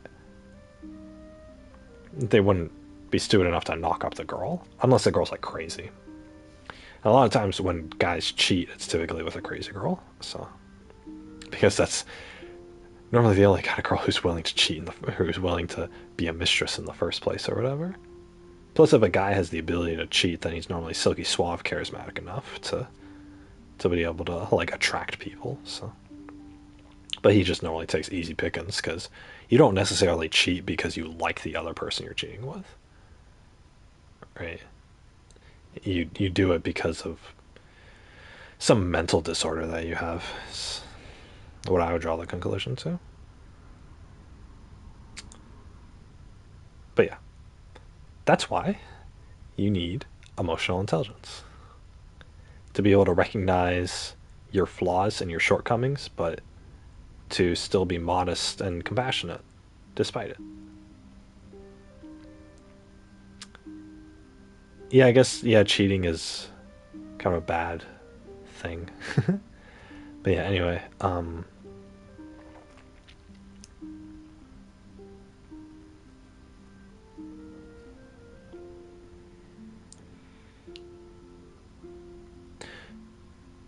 yeah, so that's why, I mean, for guys and for girls, it's biologically it's different.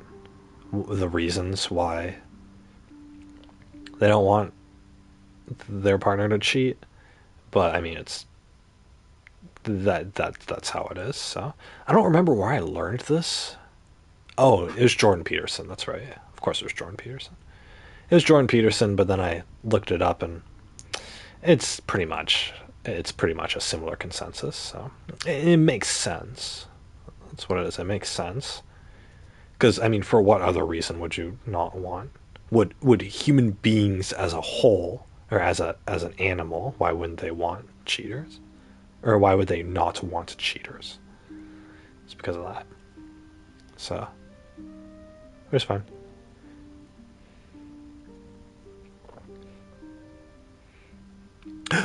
I know what I can do. Oh, that's right. I was thinking about but anyway, yeah, cheating at the very lightest explanation of it, it's inconsiderate, which is I hate cheaters because it's clear proof that I mean for all the other reasons, it's clear proof that you're arrogant and you have no self-control over your own desire over your, not desires, over your own impulses, your own cravings, right? You want to cheat, fine, but don't fucking do it, right? It's like come on. If somebody wanted to cheat, I wouldn't. I personally probably wouldn't forgive that either, to be honest. So that because that shows a disconnect between. It's like, oh, you want to actually do this with somebody else? Like I thought I was the only. I thought, we were gonna share a life together, but obviously you just want to go off and do this with someone else. I know it's not jealousy. It's it's that feel. It's that I want to connect with somebody like emotionally because and it's the fact that I'm not gonna be doing this myself. If I get with a girl who has a giant social life and who cheats and whatever, and she wants an open relationship, that's one of the other things, right? It's open relationships. Disgusting. If I met a girl who wanted to have an open relationship, I'd probably just break up with her. That'd be easiest. Because the thing is, while she would be able to get, any guy to sleep with her in an open relationship, I wouldn't be able to get any girls to sleep with me. It would be, and which would cause, even if I wanted to, which I wouldn't. I do not like that kind of lifestyle at all. But in a normal relationship, if you make it open, there's going to be a power difference between the girl, the girls who can obviously get it a lot more versus the guys who aren't able to get anything at all. So, and most open relationships are due to the fact that the girls want to do it and they want a justifiable reason to do it without feeling bad. So that's what they do, right? It's all it's again, it's selfishness and it's inconsideration. They don't think about, oh, will my partner be happy with this? They only think about, this will make me happy without making me feel bad about it. That's the only thing that goes through their minds, which again, they all deserve to be executed in Minecraft. So, for having such attitudes. But it's like, why have a relationship partner if that's how you're gonna think about them? It's like, yeah, sure, you can be inconsiderate to everybody else in your life, but if you're gonna be inconsiderate to like your future spouse, then why are you even doing it? Like, what's to gain from a relationship where you don't like your partner enough to be considerate towards them? I don't get it. I don't get it, honestly. It's beyond me, and I feel like I'll go through life without ever understanding it. So I hope never to understand it, because I hope to never be in a situation where I'm a victim of that. Like I'd honestly just rather spend my life single, to be honest, like than have to avoid than have to deal with any of that. But yeah, the what was I saying? Yeah, the but yeah, open relationships are create this bad power balance because the girl's able to get all this sex and then the guy isn't. It's typically not able to. Maybe he'll get like one or two, but that's about it. And so then there's this dynamic where the girl's happy because she gets to do whatever she wants. She gets to keep her relationship and she doesn't have to feel bad about it, right? Three birds with one stone. Whereas the guy, on the other hand, will become bitter and resentful, but also at, how much success his girlfriend is having, but how little success he is having, and how it's unfair. But at the same time, he'll feel weak and inferior because he doesn't have the right to complain about it because he also agreed to it. So, and he doesn't want to take away his girlfriend's happiness or whatever beta male simp excuses you can think of for a guy to justify continuing this toxic of a relationship. But yeah, I guess I can tell I'm very heated about this. But yeah, so there's that. But yeah, just in general, cheating is it's a show of non-compassion towards your partner. You don't care about your partner. You don't care about their feelings. All you care about, you prioritize satisfying your cravings over the actual relationship to survive, right? It's not that you don't care about your partner specifically, it's that the you don't care about the relationship as a whole, which is something that affects the both of you, right? People are completely capable of doing self-destructive habits, right? I mean, why do you think people eat junk food every day and then get fat? It's self-destructive, and they're not harming anybody else but themselves in that process, but they're able to do that. Cheating's the same way. Somebody wants a relationship and they want a happy relationship with a loving partner and to start a family one day, and then then they have a craving to cheat and they go cheat and then they lose all of that. Well, why did they do it? Well, it's a self-destructive behavior, right, on their part. You don't even think about the victim's pain anymore, and you don't have to even think about the victim's pain in this case. Just think about the person who did it. Why would you cheat? Why would you destroy everything that you loved? Well, just because I felt like it. I just felt like it at the time, and so I did it, right? You felt like a cheeseburger from McDonald's, and you felt like doing it every day, and all of a sudden you weigh 300 pounds. So, I mean, it's the same thing. It's very similar. The only difference is that I mean, it's more of a consequence to cheat, in my opinion, than it is to eat fast food because you're ruining a relationship that could turn into a happy marriage, which, in my opinion, would lead to a happy life. And so you're taking away way more, right? It's not your lifelong desire to stay skinny. Like, not that many people think about that, not unless they're fat. But so eating fast food isn't really that much of a detriment to them if you think about it in those terms. But cheating is, because most people's lifelong dream is to get married and to have a family.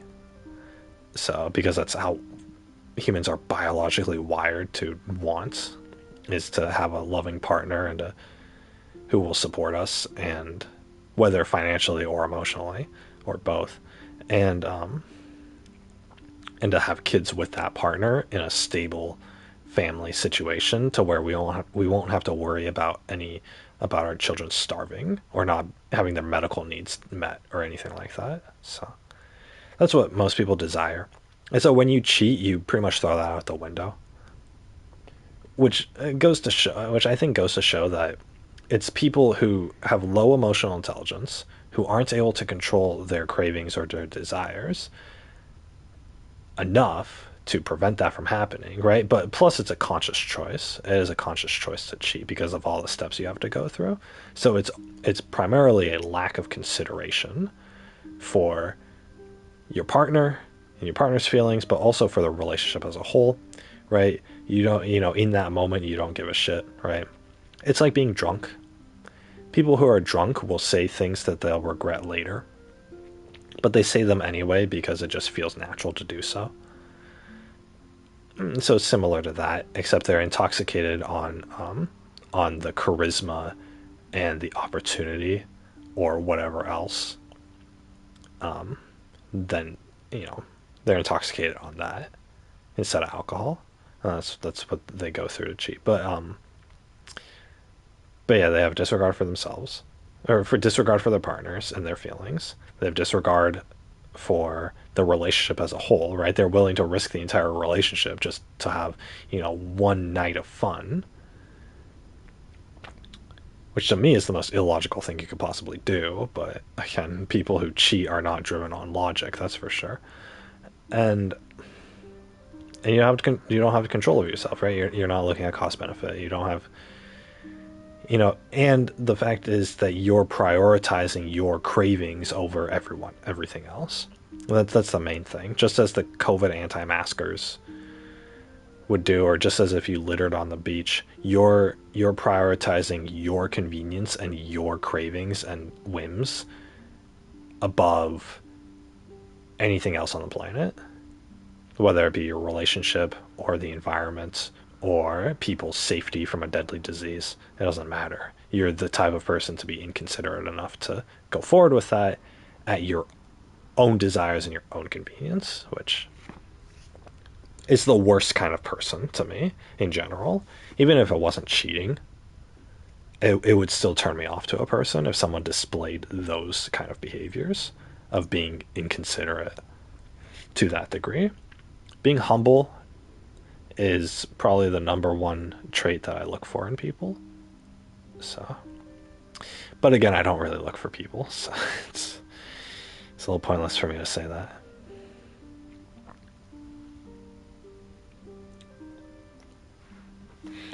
But yeah, you never forgive a cheater, guy or girl.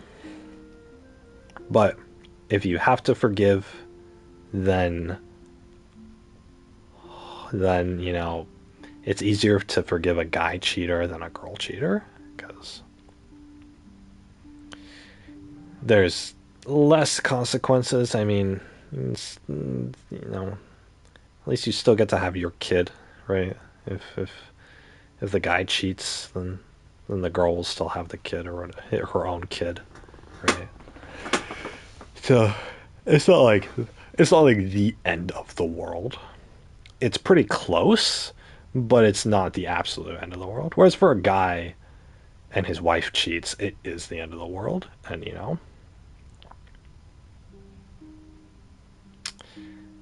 I mean, a lot of men kill themselves over something like that. So, but anyway, even if the dude doesn't find out, then there will be a clear disconnect between the two spouses, right? The cheater and their spouse. There will be a clear disconnect because a secret has to be kept, and it's a secret that's so like life threatening, that's so like emotionally damaging that you do feel the conscious effort to keep it a secret, to hold back that information because you feel bad, right? And so, and that's going to show every once in a while in the relationship, and it's going to cause some rift between the two people. And it's unfortunate that relationships have to go through that, but which is why I say, cheating, if it happens, you just be honest, and then you can all move on with your lives, right? It's out. You have to break up, but after that, you all get to move on with your lives. So, right? Don't do the victim the disservice of forcing yourself to still be around him or her. I say him because there's most of the stories that I read will be girl cheaters. So, but yeah, don't do, regardless of what gender you are and what gender the spouse is, don't do them a disservice. If they cheat, don't do them the disservice of having to put up with a relationship with you afterwards, because that's where you draw the line, right? That's where you draw the line. Like honestly for me, like the line is drawn at cheating, right? Physical or emotional or both. Real cheating is both, but you can emotionally cheat on someone too by liking somebody else while you're in a relationship, for example. But yeah, the ugh.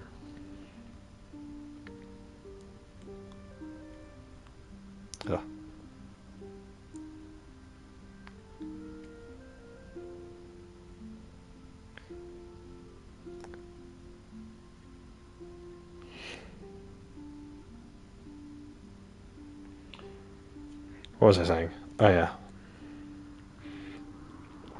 but yeah, for me, that's where the line is drawn, right? When my relationship partner invests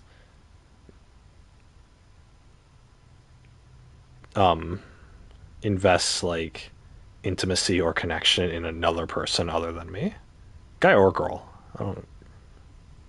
My partner's gonna be a girl, but if she, you know,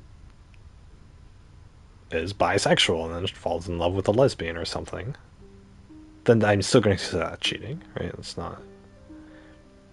You're still, there's no difference. You're still connecting with somebody else.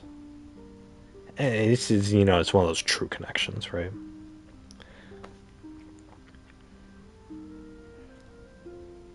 And I consider like cheating to be like a true connection that doesn't involve the person getting cheated on. So that's why it's betrayal. But yeah, I feel like I've talked about this a lot. But yeah, that's where I cross the line in a relationship, right? Anything else in a relationship, it's like, okay, we could get past, right? So, if she tries to kill me, let's say, oh, we could get past it, right? That's what happened with my ex. She tried to kill me. I still remember that. I still remember what it felt like having the point of the knife pressing up against my throat. God, it was right on the artery too. That would have been like insta death for me. At that point, it wouldn't have been that bad, to be honest.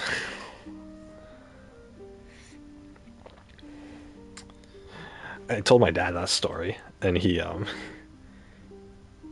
was baffled. He was like, wouldn't you want to like protect yourself? Make sure that no harm came to you. And I was like, I didn't really care at the time if harm came to me. He's like, oh, like he didn't know what to say to that. Oh, whoops. But yeah, I really didn't. It's like, it was whatever. Honestly, if she had killed me back then, it wouldn't have been a bad way to go. Plus, it was actually my preferred death because I've always thought about it. If I have to die before old age, my one preferred way of going is to get one of my neck arteries cut. That'd be good. I think I want the left one cut because with the neck you have two arteries, big blood vessels. There's one on the left and the right.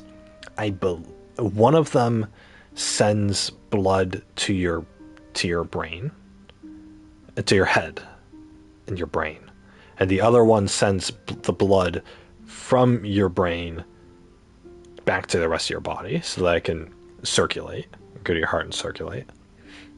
I believe the one on the left is the one that sends the blood out of the brain. So, back to the body. So that's the one I'd want to cut. So that I would just lose motor function. But then I'd probably go unconscious too from the blood loss. But then my brain would be the last organ to die. So that's as the blood, because the blood would go through my whole body and then up to my brain, and then it would end up being on the floor. So after that, so that's probably would be the most preferred way. Although I still haven't thought about it too much in depth, so I might change my mind on that. Actually, honestly, like I'd rather die by castor bean, but if I could, which actually, if I have the choice, then I'd probably put in the effort to actually seek that out. So now that I think about it, if you guys don't know what castor beans are, I forget where, but it's in South America. I forget which country, but you guys know there's the jungle over there. In the most simplest of terms, yeah, South America is it's got a jungle. There's a plant, or there's a tree, I believe, and it grows beans on it, but they're not coffee beans. They're called castor beans.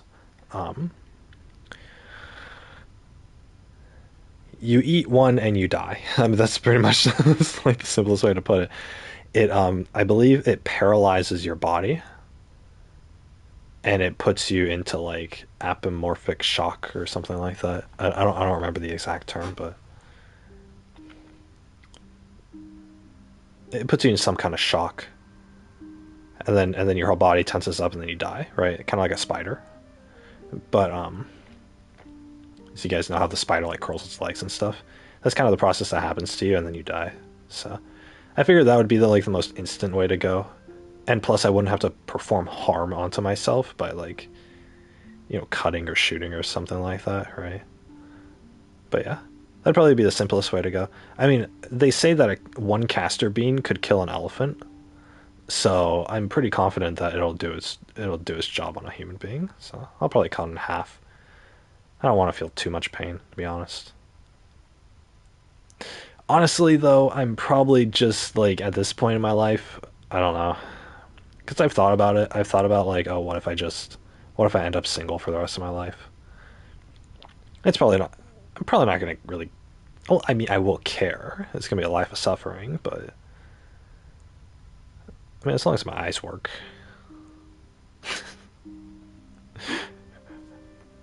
Girlfriend versus eyes working.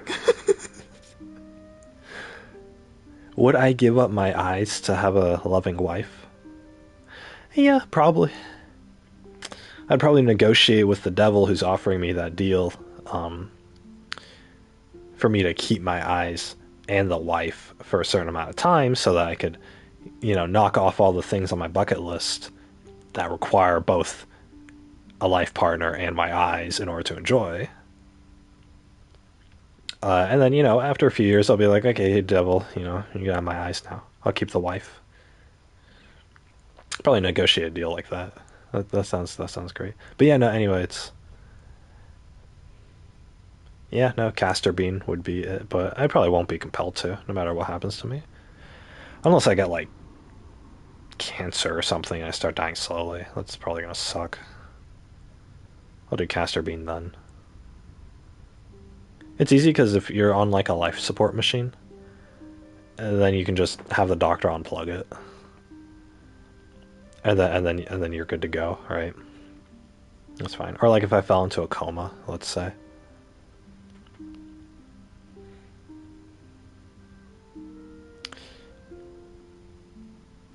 But yeah, the what was this? Oh yeah. So if I end up single for the rest of my life, like I'll care, like a lot, but it's like I thought about it over the past week or so. What if I end up alone? And it was, at first I hated the notion, but at the end of the day I was thinking like, okay, I could survive it. I won't like it, but like at all, but I can survive it, I guess. It's not I don't I mean I need like a partner who cares about me. That's like a necessity to me, but it's a very strong desire. Like it's like my life goal is to have that. And for that to be taken away from me is going to be leave me in nothing but despair. But I mean, at that point, it's like fucking whatever, right? Like I mean,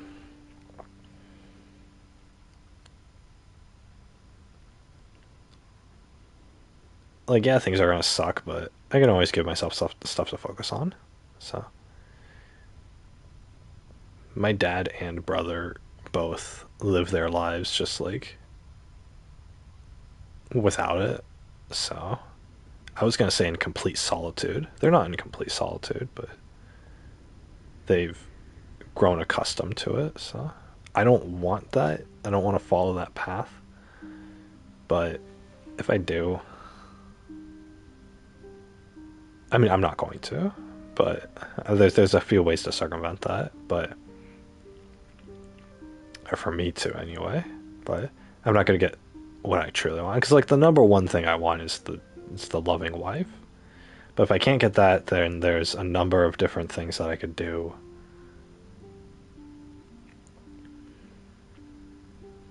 to kind of half fulfill that desire, I guess. I don't know. I mean, my number one thing was thinking, like, okay, like those foreign wives who just, like the Filipino ones who they just want to marry into money and to get an American citizenship. I was thinking, like, okay, maybe one of those, right? It's like, it's not going to be love. It's just going to be like, okay, we just exist with each other, sort of. So as far as like passing on my genetic line, it's like, yeah, at least I'll get to do that. I guess it's not going to be with anyone desirable, but whatever. Like at this point, it's like okay, if I have to if in a few years from now I end up single and alone, it's like okay, whatever, right? I gotta figure this out. So I was thinking, okay, that's something I could. I don't want to, but I'm not gonna have another choice at that point. And there's other things I could do too. I mean,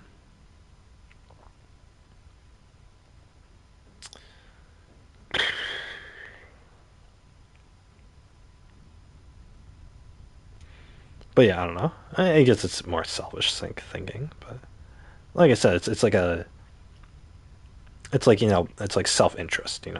It's you have a goal in life, or you have something that you like want above all else, and so you figure out how to get that, and you do what you can to get it. But then if you can't get it for whatever reason, then you kind of gotta settle for something, right? It's like a lot of people end up not getting it. I'm part of these forums, 4chan, and there's a couple other ones. There are people who are like 40 years old, and they've never been in a relationship, and they've kind of just grown numb to the feeling. Like they wanted it and they suffered for not having it, but then they've kind of just grown numb to the feeling. And it's that you guys know that like there in every generation there are going to be some people who don't find love and who just end up all alone, right? And typically it happens to the ugliest of us. So the people who are just like horrendous or they're malformed or anything like that, or they're like special needs, for example, would be kind of a lighter example of that. not all the special needs, but it's a good portion of them. So, you know,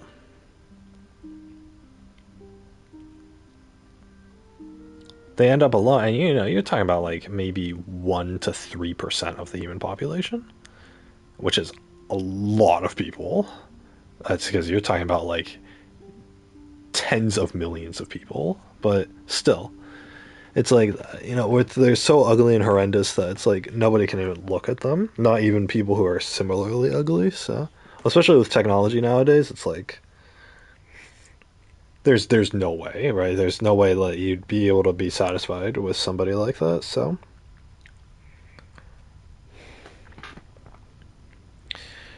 but yeah, it's but that's for people who are like horrific. But anyway, they're horrific and they're like ugly beyond words, but they're still human beings with human emotions, and they think and they have a conscience just like you and I. And so it's sad. It's sad that they're born into this really crappy life where nobody likes them. And oh yeah, they can be charismatic and funny and yada and interesting yada yada. And some of them are and get out of that pit, but a lot of them aren't. You can't expect that out of everybody. I mean, for every successful person out there, there's 100 failures. So, you know, and I've seen those failures. I've seen the people who can't, because all you hear about are the successes, which skews our view of the world, right? Oh, this person had a disability or they had a condition or they were ugly and they came out on top. So why can't you? Well, it's because their one success has 100 failures following them, and I'm one of those failures, right? It's like I specifically am not, but I'm speaking for the people I'm talking about. But anyway, it's sad to see. It's sad to see, and I feel bad, honestly, because they're human beings, right? If you were talking to them just in like in like text messages or in even in a like a phone call or like on a messaging app or something, then you wouldn't think anything of it. They're just a normal human being. Maybe a little more bitter and a little less capable of socializing, but I'm the same way. It's not I'm bitter and unable to socialize too. It's like whatever, right? These are my comrades. But then, you see their profile picture or you webcam with them or you meet them in real life and all of a sudden it's like, "Oh my god." Like man, if I didn't have a high opinion of you already, I'd be like fleeing the restaurant, right? But which is really bad for me to say, but I personally wouldn't be. I don't have judgmental eyes for the ugly and malformed and unfortunate because I've never been like that. But obviously, I wouldn't date them or sleep with them or anything like that. Of course, most of these are dudes, so I wouldn't anyway. But anyway, I have like the lowest of standards when it comes to my normal life, but then like my intimate life, I hold pretty high standards to it. So it's whereas most people they have average standards for all aspects of their life. Like they'll get with a typical guy or girl as like a husband or wife, but because they have lower standards on that front, but then they have really high standards for like friends. All my friends have to be attractive and they have to be on the same wavelength as me or whatever, right? I don't know. The people that I associate with can't be below a certain standard or whatever. It's like for me, I don't care. I don't care at all.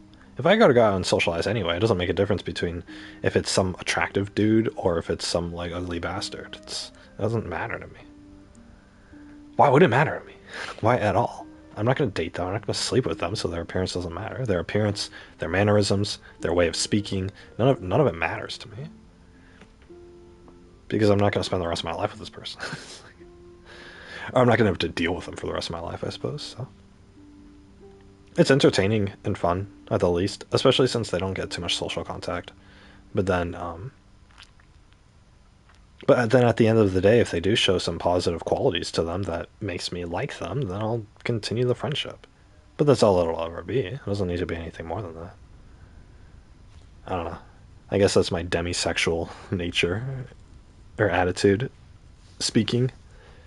Because I only fall in love with the people who I like truly connect with. So I guess the same goes for friends.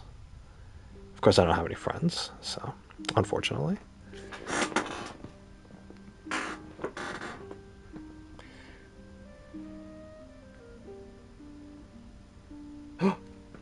Duke's Bakery.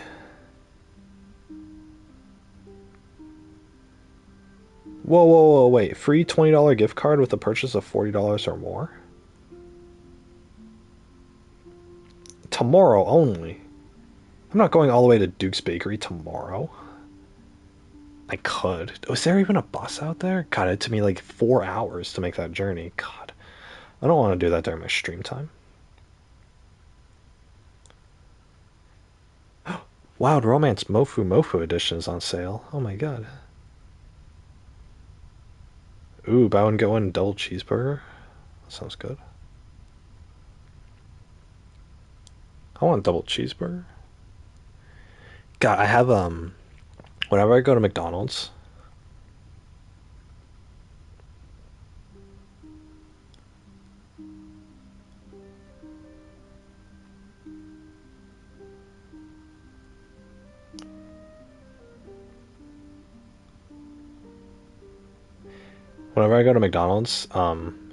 I like to get, and it's the cheapest thing for the amount of food that you can get, especially with coupons.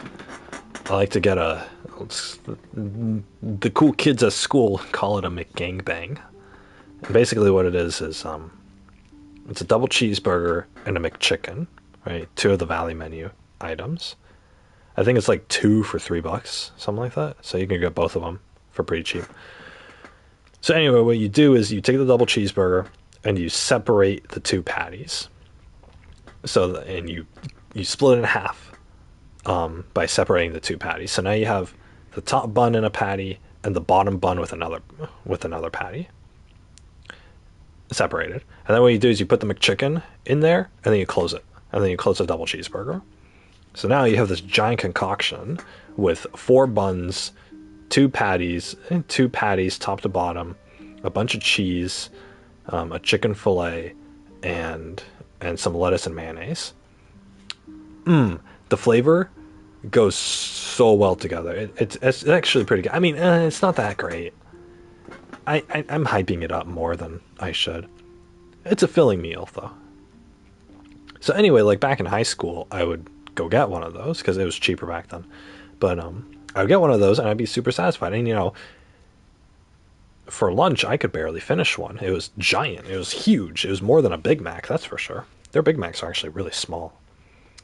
So, and this thing is cheaper than a Big Mac too. So it's this giant thing. It's really good. Tasted great, and it tasted decent enough, right, for McDonald's. And it was pretty filling. Like I could barely finish one back in the day.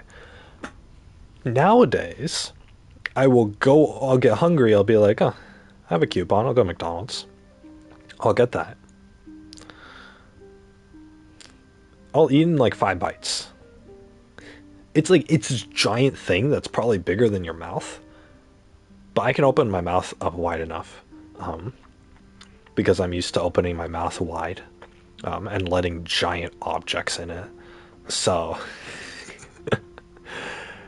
So yeah, anyway, it's like 5 or 6 bites for me to finish the whole thing. It's the same size as it was 10 years ago. But it's just like I can eat the whole thing in one sitting and then I'm still hungry. I'll go there hungry and then I'll chomp down on the whole thing and then I'll still be hungry afterwards. Be like, "Oh my god." So I'll eat like french fries. And then I'll be like barely satisfied with the meal. It's terrible. I'll only eat the French fries if I got a free French fry deal on my coupon.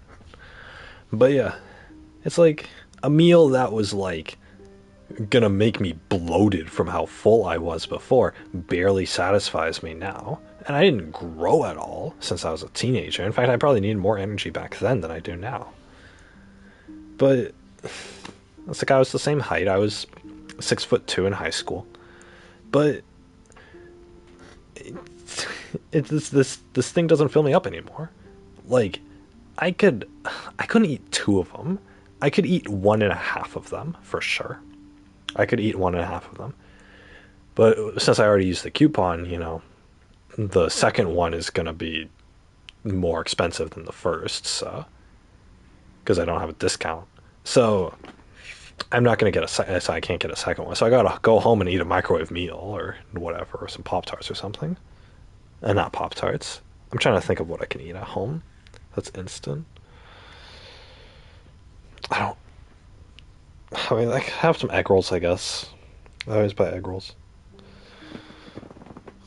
But this is this giant thing. Barely fills me up anymore. It's terrible. It's terrible. It's not terrible because of any. I mean, it's terrible because I need more food in order to sustain myself. I can't be satisfied off one meal anymore. In fact, most of the time, these microwave meals that I've been buying, because I buy them, so I have so much food stamps. I've actually gone up in the amount of food stamps that I've had because it's just I can't manage to spend it all. I don't know why they're giving me so much money. But anyway, they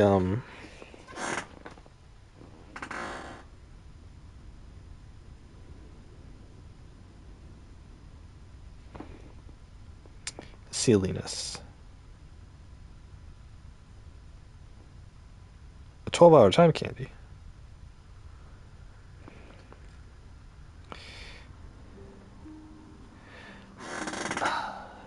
But yeah, it's terrible.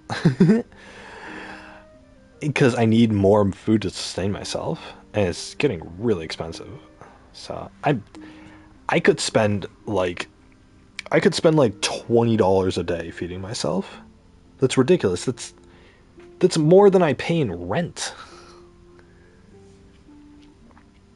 Typically you have, if you grocery shop correctly and you budget correctly, you're supposed to be able to feed an adult person on $200 a month. That's what I calculated. I calculated this years ago, so maybe the price has gone up, but still, $200 a month. That means I can spend maybe $7 a day. How am I going to feed myself on $7 a day? I mean, my pasta with meatballs, my bowl of pasta with meatballs, if I cooked the pasta myself, would be $3 a bowl, I think. I mean, that could count for half the day's calories, but that with a multivitamin isn't, I'm not getting too many nutrients. Protein bars are expensive. They're like $1.50 to $2 a bar. So, and I would need a lot of them in order to feed myself. I don't know. Anyway, whatever. I don't want to complain about my diet right now. I gained weight. Because I had to weigh my cat. And so in order to weigh my cat, I have to weigh myself first. Because I can't just put my cat on the scale and get a good reading. I have to weigh myself on the scale first. And then once I have my own weight, I have to pick up my cat and get on the scale with her. And then it'll be a heavier weight. And then I have to subtract the two values in order to get how much my cat weighs. So my cat lost weight. I've been having her in my room for the past 3 months, I think. I think it's been 3 months. Just eating exclusively food that I give her.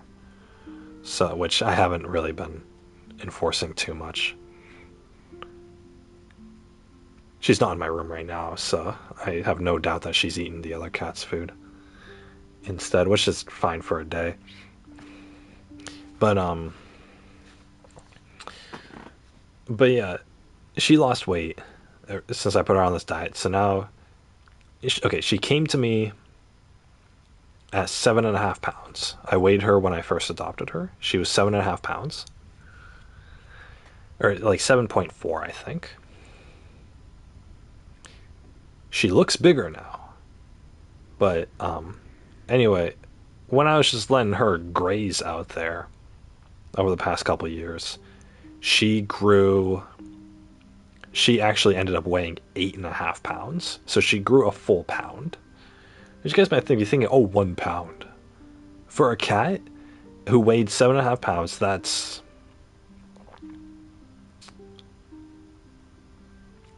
what is that? Do the math. I'm slot. I just started spacing out. Damn it. What's 1 divided by 7.5?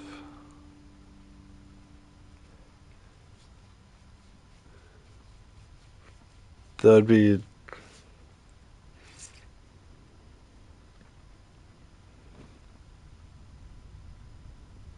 Wait, 15, 30.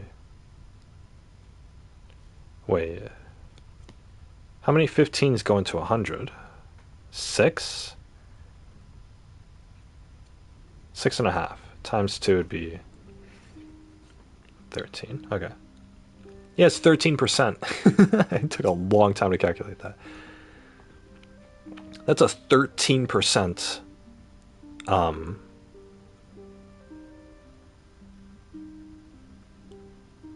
She got 13% heavier. That's what I mean to say.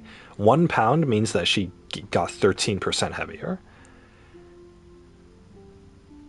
If you guys want to think about it, that's like saying if an adult gained gained 20 pounds. If an adult gained 20 pounds, that's how much that is. That's how much a 13%. That's how much getting 13% heavier is. If I don't know if you guys are young or old or whatever, but for an adult, if they gained like 20 pounds, that's how much weight gain that is for the cat, right? That's the relative. So you think about it like that. If an adult gained 20 pounds, they would start freaking out, right? Especially if it's a woman, because women like to diet. But some guys are health conscious too. Most women would freak out if they saw, they gained 20 pounds on the scale. So that's a cause of concern. So anyway, it's a cause of concern for me. I'm not gonna, Kiwi isn't health conscious, so I'm the one who has to be health conscious for her. So I was worried. That's why I took her to my room. I'm like, okay, I'm gonna control her diet, and I told my brother, and so he and I are coordinating, kind of. So I do appreciate it, but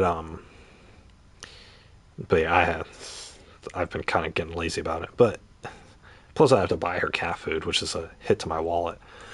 I could be spending that money on other things. But yeah, anyway, she. But yeah, anyway, so 3 months I've been feeding her on a special diet of me only giving her a limited amount of food.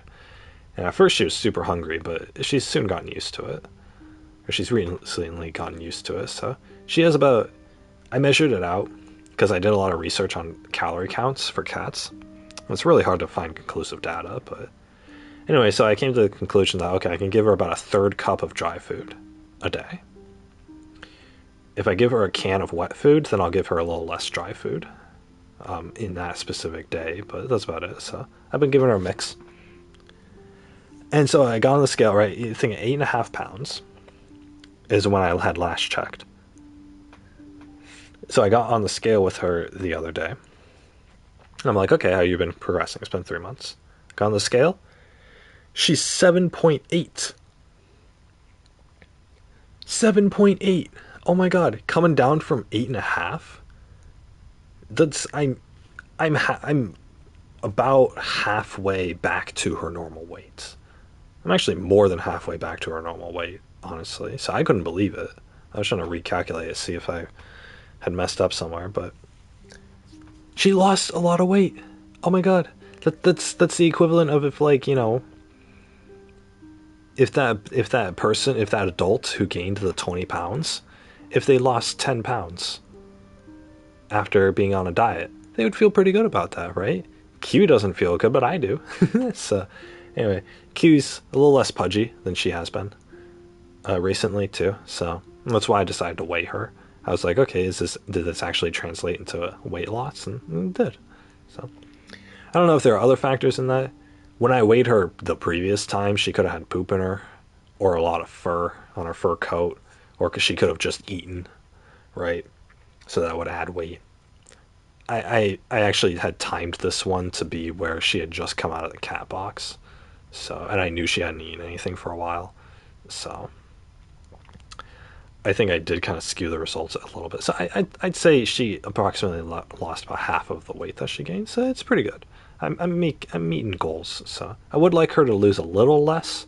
But for right now, my main, I mean, that would be ideal. But what I'm going to focus on now for her is just maintaining her weight, her current weight, because I wouldn't mind if she died at 7.8 pounds. That'd be fine. So I just got to keep that consistent all the way through. Because my other cats weigh like more than 10. So you're talking like the difference between a normal sized person and like borderline obesity. So it's, I got to keep her normal diet, right? If you grow up in a family of a bunch of fat people, then you're more likely to get fat as well. So I had a friend from high school who that happened to, where he was a chubby kid, and his whole family was like fat people, was obese and overweight people. But he didn't want that life for himself, so he actually exercised. He exercised and went to the gym and stuff, and he lost a lot of weight. He looked really good when we were in high school. So I actually at first didn't believe him that he had been chubby before in his life, or that he came from that kind of family. But yeah. Anyway, he was complaining to me. We were in college. He was complaining to me about how his family would try to guilt him into eating fatty foods and into breaking his diet and into not exercising. And they were saying things to shame him about his fit body. They were saying like, oh, you make us feel guilty for not doing anything. Oh, you're just trying to show off your progress, when you're being fat phobic, things like that, right? All the typical things you would accept people in the fat acceptance movement to talk about. So, which is another movement of I couldn't control my cravings, and therefore everyone else has to bend over backwards to make me feel good about it, right? That's what the fat acceptance movement is, which is why I will never sympathize with those people. You can be fat, just don't expect other people to think you look good. But again, it's a matter of I want to do bad things, but then also not feel bad about it, right? They wanna have their cake and eat it too, as the saying goes. So cheating, promiscuity, fat acceptance, feminism, transgendered people, it's all the same. It's all the same, which is why I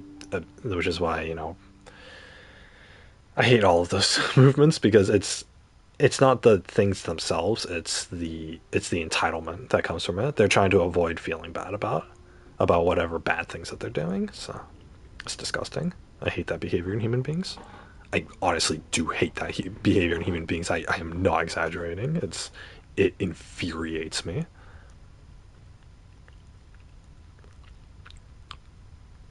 You guys want to know why it infuriates me? I think I've delved deep into myself to figure out why I get so upset about this. I have a lot of disadvantages in life too. I'm weird. I have these really weird tendencies. I'm abnormal. I can't socialize. I'm not the best looking person. I mean, I have a lot of negatives to me and a lot of faults.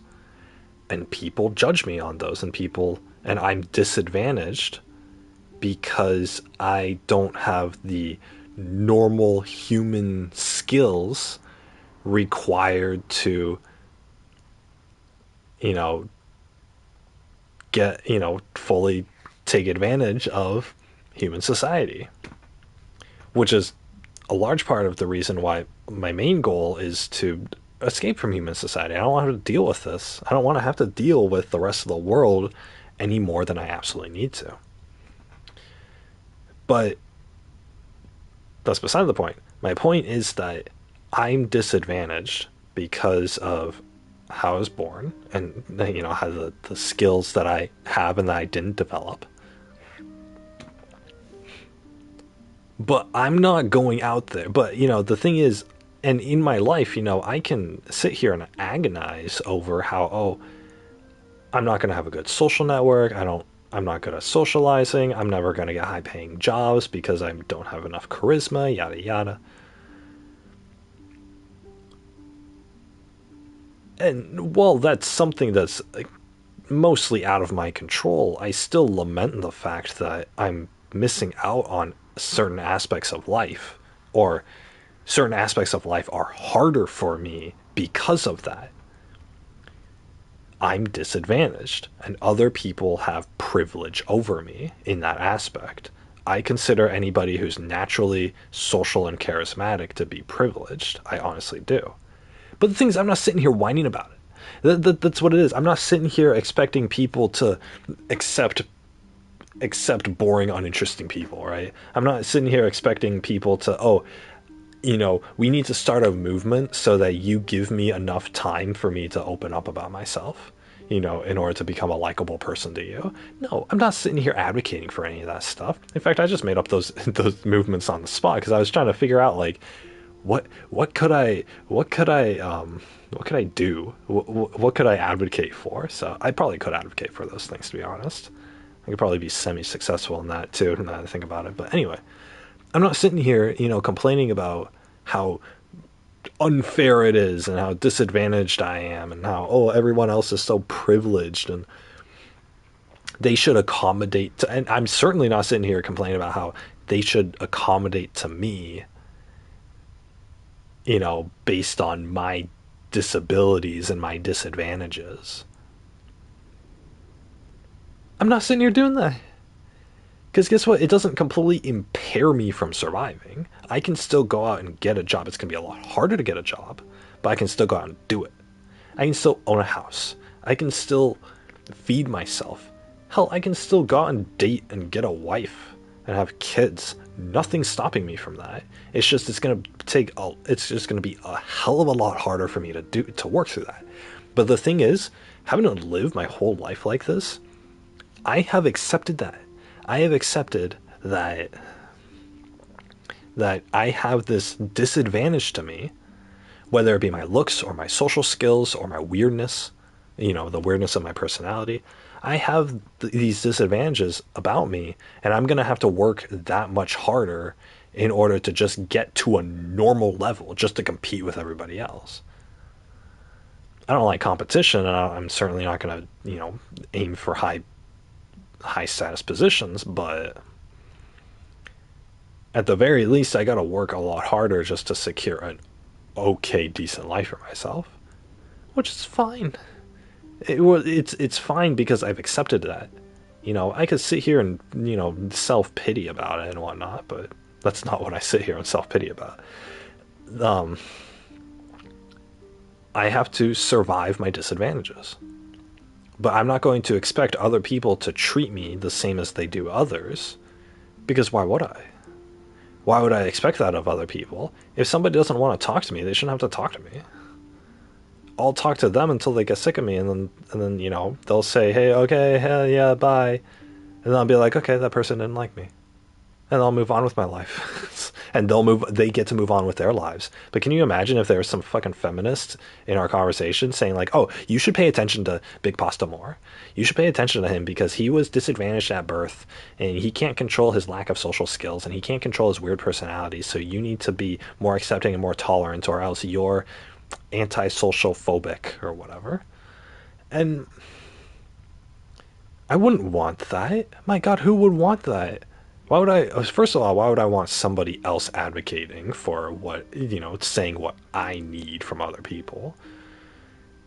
But I think more importantly, it's like it would be unrealistic of me to expect that of anybody because at the very best, they would be giving me this fake form of acceptance. They would still look at me weird, and they would probably look at me as an inconvenience because they're forced into, conversation with me and stuff. I don't want that. I don't want to be surrounded by people who just tolerate me. What kind of a life is that? I'd rather be alone. I'd rather be alone at that point. But, I'd rather, go through 1,000 people just to find one person who genuinely likes me. That's what I would rather have. If my personality is only compatible with 1 in 1,000 people, then so be it. I'll go through 1,000 people just to find one person to talk to. If it's compatible with 1 in 1,000,000 people, well, this is going to take me a while, but I'll go through 1,000,000 people just to find that one person that I can share my life with. I mean, which is what I have strived my whole life to do. I mean, it's been a pretty damn difficult journey, but that's what I've had to do. So the fact that these other people who are also disadvantaged, but who are disadvantaged of their own making, somebody who got fat, you know, had to eat a bunch of food in order to get that. They weren't born fat. They might have been born with a low metabolism and, with fat genetics, but that itself didn't get them to be fat. It just meant that they had to be stricter with their diet in order to be skinny, and they weren't. Right? They were at a disadvantage, but they didn't accommodate to that disadvantage themselves, and now they're seeing the consequence of their actions. But they're crying and throwing a temper tantrum, saying that they should, essentially saying other people should accept them, which, in case you can't read between the lines, means I shouldn't have to deal with the consequences of getting fat. People should still desire me the same as a skinny person, even though I'm fat, because I don't want the consequences of my actions. It's disgusting behavior. I would never demand somebody socialize with me if they don't like how I talk or what my personality is like. I would never demand that. And I'm uncomfortable when I am in a situation where they're forced to talk to me. I don't like that. I would rather leave the room as soon as possible, which I do. That's totally fine. So why would I want to be around a fat person who demands acceptance? Why would I want, a fat person who demands that I'm attracted to them or whatever, right? I'm not. They're entitled. That's the cut and dry of it. They're entitled, and they're being inconsiderate, right? Which is, again, going back to that whole the COVID and the cheating discussion. You guys can imagine it's the same thing. It's entitlement. Same thing with transgender people. If you have gender identity crisis or whatever it is, that's fine, right? It's a mental illness, you got to get through it. If the most comfortable thing for you to do with that mental illness is to get a gender change, so be it. That's your choice. You're a human being, you can make your own choices. But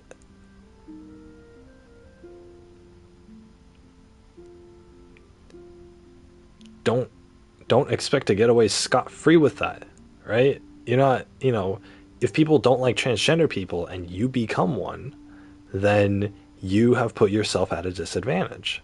I don't care if you were born with it. I don't care if you're whatever, right?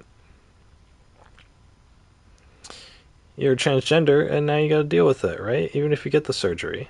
There are plenty of girls out there who are really manly and they have like hair all over their body and they look like buff dudes, but they were female. They were born and still are girls, but they just look like dudes. They're at a pretty big disadvantage too. There are guys out there who were born like really effeminate and girly. They're not transgender. They were just born with too much estrogen in their bodies. They're at a disadvantage too, just like the transgender person. But why is the transgender person the one who is demanding for acceptance when ultimately it was their decision to become transgender?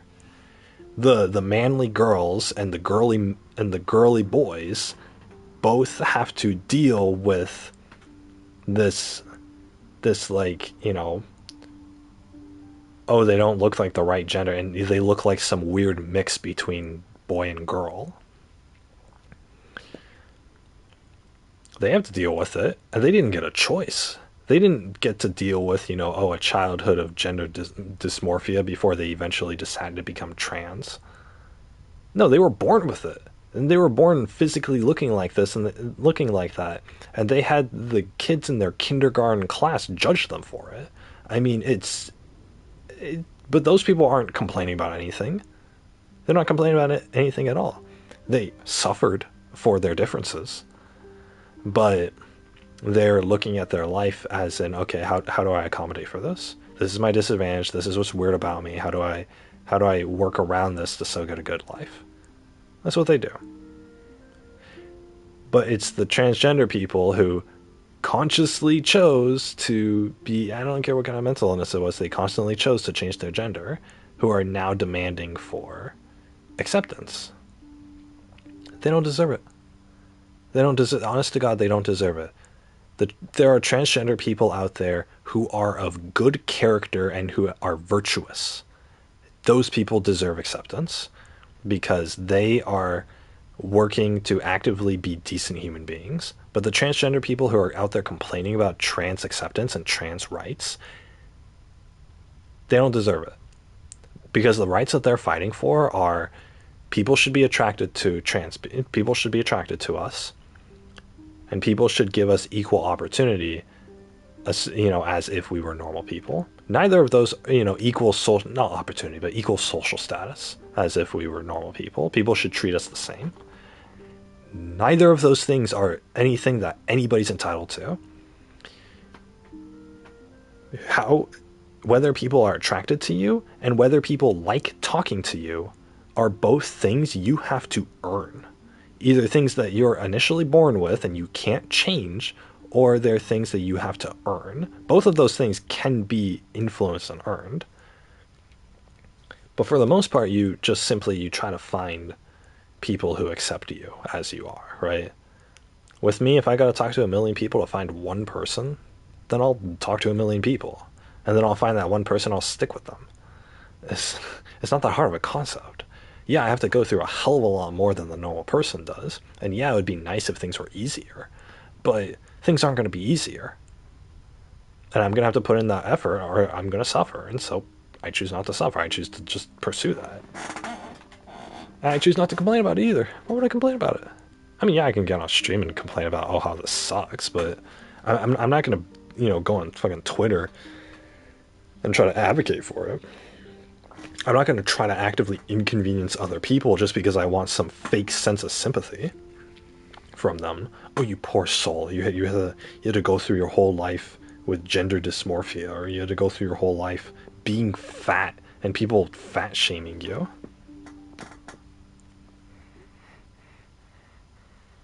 I was like,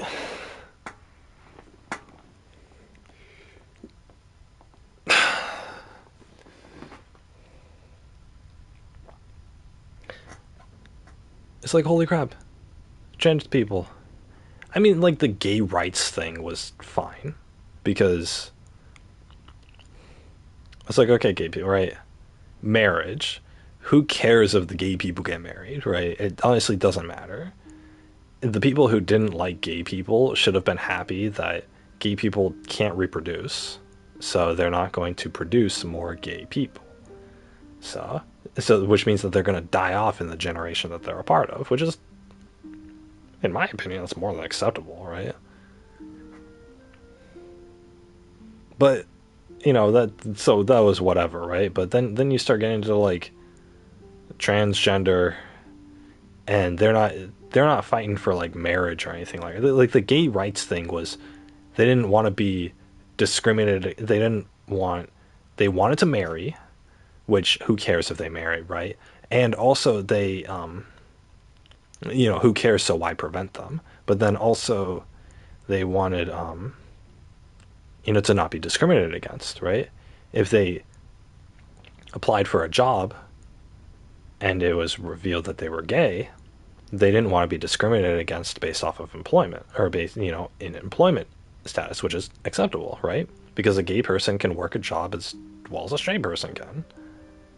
Because their sexual orientation has nothing to do with their ability to work, right? If people should be judged based off their virtue of character.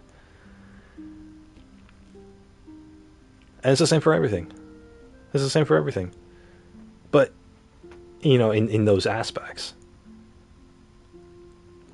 the world's not going to be fair either way, right? If nobody wants to be friends with you because you're gay, that's their choice. And you're going to have to live with that. And the gay people understood that.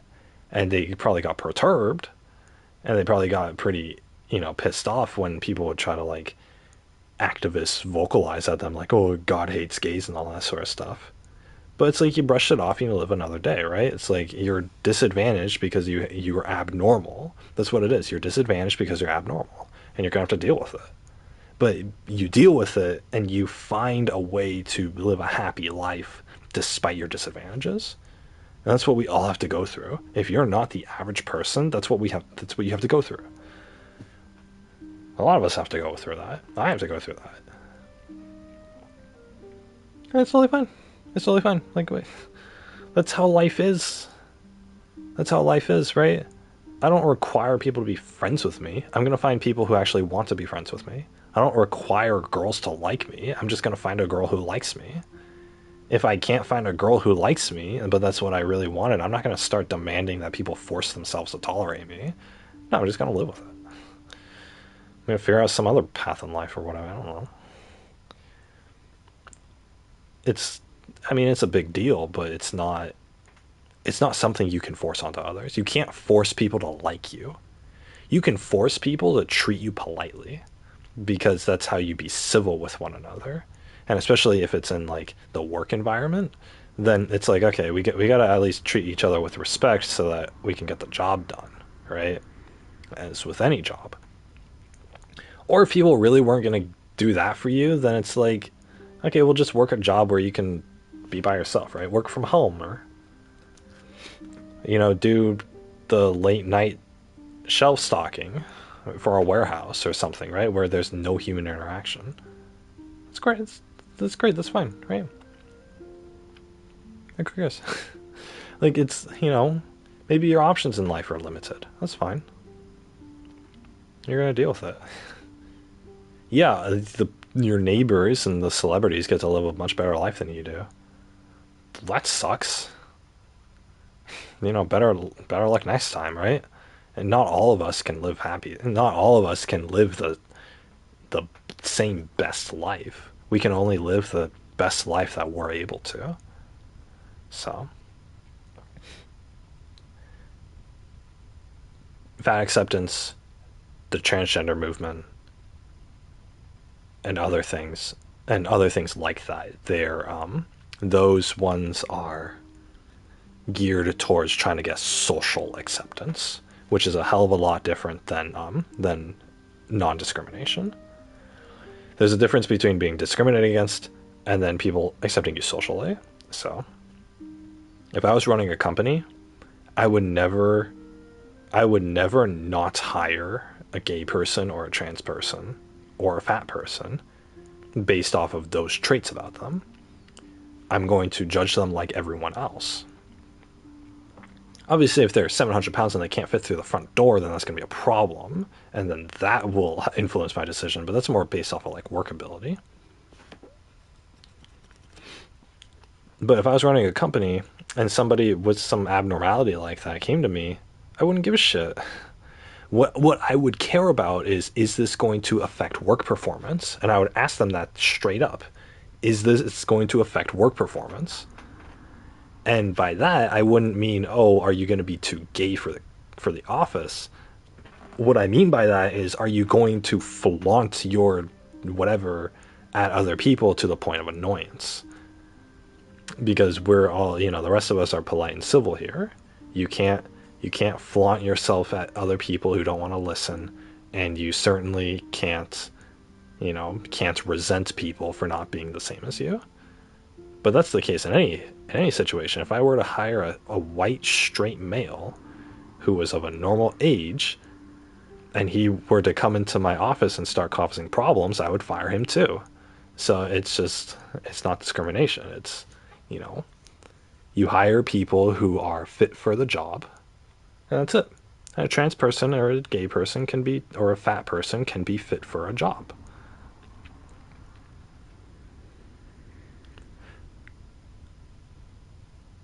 It's so you don't discriminate against them, but at the same time, my coworkers at my company can choose to not be friends with with that person.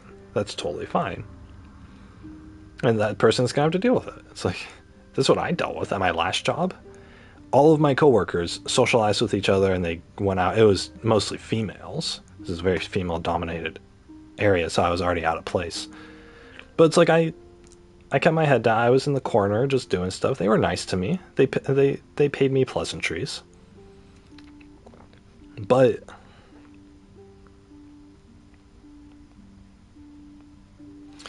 it's like that was it. And it's like that was good enough. That was more than I expected actually. They were actually genuinely nice, all things considered. But they didn't want to hang out with. They didn't want to like hang out with me after work. I wasn't part of their text message groups or anything like that. There was a work related text message group that I was a part of for work related stuff. But there was also other groups that I knew about that I wasn't a part of, and they never asked me and I never asked them. It was like I didn't care, right? I didn't need to be their friend. I could have, but I would have had to, actually been a likable person for that, and I'm not really that likable person, so I'm not, you know. But yeah, it's like, but that didn't bother me. I've been to a couple other job sites, like it was the same thing. I didn't care. Why would I care? If I wanted to be accepted by their group, I would have to work on being a likable person to those people. I didn't. I was like, that's what you do, right? It's, if you're not fit for the social group of your workplace, then you just keep your head down, you do your work, and go home. And ideally, you, after work, surround yourself with people who do like you and who do accept you. That's what you do, right? That's what I did. It doesn't have to be any different than that. You don't have to demand that society accept you for who you are, because society probably isn't going to accept you regardless. What people are going to do because of the trans rights movements is they're going to feel bad for the trans people. Some people are going to get influenced into being trans, which I think is a bad thing, but for the most part, people are just going to feel bad. Oh, you poor trans person. It's like, okay. But it's like the whole Black Lives Matter movement too. That's what it was.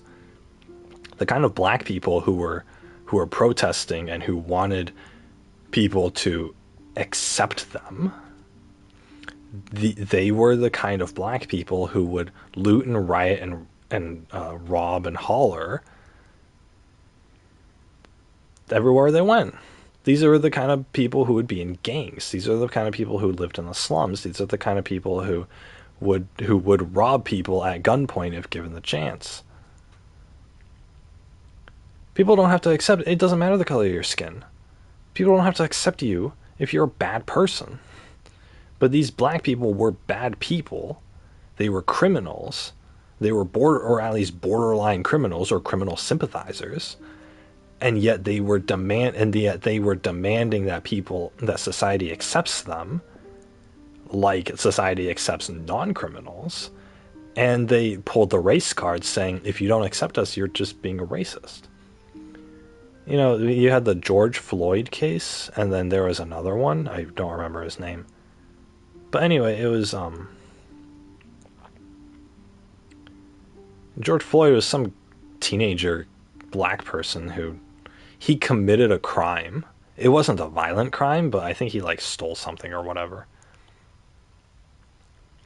And he ran away, and then the cops chased after him, and then they got him on the ground, and then one of the cops like detained him, and he pressed his knee into George Floyd's back, and then he died or whatever from that. So that was the whole case, but it was because of it was that case that really stirred on the Black Lives Matter movement. But the thing is, they were spouting out that, oh, the cops were racist because they were treating him way worse than they would any other criminal. And that's why Black Lives Matter started. But, you know, it's but the thing is, if the kid didn't commit the crime in the first place, then that wouldn't have happened. If the kid didn't commit the crime in the first place, he wouldn't have been chased by the police. Yeah, white police officers give black people, on average, a lot more nasty looks, and and pull them over a lot more on the street and whatnot, right? That's but that's due to a heightened caution on the police officer's part, because even an average police officer who's not really racist is going to be more cautious of black people than white people, because the average black people, the black people on average are more likely to commit a crime, or more likely to be in the middle of committing a crime. And so you keep an eye out. And that's all you do. You keep an eye out, right? But of course, obviously, that stereotype has blanketed over the whole black society. But that's because cops are, it's a cop's job to be hyper aware of the safety of the citizens. And so, of course, they're going to be paranoid. You're giving policemen, this really stressful and strenuous job. And yeah, some people are getting into the police force to abuse the power and just to be, the lord over others. You're not going to avoid that. Those human beings exist. And those police officers should not be working that job. But at the same time, you don't say all policemen are racist and then start a fucking nationwide movement because of it, because of one kid dying from it. It's an institutional problem at that point. And you need to teach, first of all, you need to teach the police officers, don't lord your power over everyone else, no matter their skin color. You teach them that, which is fine. But then also, you need to start getting black people into a situation where they don't commit that much crime. You need to start re-educating the black people who are in gangs in the slums. You need to get them out of poverty. This Black Lives Matter movement started, and people were protesting and stuff, but not once did they protest for better living conditions for black people. Not once did they even mention that. They just mentioned systemic racism. They never really went to the root of the problem, which is they're poor. They need to not be given money, but they need to be given the opportunity to make a better life for themselves, which is more difficult for a poor person than it is for a rich person, that's for sure. But the issue is money. It just happened to be a coincidence that it's a lot more black people who are poor than any other race. But again, it's not a blanket statement. You have a lot of rich, well-to-do black people who made a life for themselves despite growing up poor. And then you have a lot of white, Asian, and Latin American people who are also poor, and who are poor, and they live on welfare and they go shopping at Walmart and whatnot, right? You have those people who exist as well in other races. So this isn't just a black people problem, it's a financial problem. But it's a financial problem because of the way that things are set up. But that's a problem that has root causes in the way that America does things, in the way that America takes care of its citizens, which, albeit, is not that good. So it would be the education system. It would be the restructuring of social programs. It would be all of this other stuff. But that's a financial problem. The Black Lives Matter movement should have focused on the financial aspect of how opportunities are delegated towards the poor communities that include black people. It shouldn't have been about, oh, police are racism and everyone's racism. It shouldn't have been about that, because racism doesn't exist anymore. I mean, there are still a few racists, and people will, be a little more guarded around threatening looking individuals, which again happen to be on the darker skin color of it. but it's it's kind of a cultural problem because it's based off of how different groups of people were raised differently, but it's more so to do it's a financial problem. If we were able to increase the education ability, the intelligence and the education ability of black people, of the poor black people, then none of this would happen. None of this would happen. Black crime rates would go down, and then and then there would be more capable people in the workforce. You would get your diversity quotas up. All these problems would be solved if you focused on the financial aspect of it. But guess what? They never focused on the financial aspect of it. I don't understand why the people didn't focus on that aspect. I think the people who did raise concerns on that got their voices silenced, to be honest. But why doesn't America focus on helping the poor? America needs poor people in order to commit crimes so that they can send those people to jail. Because as I explained to you guys, I believe it was last week, poor people are more likely to commit crimes, especially black people. And also black people who are who are criminals are typically estranged from their families, which means that nobody is out to look out for them, which means that they can send them to jail easier. Prison has been privatized, which means that private owned companies run prisons, which means that for every criminal that a prison gets, the government will send money to the prison. Who gets that money? The company does. The company makes money off of the government spending taxpayer dollars to lock people up.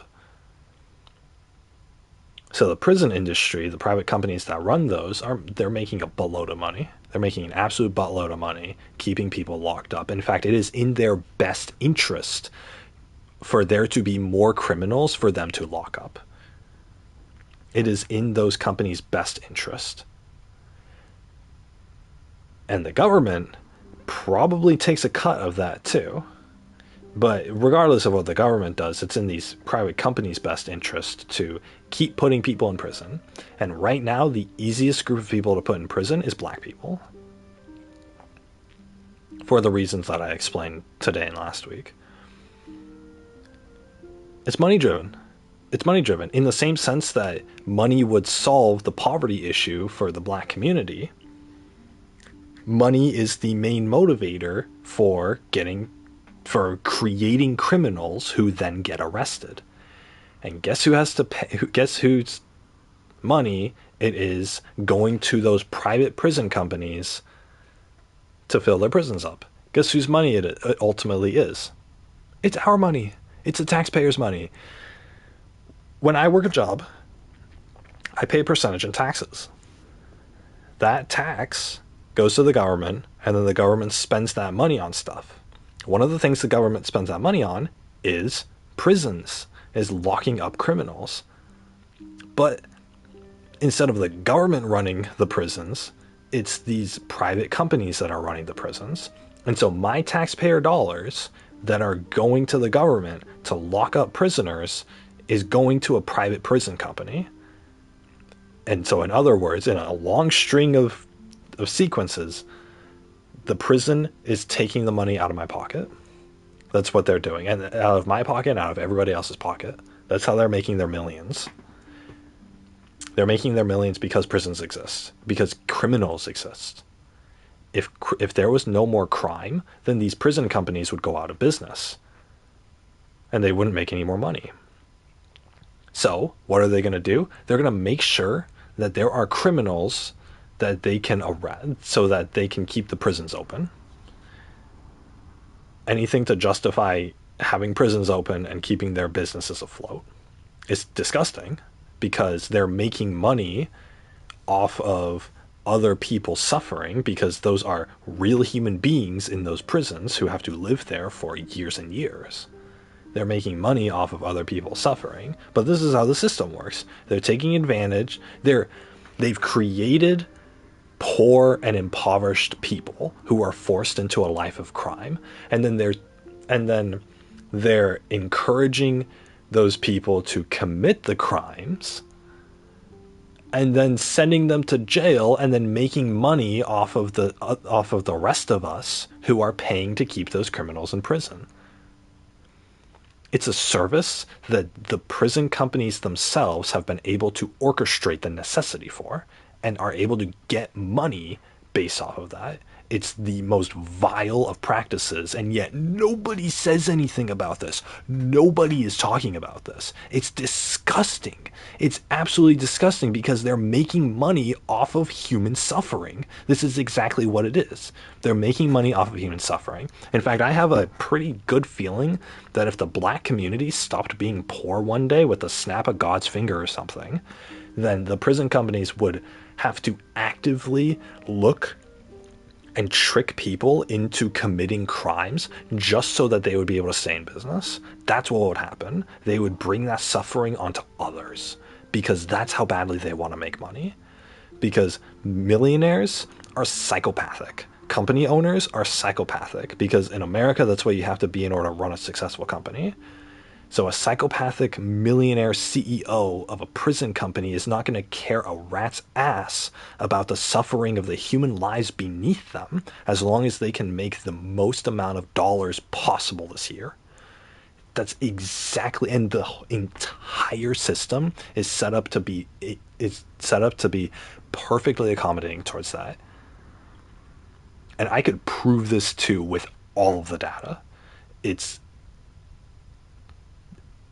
But yet the Black Lives Matter community, the Black Lives Matter movement, which was directly because of black criminals being arrested, never focused on that. They never focused on that. That is the root cause of the problem, and they never focused on that. Why do you guys think they never focused on it? It's so fucking obvious. Why did they never focus on it? Because that's not what they wanted you to focus on. The prison companies, the government, the millionaires who are in charge, who are essentially in charge of all of this, because the Black Lives Matter movement did not start because of some poor person. It started because a few millionaires got together and decided to push this with money. They didn't want people to try to focus on changing the system that is in place that makes them money. What they wanted was for all of us, all the Americans who were played like fools, to redirect our focus into thinking that oh, black people are getting arrested because average citizens are racist. White people are racist. Police officers are racist. And then bashing on them. Trying to make them the bad guys, trying to make all of the rest of us the bad guys in order to distract us. It's a distraction. They're trying to divert our attention away from all of this.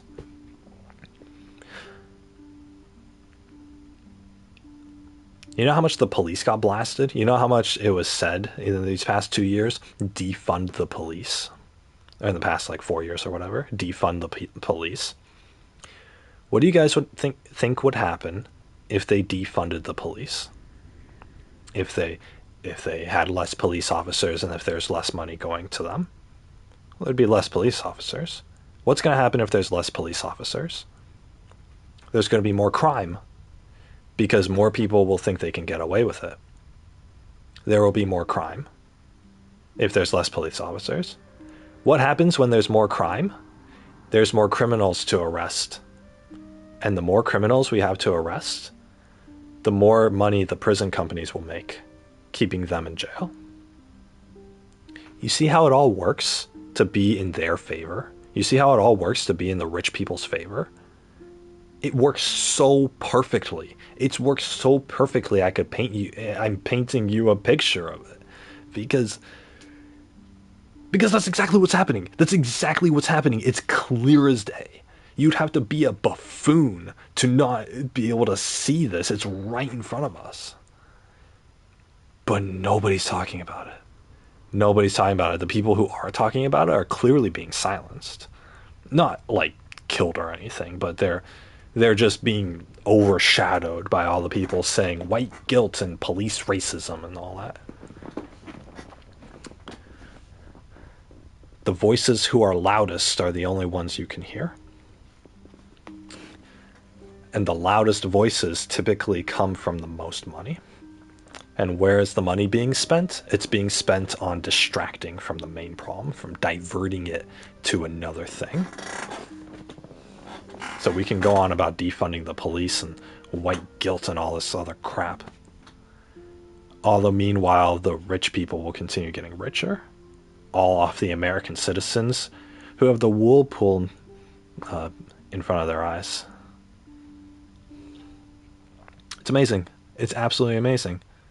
The thing that's amazing is that nobody's noticing this. Nobody's doing anything about it.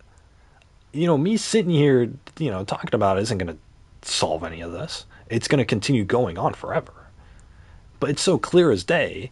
If people would just notice it and then get up in arms about it, then, and I'm not saying one or two people. I'm saying like the entire black community would have to fight against this, and then people would have to go on that, and then the rich people would try to silence them, and they wouldn't be able to.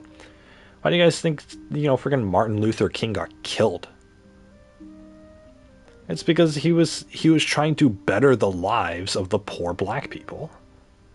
Prisons, I don't know if prisons were privatized back then, but it would make sense. Somebody was taking advantage of black poverty back then.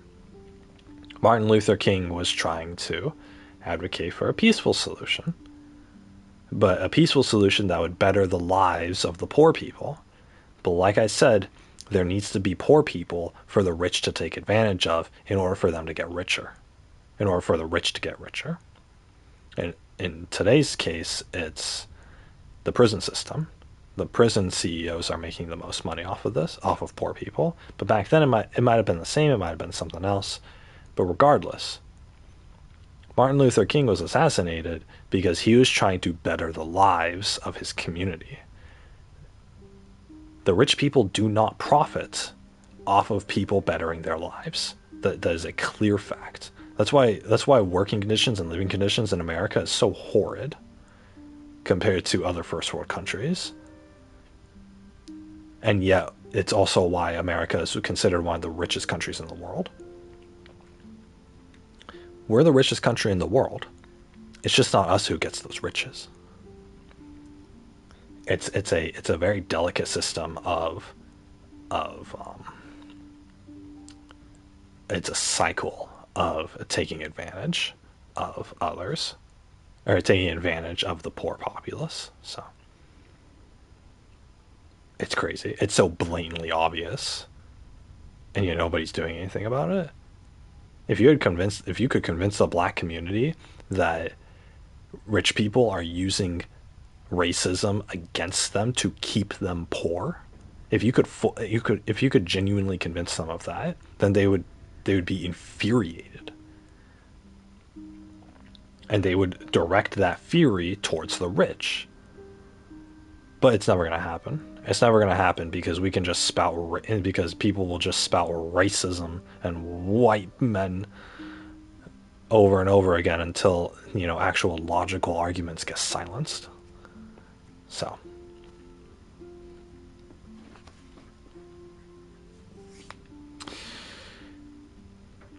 yeah, that's how the world works. So that's what it is. Anyway, why did I start talking about all this? Oh yeah, the fat acceptance and stuff. Anyway, it's just beyond all that, which the Black Lives Matter had huge financial and political implications behind it, but and a lot of behind the scenes stuff too, like I was just describing. But besides that, I mean, it's the surface level of it. If you ignore everything else I was talking about, the surface level of it is also another example of entitlement. Oh, we want you to accept us just because. It's like social acceptance is not it's not entitled to you. It's earned. So I know very well, like with fat acceptance and and trans rights and all that. Social acceptance is earned. Non-discrimination is entitled, right? That's, nobody should deny you of a job just because you're transgender or because you're gay or because you're fat or whatever, or because you're antisocial, right? But or because you're black, I don't know. But yeah, anyway, social status is, you know, is earned, right? It's based off of how much do people like you, how many friends do you have, how well respected are you in your community, yada yada. And the thing is, I'm totally fine. I'm fine going the rest of my life without having high social status. I don't need any of that. I don't need other people to accept me within my community. If worse comes to worse, I'll have a farm and raise some farm animals in my backyard, and I'll be self-sufficient. So if I need to have friends in the grocery store in order to go grocery shopping, then I won't need to, right? And it's like that's the worst possible situation that could occur. But I mean, anything less than that, it doesn't really affect me. I don't really give a shit about having friends. Like, I can do my whole life just by myself, pretty much. I won't like it, but I can do my whole life by myself. I prefer to have a wife with me to, do that, but, soon enough. But besides that, it's like, I don't need social status. I don't need, to be able to comfortably socialize with people, with the strangers around me, or have a big friend group or anything like that. It's not necessary. Why would it be necessary? You don't need any of that.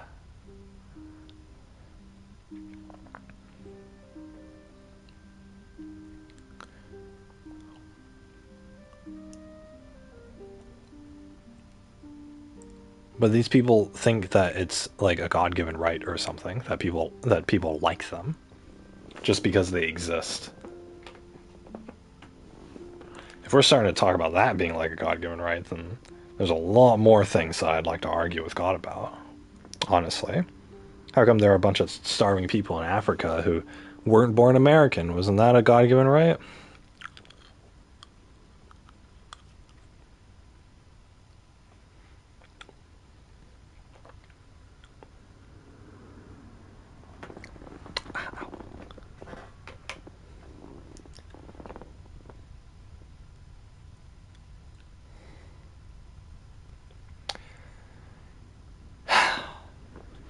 But yeah,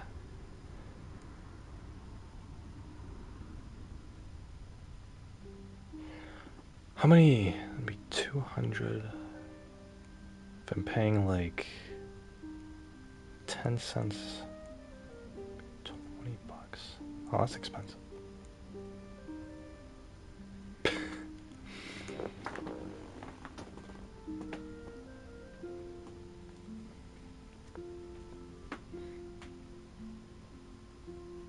Oh, I could do it like side by side. Yeah. Ooh. It's so stupid. I was thinking, because I was thinking about buying manga. So I buy I'm buying my light novels right now. I'm reading Ascendance of a Bookworm, which honestly is fantastic. I recommend it, but only if like you're into that kind of thing, or well, only if you're willing to read the light novels afterwards. But they cost money. I can't find a website to get them for free. So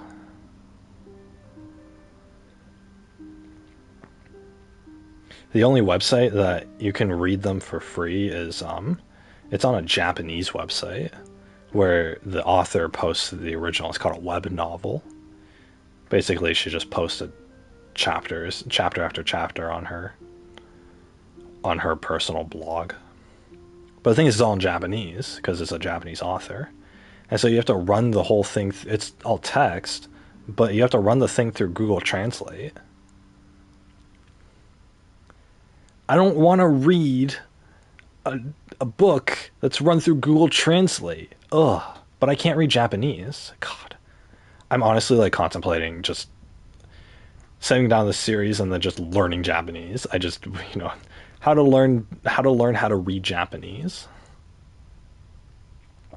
and then just spending like 2 years of my life just like cramming Japanese reading skills into me until I can figure it out.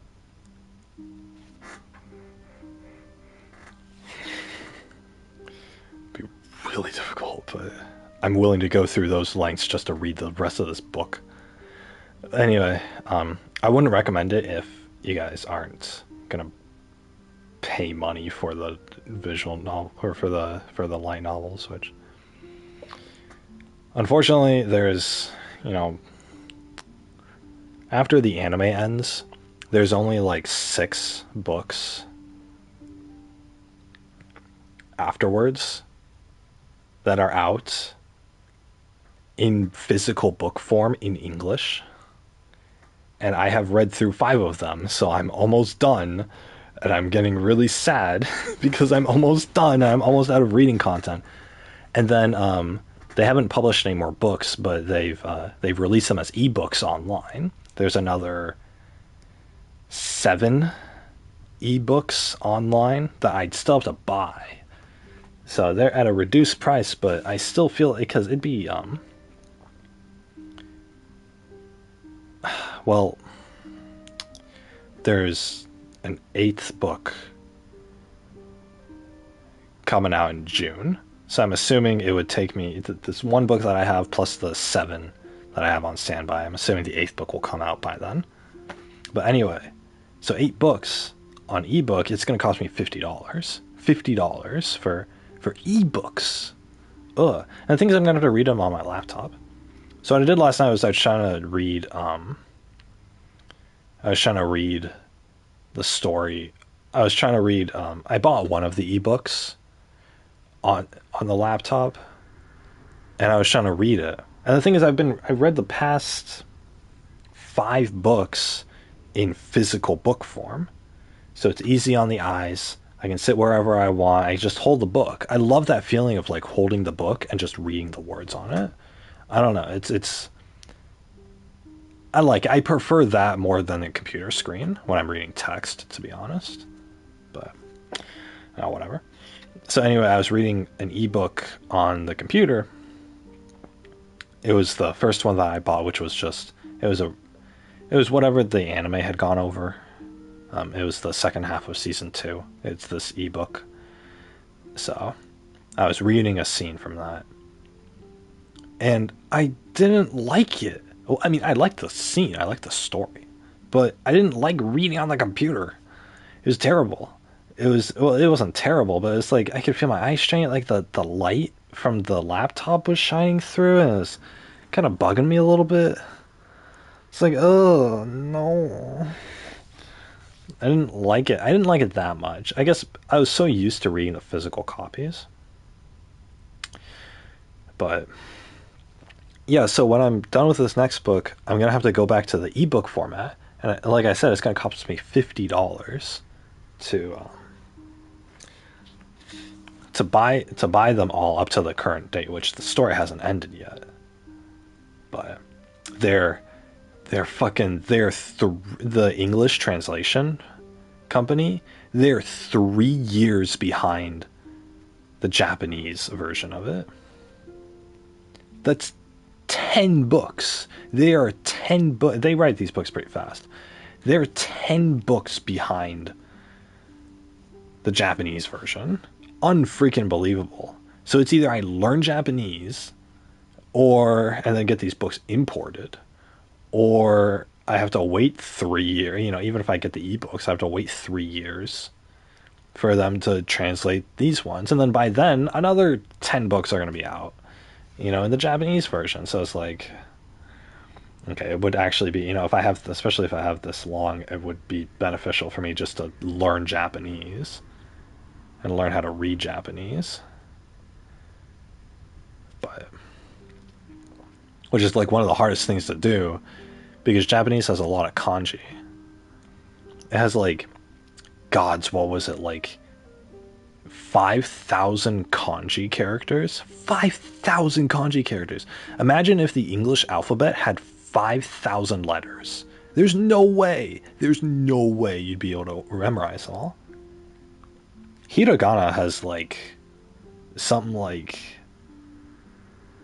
40 characters, and then katakana has another 40. So, and I memorized all of that. So I already memorized like 80 characters, and honestly, if the whole thing was written in furigana, then all I would need to know is how to understand Japanese. But no, they use kanji. So I was like, okay. So I gotta learn all the kanji, and it's text kanji as well, right, on the computer, so it's harder to see. So I'm gonna have to learn how to read Japanese. It's ridiculous. This is. I always tout that. Oh, I know Japanese, but really, I only know like a bit of it. I don't like. I wouldn't be able to have like. I could have a basic like elementary school conversation in Japanese, but I wouldn't. But I wouldn't be able to like. I wouldn't be able to like socialize with adults in Japan, like at all, unless it was basics things. Like I could talk about interests and hobbies, and then like ask for directions and stuff. You know, all that stuff you learn in like the first year of any language class. But I could do it pretty proficiently because I've taken 3 years of it. But it's not. You know, when I took Japanese in college, they weren't actually really teaching me that much Japanese. It was more focused on like group projects and stuff, which I hated. So, and of course, I didn't retain any of it. So I dropped the class as I did all my college classes. Whatever. But yeah, anyway, so it's quite the dilemma I'm experiencing because I want to read Japanese literature. uh,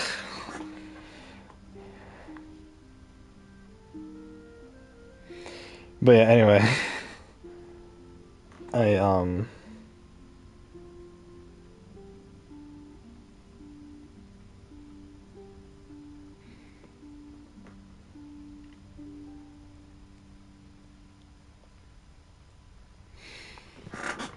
what was I saying?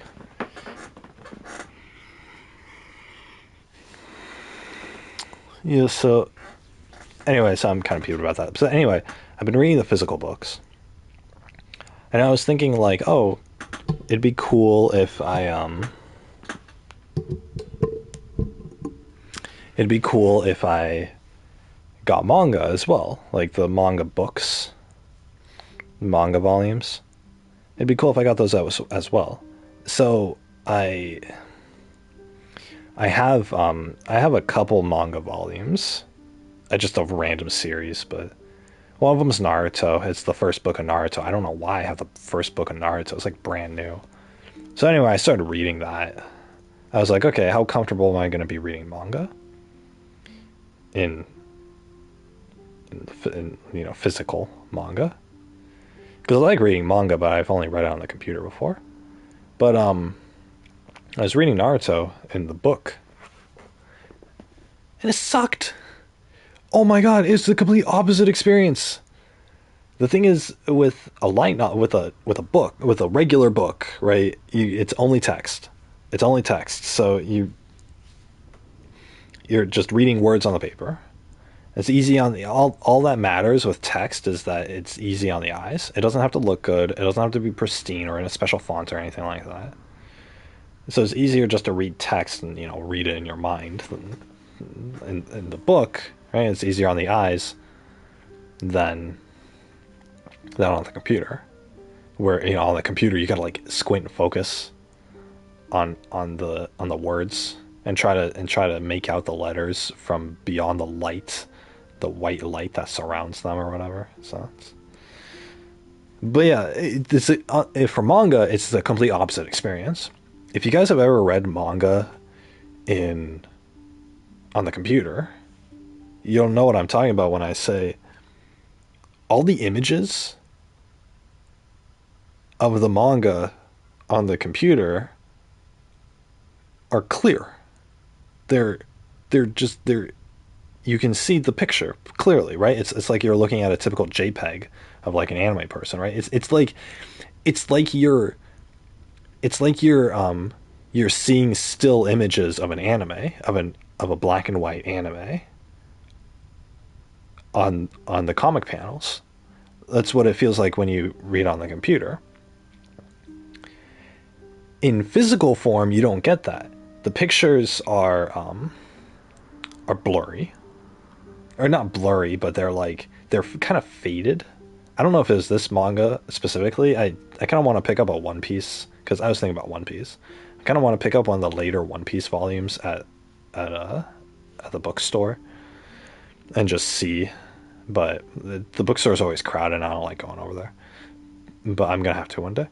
But yeah, for this Naruto book I was reading, the pages, the color is faded. It's black and white, but like the color of the page was a little faded. The images seem small. That was my main complaint, is that the pictures themselves, the panels seem small. They seem small. The text was small, but it was still comfortable reading the text. But then the pictures themselves were hard to do. And with the book, what I've been doing with my light novels is I haven't been opening the book all the way. I don't like open it until it cracks. I just kind of hold it open with like my thumb, and then just read. And then some of the text will trail towards the middle of the book where the crease is between the two pages.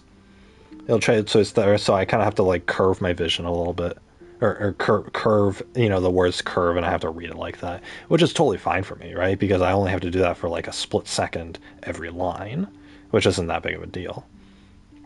It's not as bad as I'm making it out to be, but yeah, it was like that. But in the manga,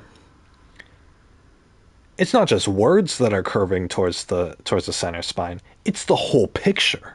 It's that whole, like, the left or the right side of the picture is curving in and disappearing into the crease between the two pages when you have the book open. And even if you crack the book open all the way, you're still only, you're missing maybe like 5% of the image, which makes a difference. Especially if it's a picture where it's because you guys have read manga before, so it may be, but a lot of the time, especially in One Piece, there will be manga, or it'll be a picture that's a two-page spread. So it's one picture that covers both pages.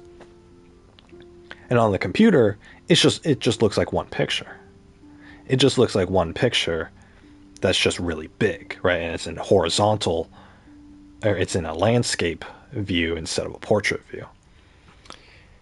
In the Naruto book, when you got to a two-page, a picture that was a two-page spread, you open it up as much as you can, and the middle part, like the middle parts of that one picture was disappearing into the crease of the book. It's ridiculous. And so you're missing maybe like 3 or 4% of the picture, but it's the dead center of the picture that you're missing. And so it's noticeable, and the impact of, and I feel like okay, the biggest problem in this is that yeah, you can register all the information properly, but the impact and the awe and the wonder of, reading a series that's interesting, I feel like a lot of that value is lost because you're going to spend so much time trying to find the you're going to spend so much time trying to find the trying to like decipher the image, and trying to figure out, okay, how can I, trying to tilt your head and tilt the page to where you can actually see the full panel of picture in the manga.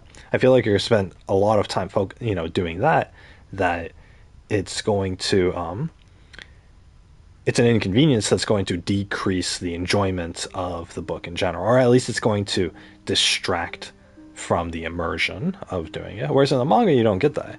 You just press page down and you're onto the next page, and it's a perfect spread. You don't have to think about anything. You don't have to change your viewing tactics or whatever.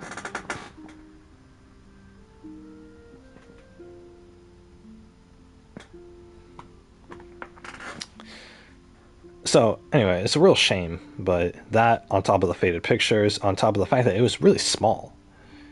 On the computer screen, it's, I sit pretty close to the computer screen, but it's like my whole monitor is the manga page. It's fantastic.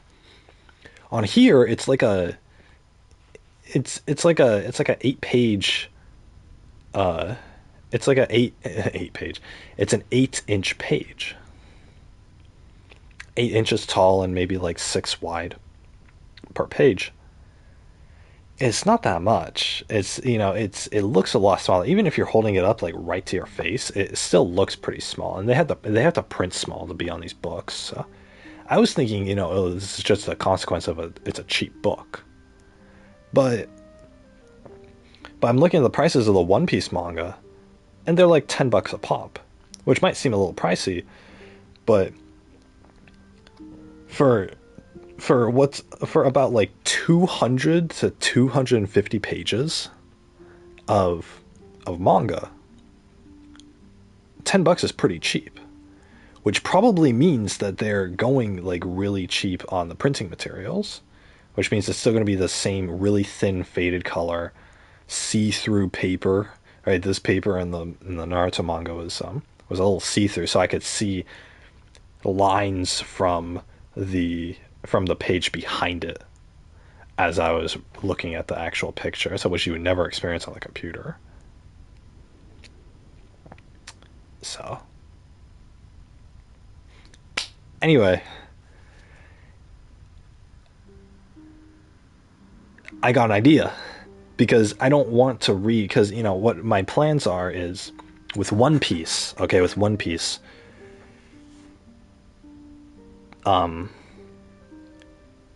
the first half of One Piece is good in the anime form. So it's a hell of a lot better in anime than it is in the manga form. So the first half of One Piece is, when you watch One Piece, you watch the first half of it being anime, and then there's a halfway point, and then the second half can be read in the manga form. They haven't finished the second half yet, but they're saying in like 3 to 5 years' time, it's going to be about 120 volumes of manga total. But for just the second half, it's going to be it's about 60 volumes total. So I was thinking, okay, 60 volumes, they're $10 a pop. That's $600. I get a discount, so I don't know if it applies to bulk orders, but that would end up being about 400. $400 for 60 books is pretty cheap. That's pretty cheap. Oh my goodness, that's pretty cheap. So anyway, that was good. But anyway, but yeah, I was thinking that, but then I read the Naruto manga and I was like, maybe I don't want to buy the One Piece, because maybe I don't want to buy the physical books, because on the computer, because I've just been reading One Piece on the computer. I've never bought a manga volume before. On the computer, the pictures are pristine and they're very highly detailed, and you can see everything on them, right? I can zoom in to the picture and see like these little details in the big 2 page spread pictures. It's great. It's fantastic, right? It really immerses you into it. And it adds to the wow factor for sure. But that's on the computer. In the manga, in the physical manga, I think I'm gonna have too hard of a time focusing on stuff, and some of the pictures cut out and whatnot because it's in the book form. That's gonna be terrible.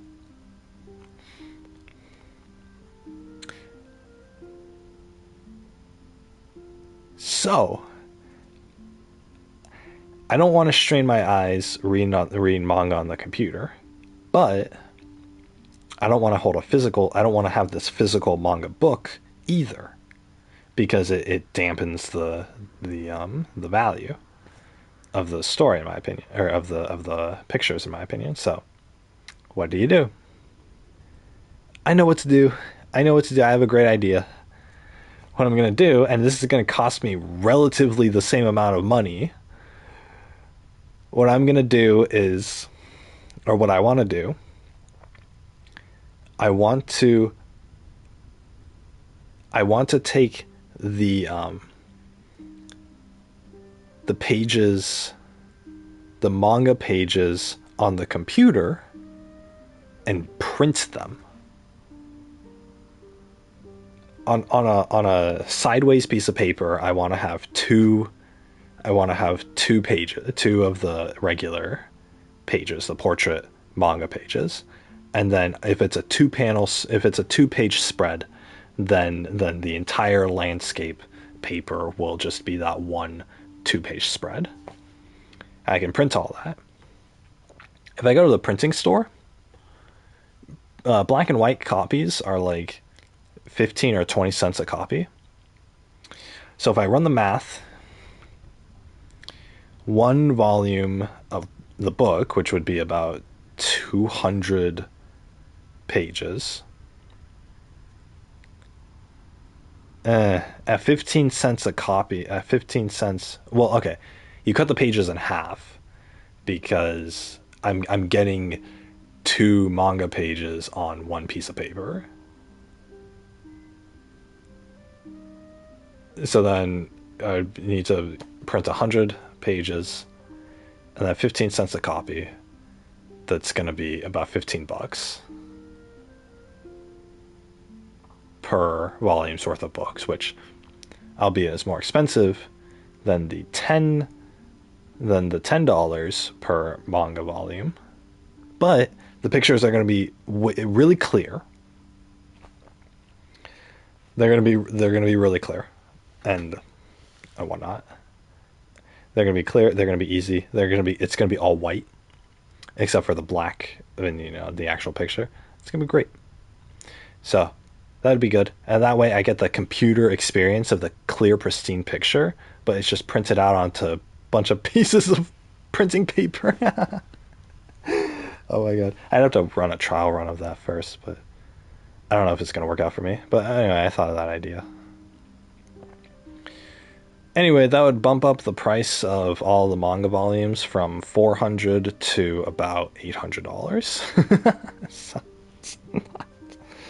800? No, 900 actually. So it would more than double the cost of doing it. But it's going to be higher quality paper. There's going to be no bleed through to the next page because I'm not doing front back. I mean, I could do front back to cut on costs, but I don't think that's wise.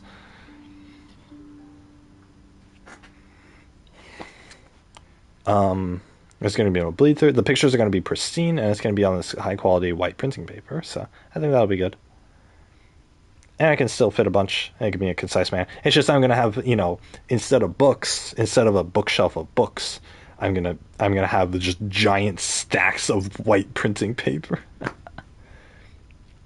What's that? That's gonna be about 1,200 pieces of paper that are gonna have to be organized into by volume. Oh my god.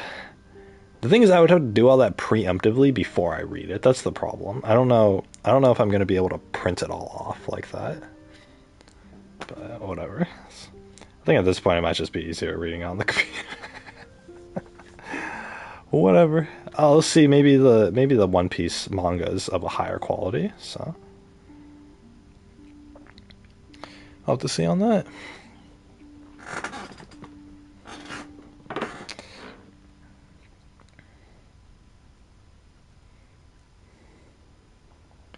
Claim GP.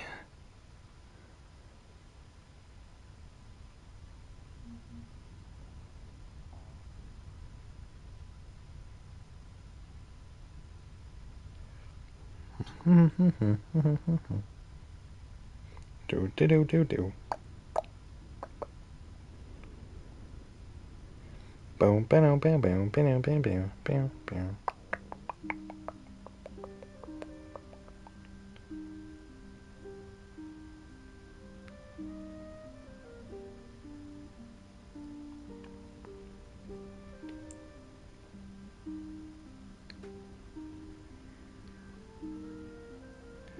Bum, bum, bum, bum, bum, bum, bum, bum, bum.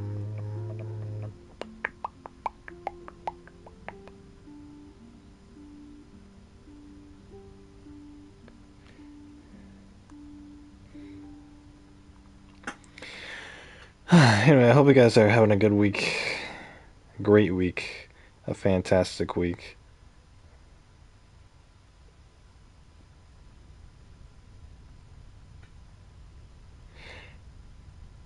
I had a week. What did I do this week? Um, I had Easter dinner with my mom and with my family and my mom's guest. That was awkward. I hardly spoke at all, but I don't want to be social. I don't want to be social. Why would I be social? That's silliness.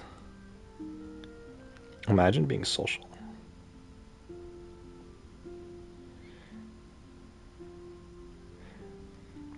But yeah, I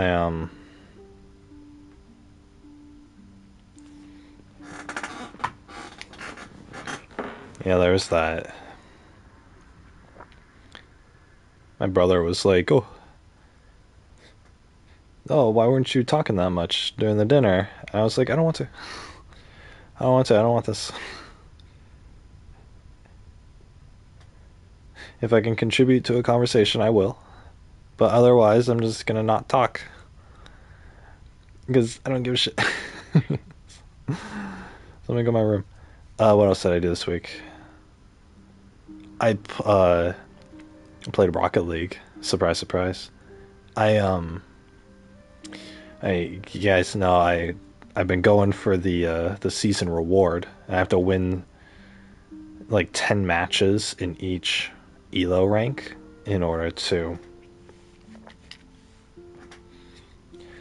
earn that rank's reward. So I had to go 10 wins in bronze, and then silver, and then gold, and then platinum.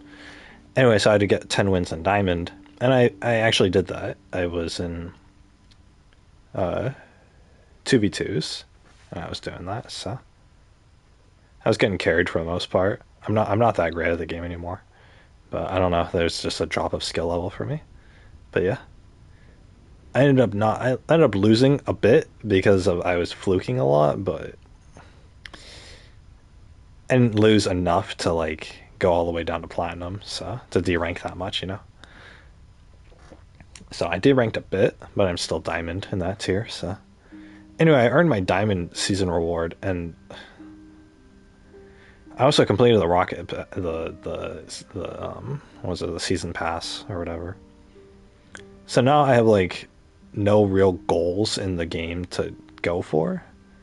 I mean, the only thing I could go for, I mean, I could be grinding for experience to get. There's one reward at like tier 100 that I want, but I'd have to play the phone game in order to make that worthwhile, which is not something I want to do right now. But I'll do it in the future. I still have like 3 months left, but or 2 months, I think. But yeah, the only other goal for Rocket League for me, because I like playing because I like setting goals, and I'm gold, I'm almost platinum, just a little more, right? And I get to platinum, I'm like, yes. Or like, I'm platinum, but I'm almost diamond. I get to diamond, yes, you know. So it was kind of a few months ago. But now I'm diamond, but I'm like low diamond. But there's no way I'm getting to the next tier. The next tier would be challenger. There's no way I'm getting challenger. Not because I'm not confident in myself. There's seriously like the difference between diamond and challenger play is like the difference between an amateur player versus like somebody who wins tournaments.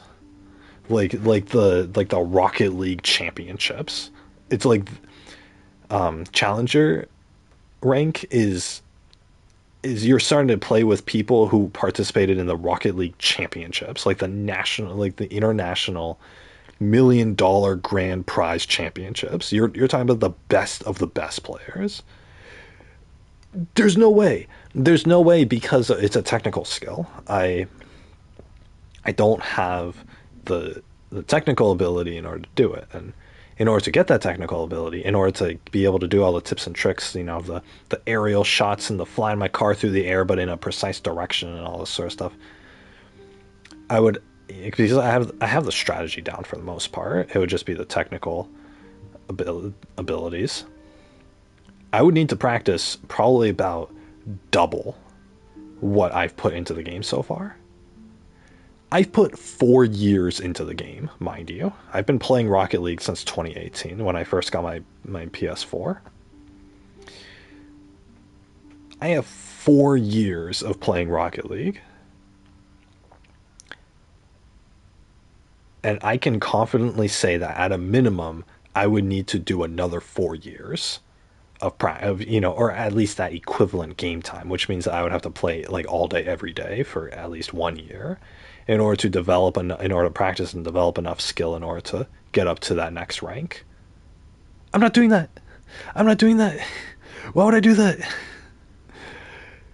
Like, if I'm gonna dedicate all day every day to for a year to intensely learning a skill in order to get better, it's not going to be on fucking Rocket League. It's not going to be on a video game at all. I wouldn't if I had that much dedication to something, I wouldn't be putting that towards a video game. It's a miracle that I got the diamond at all with how crappy I am at the game. But well, I don't think I'm that like crappy. I just whiff a lot of shots these days, but still, it's the threshold for diamond is probably lowered a bunch. But what it is, if I had that much determination, the cheese fills you with determination. If I had that much determination to learn a skill, I would want one that actually is useful to me. Like one that would actually serve me a purpose, right? If you learned a foreign language all day, every day for a year straight, you would master it. Or you wouldn't master it, but you would be proficient enough. At least that's what my piano teacher told me when I was a kid. She's like, "Oh, most people spend 2 hours a day watching TV. If you just practiced a foreign language for 2 hours a day, then you would know a second language within a year." And I was thinking, like, cool, but I don't have enough motivation for that. I'd rather just watch TV. Like, I didn't watch TV. I played video games. So I was thinking, like, man, I'd rather just play video games. Right? I'm like 10 years old. Of course, I'd rather play video games. But yeah, no, it's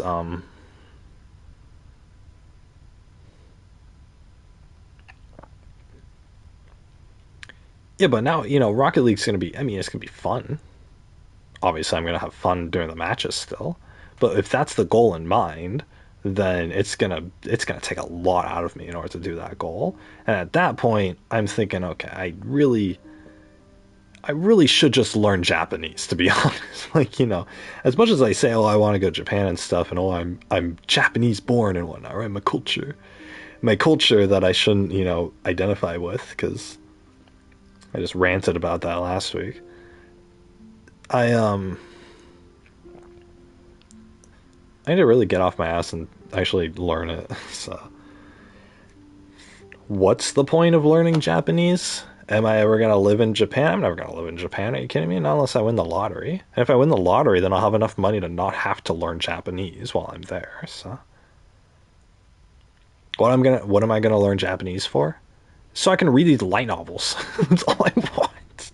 That's all I want to do. I just want to read light novels all the time. They came out with more books of Overlord that the dude releases once a year, so it's pretty slow. But they came out with like 3 or 4 more books since I last stopped reading. The translator that I was reading his translations of, he stopped for whatever reason. He was talking about how his mother's sickly or something in this last publication, that any PayPal donations would help. So I'm assuming that he's had to commit full time to taking care of his mom, which is a shame. Either that or he had to go back to a job or something, I don't know. Anyway, he stopped translating.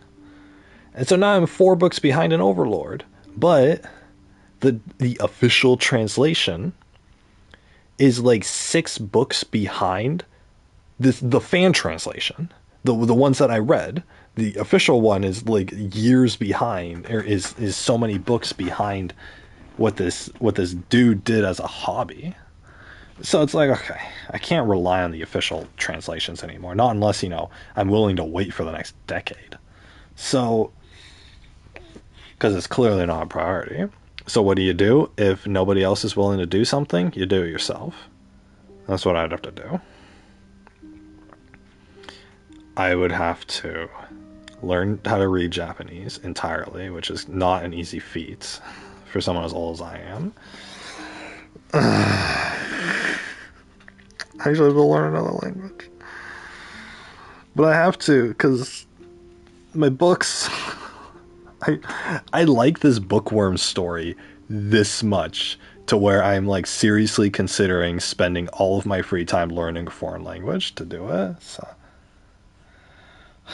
I mean, I'm already partway there. I already know the basic structure of Japanese sentences, and I'm used to hearing Japanese conversationally, and I know both basic alphabets of Japanese. So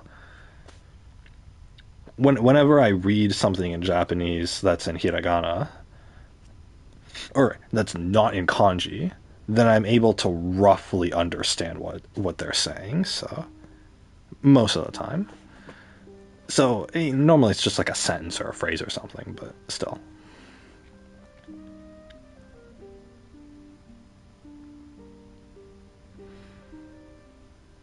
Yeah.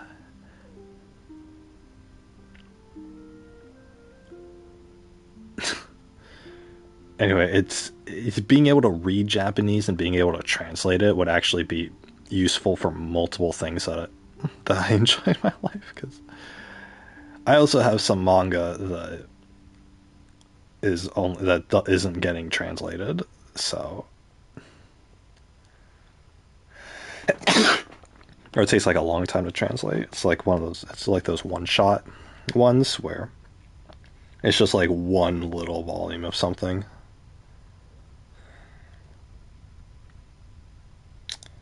But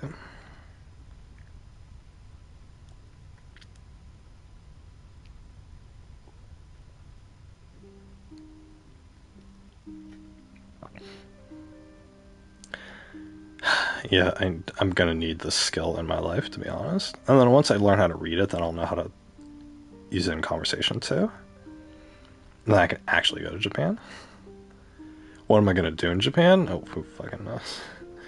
The thing is, ideally, I would like to move to Japan. Like, if I won the lottery or if I won some amount of money, then I would just use that to go to Japan, honestly, and just start a life there. I can imagine like I would go to Japan and I have like a kid. I I imagine this life with an American or like an English speaking wife. She and I go to Japan and we have a kid, and the kid is going to grow up in an English speaking household, right? My wife and I are only going to speak English in the house. But then the kid is going to grow up around Japanese speaking everything else and everyone else. So the kid is going to be bilingual like instantly. But it's not going to be one of those like, it's one of the parents wasn't able to learn Japanese, that's so the kid is only getting English practice so that he can communicate to his one parent who doesn't know the official language. It's not going to be one of those cases because those cases are silly to me. I don't expect my wife to know. If I'm getting with an American girl, I don't expect her to know Japanese. I don't expect her to ever know Japanese. That actually doesn't come into the equation here.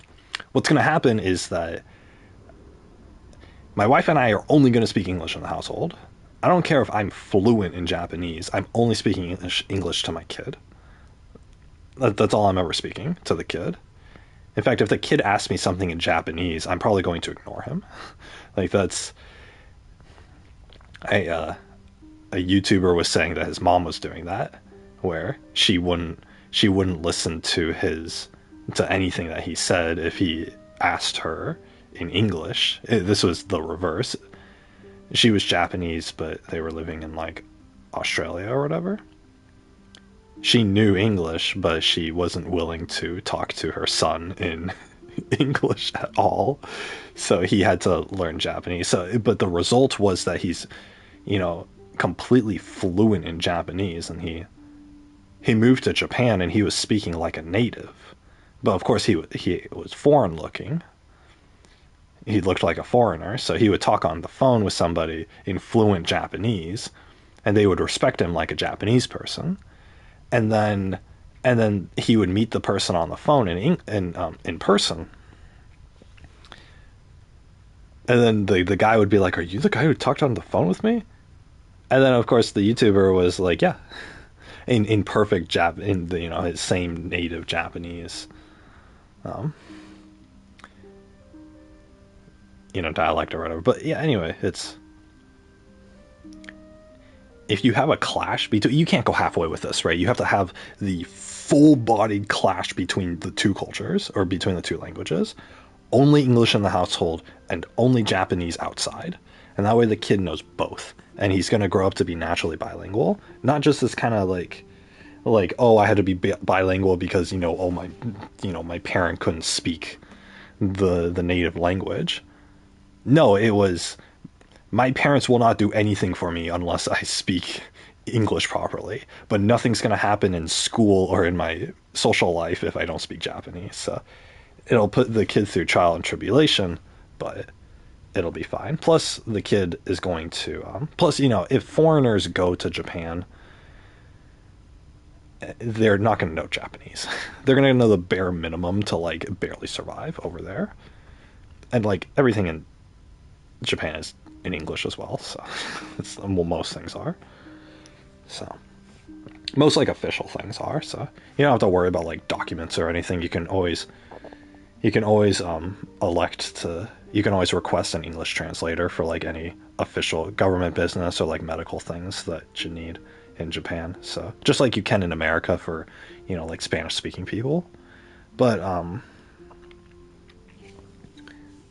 yeah, so the kid will be forced into absorbing both. And so he'll grow up with both languages. And honestly, you know, he'll get less exposure to English as he grows up because he's going to be surrounded and socializing in purely Japanese. But in my opinion, English is a lot easier to learn than Japanese if you're doing a second language. It's still tough. English is still one of the tougher languages. But if I had to choose between which language, if I had English and Japanese and I had to choose which one I wanted to start off with, I probably would have gone Japanese with the intention of learning English. But you have to know English. Especially, you know, if the kid wants to get anywhere in life, he's got to know English. Plus, the kid could be, you know, a tour guide or something. If he wants like an easy streak life, he could just be a tour guide for American tourists. And he'd be able to speak in an American accent, but then also communicate in Japanese. What an easy life. In Japan, if you're bilingual, you're pretty much good to go. I mean, you can get like a wide variety of jobs and, you know, do a wide variety of things. So if the kid ever gets sick of Japan and he wants to go to America, well, he can, because he's going to be able to speak natural American. So yeah, that'll be great. But yeah, I always imagine like, or I imagine that like, okay, you know, my wife and I speak English in the house, and you know the kid is gonna be forced to speak English in the house only. He can't speak Japanese at all in the house, otherwise he's gonna get ignored. Like he could talk on like games and stuff to his friends in Japanese. Obviously, I'm not gonna like forbid the language. It's just that he can't. You know, he's not going to be able to communicate to the parents, right? The kid, at least up until age 12, is really going to need to communicate to the parents, right? Because that's kind of what kids need to do. So, as you know, as a necessary step for survival. So, yeah, no, it'd be great. And then, you know, my kid will be bilingual. You know, I always wished when I was growing up that I was able to be bilingual, but because, you know, I would tell people like, oh, half Japanese, you know. My mom's Japanese, and they would, you know, people would ask, even here, people would ask, oh, did she make, you know, did she speak Japanese in the house? Did you only have Japanese food growing up? You know, things like that. Things that you would expect of, like, okay, you know, oh, my Japanese mom, right? You know, it's, I'm growing up around that culture or whatever. No. My mom doesn't know any Japanese. In fact, she knows more Spanish than she knows Japanese. And, you know, she only speaks English, and we only had American food. Because, well, mostly because that's what my dad liked. He liked that country, like, you know, shepherd's pie and tuna casseroles and things like that. We had a lot of that. But I mean, it's half that, and half fast food. So I didn't get anything as far as Japanese goes. In fact, all of what I know about Japanese is stuff I've sought out myself. So, but I mean, I know more Japanese than my mom does. So, but yeah, no, I always wished growing up that it hadn't been like that, and so that, you know, I had learned Japanese from my mom from an early age, and then I would have known it, and then I'd be able to read these light novels. God dang, I really want to read these light novels. God dang it, I'm so immersed. I love this story. This story is everything that I wanted out of an isekai. It's taken so long for me to find this.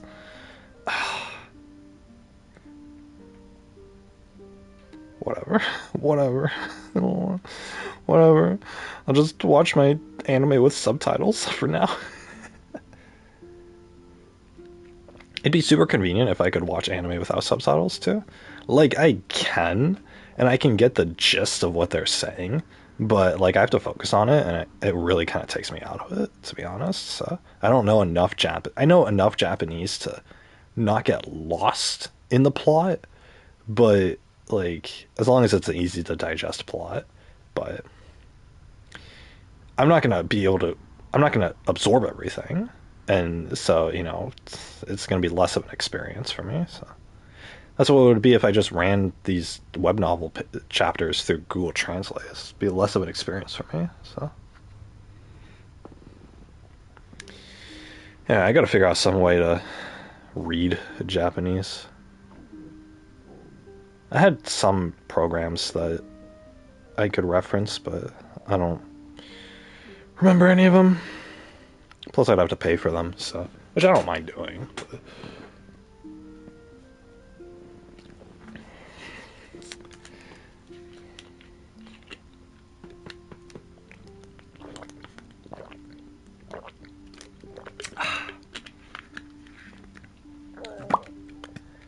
because you know what, you want to know what?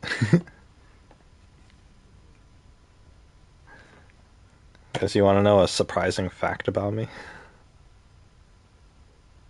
Oh, actually, I was gonna yeah, I was gonna say, okay, so I would do want to live in Japan, and if I win a jackpot of any kind anywhere, then I'm moving to Japan. That's there's no debate. There's no debate. I wouldn't move to Tokyo or Kyoto or whatever. What I would do is I mean, I have to research. I don't know too much about Japanese cities or Japanese towns or whatever, but what I want to do is, if I have the money for it, which this is the dream scenario, right? But if I win this silly Colorado raffle or whatever, then I'm in. That'll give me, I mean, that should give me like 2 million, and then I can do this in Japan, and then just worst comes to worst, I could just work some, you know, I could work at the convenience store to just earn some pocket change, but whatever. It's but I should be investing the money properly, but I know nothing about investing. But anyway, hopefully this wouldn't eat up all the money. But anyway, I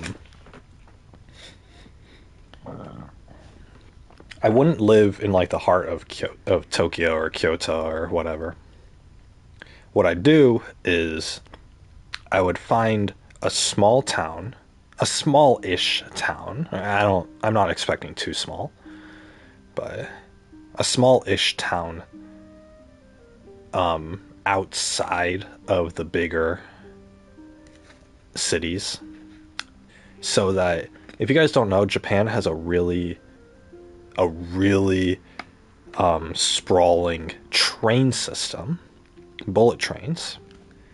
There's every town has one or multiple train stations. I mean, Tokyo has like 20 of them. It's crazy. And the trains can go all around Tokyo and then they can go out. If you want to travel anywhere in Japan, you're going by train. I mean, that's typically what it is. And a lot of people who live in the city don't own cars. There's some cars, but a lot of people don't own cars. They walk to where they need to go if it's close by, or they take a taxi, or an Uber, or they go to the train station, or they walk to the train station and they take the train to whatever section of whatever part of town they need to go to. Most people don't own cars, so which is great for me. I don't want to live in a car-based society. Get me out of here.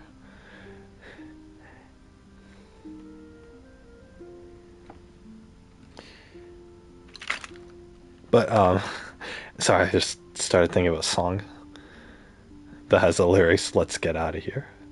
But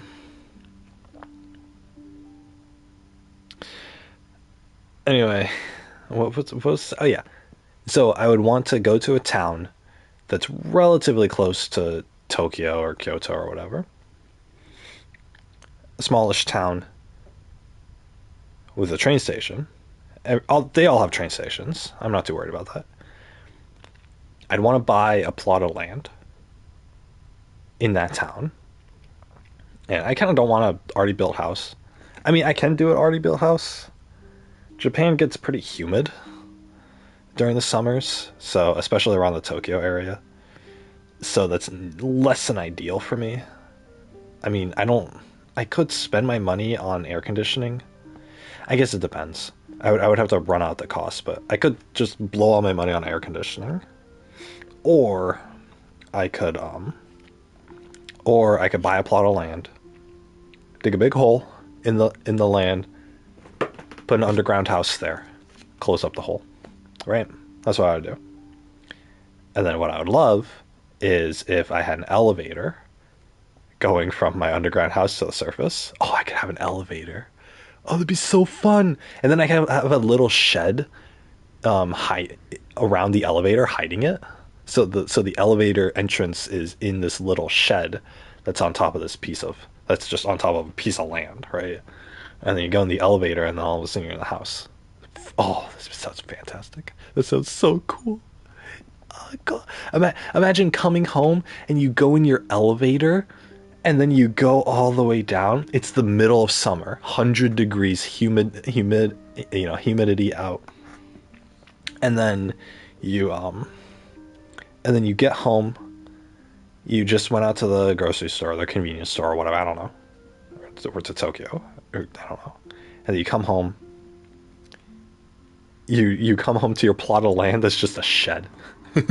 You open the shed, you lock it, and you go in the elevator, and you take this pristine elevator all the way down underground, and it goes all the way underground, and you can hear like the echo of the solid earth around you as you're going down the elevator, and then you get to the bottom. It's only like a 10-second ride or whatever, and then you get out, and there's just your whole house. This is your whole house. It's just a giant space with little sections to divide, like where bedrooms are and stuff. And you just get right there. Oh, God. What I really want in an underground house, I've been thinking about this. What I really would love is if I had that, but then I had a front lawn on my underground house. I'd have a front lawn with like a little garden.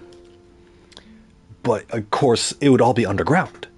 It'd all be underground, and I could have. God, I'm undecided, but one idea I have is just in front of the house on the front lawn, all the way up above it, would be instead of earth, I would have it clear, and then I would have glass panels where the ground would be.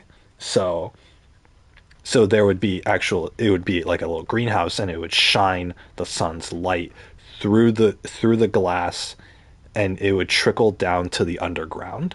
So it would feel like a cave with an open top. It would feel like you're in like deep into a cave, but with an open top, and the light is just barely shining, trickling rays of light down onto this front lawn that has your house to the back, and it has like packed in earth all around it.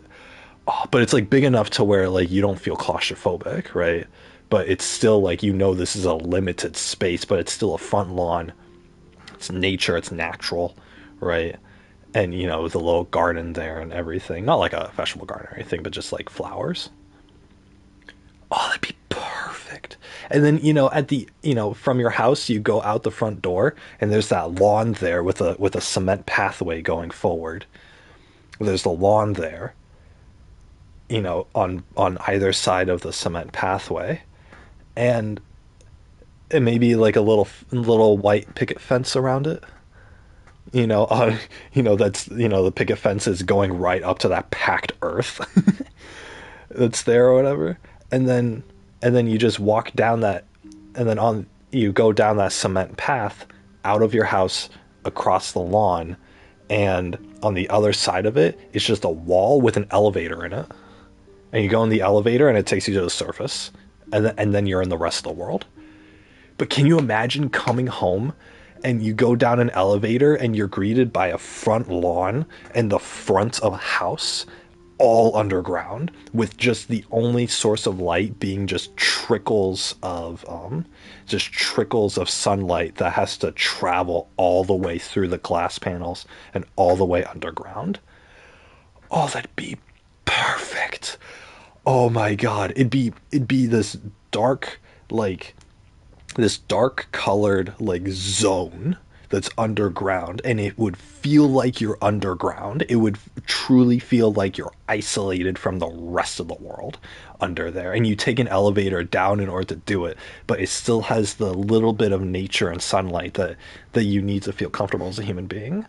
But that's only in the front lawn, and then inside your house it's completely shut off from the rest of the world. Oh my god. Oh, what a blissful living situation. Oh my god. That's my plan. That's my plan. If I ever get $1 million, it's all going to that.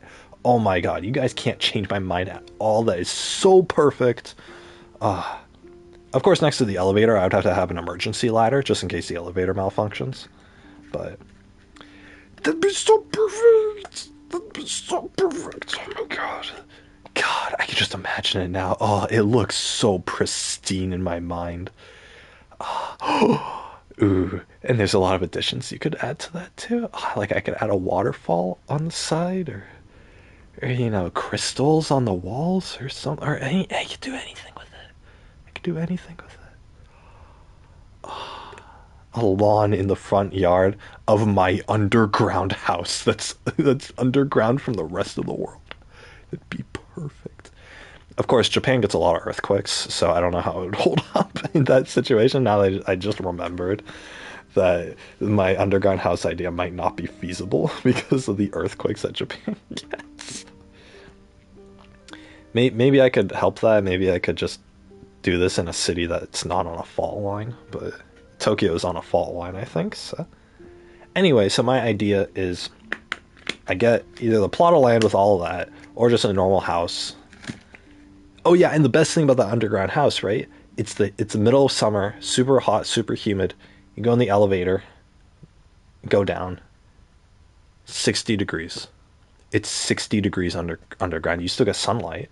You'd think that would be heat from the greenhouse effect. It's 60 degrees underneath. Oh my god. It's 60 degrees and just the right amount of humidity. Oh man. Go in your house, take a shower. Just relax for the rest of your life. Oh my god. Oh my god. What bliss. What bliss. I want it. I want it so bad. I'm never gonna have that, guys. I hope you know. No, I'm never gonna have that. It's an absurd amount of. That's more money than I'm willing to work for. That's what it is. It's so I'd either have to win it from a jackpot or I'd have to get really lucky with like gambling or something. But or I'd have to get an inheritance of some kind, which I'm certainly not entitled to. So I, you know. But anyway, it's a fun idea to think about. Oh, I could draw this out. Oh, I could probably 3D render in Blender. Ooh, that would take a lot of work. Never mind. But yeah, anyway, so that's my idea. But anyway, yeah, that's the best part about it is that it's just gonna be a cool, solid temperature all year round. You know, it snows in Tokyo too. It snows over there. You're out in the winter. It's super cold. You've had to bundle up in your winter clothes, and then you get back home, plot of land, go in the shed, down the elevator. 60 degrees. 60 degrees. It's a, it's a cool but not chilly, warm but not hot. It's a temperate temperature. It really feels like you've escaped from the rest of the world. Whether it's hot or cold outside, it really, you come home and you feel like you've really just separated. You're not on Earth anymore. You feel like you're not in Japan anymore. You just feel like you're in some underground bunker. You're in some underground like fairy tale landscape that actually looks like a house and a front lawn and a garden underground. Oh, it's like Alice in Wonderland. Oh, Alice in Wonderland is what it reminds me of. But like, but like a little more modern. You gotta have that modern touch. I'm not one for proclivities or anything, but you gotta have a granite countertop kitchen. That's kind of my main standard. Is you gotta have a rich looking kitchen. You can pour everything else, right? It's like a granite countertop kitchen with an island, and then and then a leather reclining chair and a giant TV. That's all I need. I'm done. I'm done. The rest of the house can be barren, and I'm just totally fine, right? In fact, it could be bear in, right? I could just have a bunch of taxidermied bears all over the place, and I wouldn't care. I could have a taxidermy grizzly bear in the corner of the house. Oh my god. Oh my god, can you just imagine like just this dead bear corpse just like standing on its hind legs with its like claws out, like, and its mouth open with its teeth showing, ready to pounce, or like standing up high trying to look intimidating, and it's just that taxidermied, right? Because the thing's dead and it's just stuffed and it's balanced, and that's just sitting in the corner of your house just always staring at you.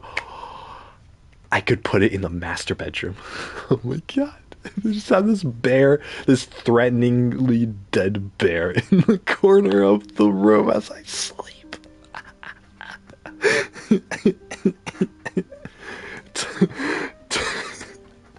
talk about talk about nightmares. Oh my god. Have the thing anywhere in the house is gonna induce nightmares, that's for sure. But putting it in the bedroom, never sleep again. Oh, I love that idea. I'm not gonna do that. I could technically afford it, but I'm not gonna do that. I want to get my cats taxidermied. At least Yoko. I want to get her taxidermied. I had actually forgotten about that, but I want to get her taxidermied. Just in like a sleeping position. I'm just gonna have her in like some calm sleeping position on like a little stand, and I'm just gonna have that like on a table somewhere. Is that a weird thing? Is that a weird thing that I'm thinking about getting my cat's taxidermy? You guys know what taxidermy is, right? It's where the animal dies, and what they do is they clean out the inside of the animal and they stuff it, right? It's kind of like a hardened stuffed animal. I don't know what kind of material they put, but it preserves the corpse, the outside like skin of the corpse. So the outside appearance doesn't change. They just take out all the insides and then they reinforce it with some chemical, and then they stuff it. They put in the position that you want, and then it's like a solid thing. So it'll be my cat's, or for the bear example, it would be the dead bear. It would be his corpse positioned so it stood like a statue. So it's basically just making a live animal into a statue. That's what it is, using the live animal's skin and fur and facial features. So it's not like a custom made thing. It's they use your actual dead animal's corpse in order to do it. So yeah, I was thinking about doing that to Yoko.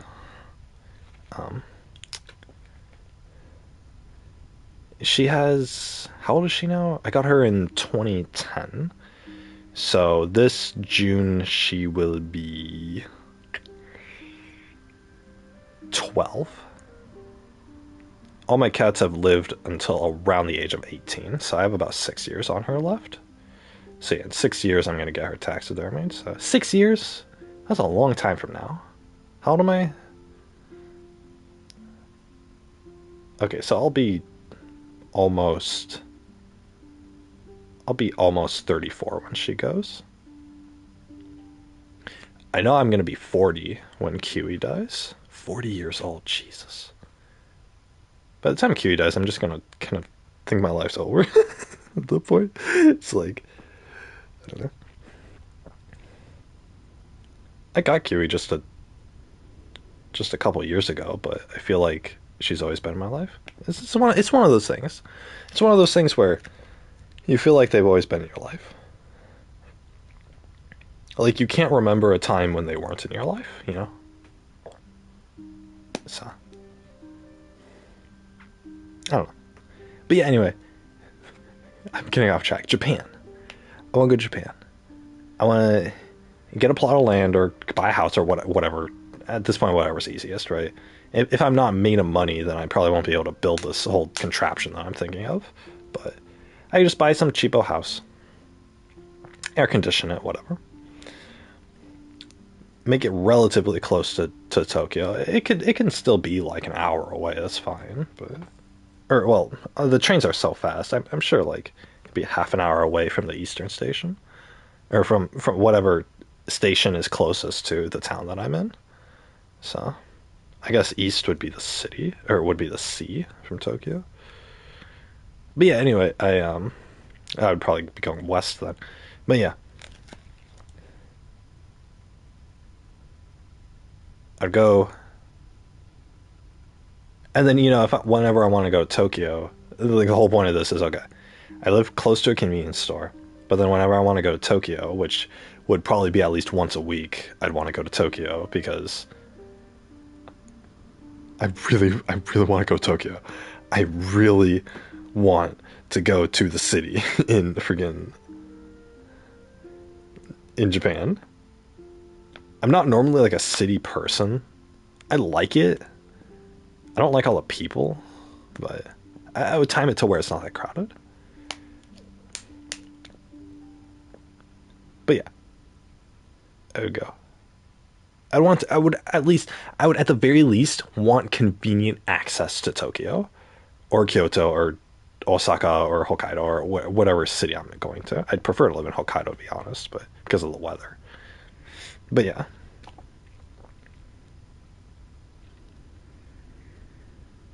I want to live relatively close to the city, outside of the city, but relatively close to it.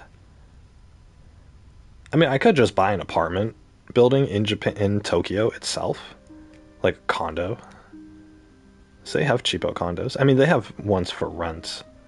They have, but yeah, my whole point is I want to go to Tokyo all the time, but not to because I'm a tourist and I'm attractions and all this stuff. I just want to eat good food. That's all I want. That's all I want. You guys you need to understand.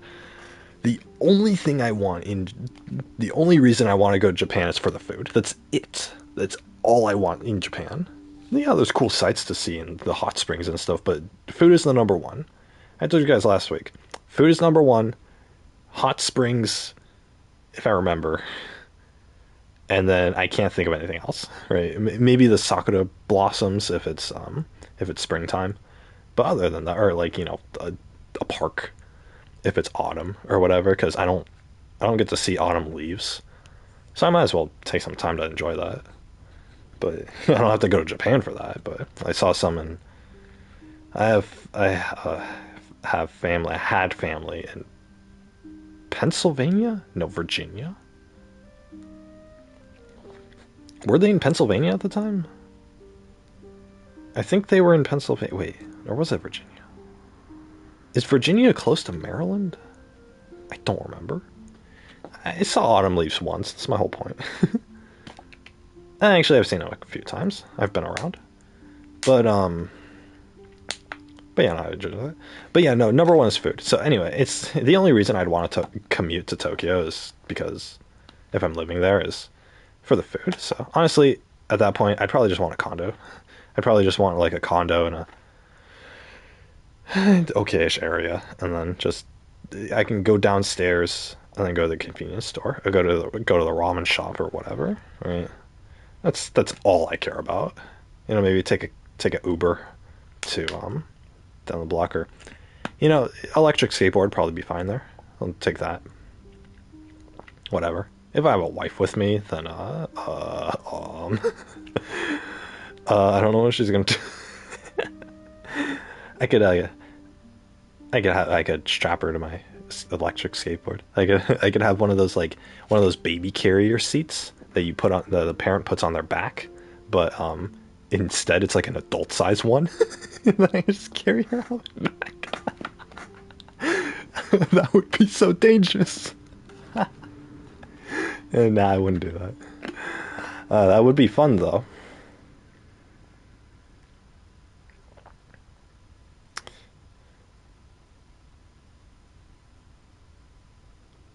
I did I did pull I did this thing where I pulled somebody on my electric skateboard. What I did was I got on my electric skateboard. They got on a normal skateboard behind me, and I tossed them a rope. And I held on to the rope and they held on to the rope, and then I just went on my electric skateboard, and they were just zooming. They were zooming so fast, but they don't have a brake. They don't have a brake and they can't control the speed. So I'm safe. But they're just being pulled along at like 20 miles an hour on a regular skateboard. They're so freaking it's a terrifying thing. Oh my god, because we switched and I was being pulled, and oh my god, you do like 20 seconds on that, you're already fearing for your life. So it's hilarious. But being pulled by a rope when you're on when you're on a vehicle that's non-control that you're not in control of, it's terrifying. So anyway, I feel like that's how my cats feel because a couple weeks ago I have a backpack that it's like half backpack and half like space helmet. So she can basically, it's a clear front. What I mean by that is a clear front with air holes. And so I put my cat in there. I put Kiwi in there, and she can look out. She can see out of there, and she can breathe easily and stuff. And there's other spaces where she can look out too, but she can't stick her head out or anything. So anyway, I have a backpack like that. So I put her in the backpack, put on my back, or I put it on my front actually because I wanted to keep track of her. But and I got my skateboard and I left.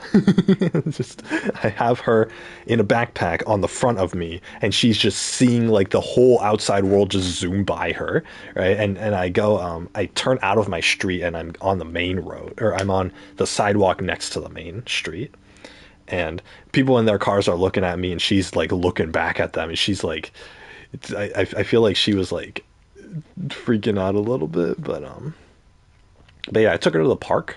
I have a park where there's a bunch of ducks and a bunch of geese, and so she was at the park. We sat on a bench, and the geese came up to me, like a couple of them did, and she was just staring at them. She doesn't express her emotions that much, but when I unzipped the backpack just a little bit, just to stick my hand in, and she's just sitting at the bottom of the backpack, and so I put my hand on her, and she's shivering. She's shivering. Mind you, it's not that cold out. It's maybe like 55 degrees out. You know, it's not that big of a deal. A cat would be able to handle it. She's shivering. She's shivering as she's watching these geese approach us. And the geese aren't doing anything. They're not even quacking. But they're bigger than her. Her whole body is probably the size of their stomachs. So, but they have the long necks of geese, and they have the things, and some of them were flapping their wings and stuff. She was shivering.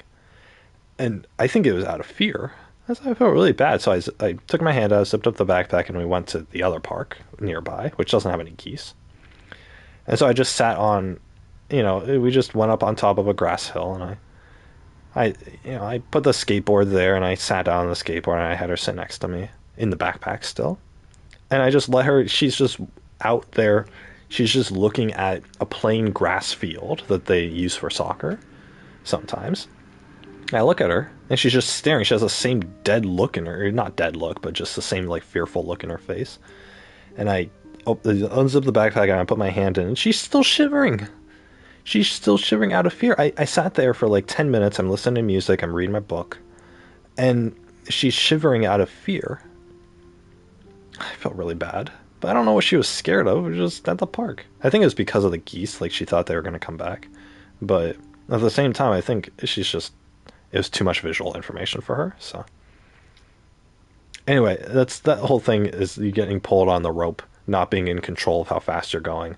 I feel like that's what she was feeling when she was in the backpack on my, you know, on me when I was skateboarding, because I was going like 15 or 20 miles an hour on that skateboard, and just she had no control over it, and she didn't know what was going to happen. I thought, it was because she likes me, so I thought, she trusts me.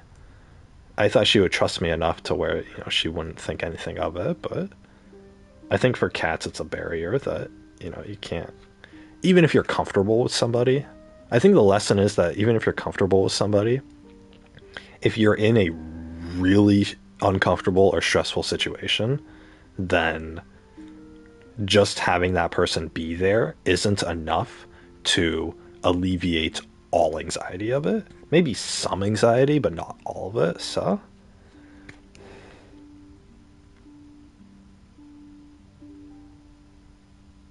I was at an arcade with a friend, and it was really loud. It was we were at Knott's Berry Farm, so it was attached. The arcade was in the park, and we went to the arcade just to check it out, and they were getting a little bit anxious and in there, and we were good buddies, but one of the workers came up to me, or came up to us, and the worker was complimenting our we had these particular clothes on, so she was talking to us about it, and my buddy turns to me and they're like, oh, hey, can we go now? This place is too much for me. And I was surprised because this buddy normally didn't. I knew they had anxiety, but they were still comfortable enough to go to freaking Knott's Berry Farm. Like they wanted to come here, and we had gone there often, but this was our first time in the arcade, and there wasn't even any people around in the arcade. That was the peculiar thing, was there weren't any people around in the arcade. It was just the worker talking to us, which I was dominating the conversation mostly. But the what it was is all the machines in the arcade were flashing. It was flashing lights and gambling noises and pinball machine noises and all that sort of stuff. So air hockey, all that. I think that's what triggered my buddy, was all of those noises. It was a lot of that information. It didn't need to be people. It was all that. It was all that like visual and audio information. So they asked me like, "Hey, can we leave?" And I was like, "Yeah, okay." And so I told the worker, I was like, "Hey, it's nice chatting with you, but we got to go right now." And they're like, "Oh, okay." Like the worker was kind of a weird person. She was still talking to us as we were walking away, but whatever.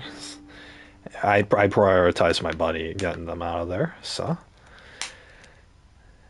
but yeah, I mean, as I didn't feel the same anxiety that they did, but I totally from that situation specifically, but I totally understood why they wanted to leave, so and so it's weird, and so it made me realize that okay, anxiety doesn't have to just be from people. It can just be from a lot of information that you're not able to process. And I say information, it's stimulus. Right? It's a lot of stimulating info that you're not able to handle. So for my buddy, it was loud sounds.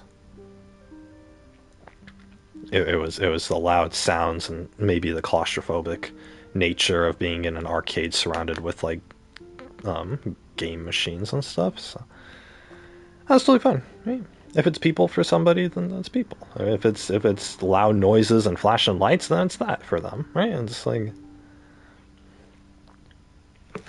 thing is with me, it's like I've anxiety, but I've through sheer force of will, I push through all these like stressful, anxious situations to the point where it's like I can thrust myself in any situation and I can just deal with it. It's I would be a therapist's successful case of, exposure therapy, right? Oh, just do it enough and then you'll be fixed.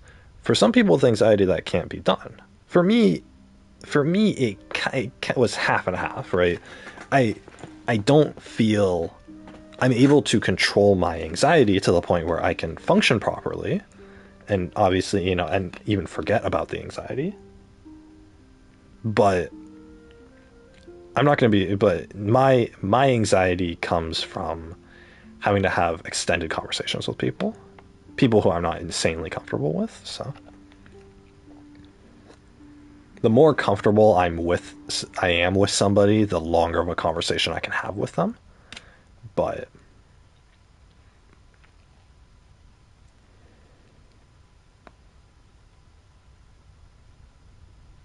that's where my anxiety comes from because I don't want to say the wrong thing or I don't want them to dislike me or oh, I have to focus on what I'm saying so that I can continue and focus on what they're saying so I can continue talking and continue participating. So, with that anxiety, it's not like I'm going to have a panic attack over it or anything. So, but I do understand anxiety to where you do have panic attacks and it is different things. So, it's whatever, right? Yeah, you figure out how to live with it. But yeah, no, yeah, no, it's just a surprising experience. So anyway, it's just if you're so. But my point with telling that story actually was my buddy was comfortable with me, like to a pretty good degree, but it wasn't enough to where they could keep it together for a long period of time in an uncomfortable situation. So I have to consider that because most people that I end up befriending or hanging out with have some level of anxiety. So some level of like life impending, not life impending, but like life affecting anxiety. So which is totally fine, right? I'm used to it. And I prefer people like that because again, it's not the norm, and I don't like the norm. So I prefer someone with anxiety over someone who's social all the time. Honestly.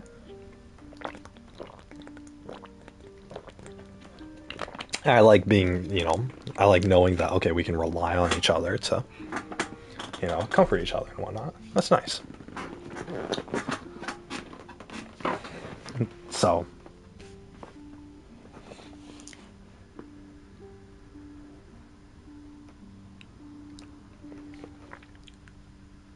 ooh, that hurts. But yeah, I think it's the same with my cat. My cat knew I was there. I was constantly trying to comfort Kiwi while she was in the backpack, but I even let her stick her head out a little bit out of the backpack while strictly monitoring it. But it wasn't enough for her. She stuck her head out of the backpack, and the first time I had taken her out in this backpack, she wanted to escape, which I had predicted, so I was able to push her head back down. And that was a while ago. But this time, she stuck her head out, looked around. This was in the peaceful park where we were just staring at a lawn, or where we were just staring at a bunch of grass. She stuck her head out, and then she looked around, and then she immediately retreated back into the backpack and hid herself. And she normally likes to explore, so I took that radical change in behavior as she's so uncomfortable that she wants to, that she's retreating to the one place of comfort that she has right now, which is the inside of this backpack, because that's the only sure spot that she has. So I was like, okay, and she's still shivering too. So I spent no more than, I don't even think I spent 10 minutes in that park, to be honest. And the majority, the vast majority of the time was trying to comfort her. So, but yeah, so I went home. Unfortunately for her, I still had to skateboard home. So I so we had to go by the street with all the cars going, and it was rush hour, so I had to do. So she had to put up with that for a couple of minutes, but we got home, and then and then I let her out of the backpack, and she jumped out really quickly, but then she just kind of plopped herself on the ground, so in the house. So that was she was just, I think she was just happy to for it to be over. But next time I do it, I'm going to take her to a park. I'm not going to take her to the duck park first. I'm just gonna, or I have a park actually within the neighborhood, so I don't need to go near the busy streets. So I'm probably just going to take her to that park. So the only problem is that sometimes there are kids at that park, and I don't want to take a cat in a cat backpack, which is like a novelty thing, to a place where it can draw people's attention. So, walking your dog is normal, but taking your cat out is really weird. It's really abnormal, and it's really rare too. Like, and anybody who saw me with her in the backpack, that was probably the first time that I can guarantee for most people who saw us, that was probably the first time they had ever seen a cat in a backpack like that. So, because that's the kind of thing you see in like cartoons or in movies. But, that's, but here in real life, right? Some kid, some overgrown kid on a skateboard is, has a cat backpack. And the thing is, I'm not the demographic of people who would have a cat backpack. I am not. This is something you would think of like a privileged white girl to have, but like a privileged white girl who's like more of like animal loving, more like nice and animal loving sort of person. So, but who's still like a teenager or whatever, right? So that's why I don't take my cat walk. I have a cat stroller too. I have a stroller that has a cat that has like a soft cat cage on it, so that you can push the stroller with the cat in it, and the cat can look out the grated windows of it while still feeling that fresh breeze and look around. I can't take my cat on a walk within the cat stroller either, because I'm gonna get weird looks, and people are gonna be like, "What the hell?" So I either need my sister to tag along with me, so it's like, okay, I can just put it off as like, oh, she wanted to walk the cat, right? I'm just chaperoning, or ideally, I would need another girl to do this with, like, to walk the cat. Oh my god. I have two things. I have a stroller and a backpack in which in which I can leisurely walk a cat. It doesn't make any sense. But yeah, it's the stupidest thing.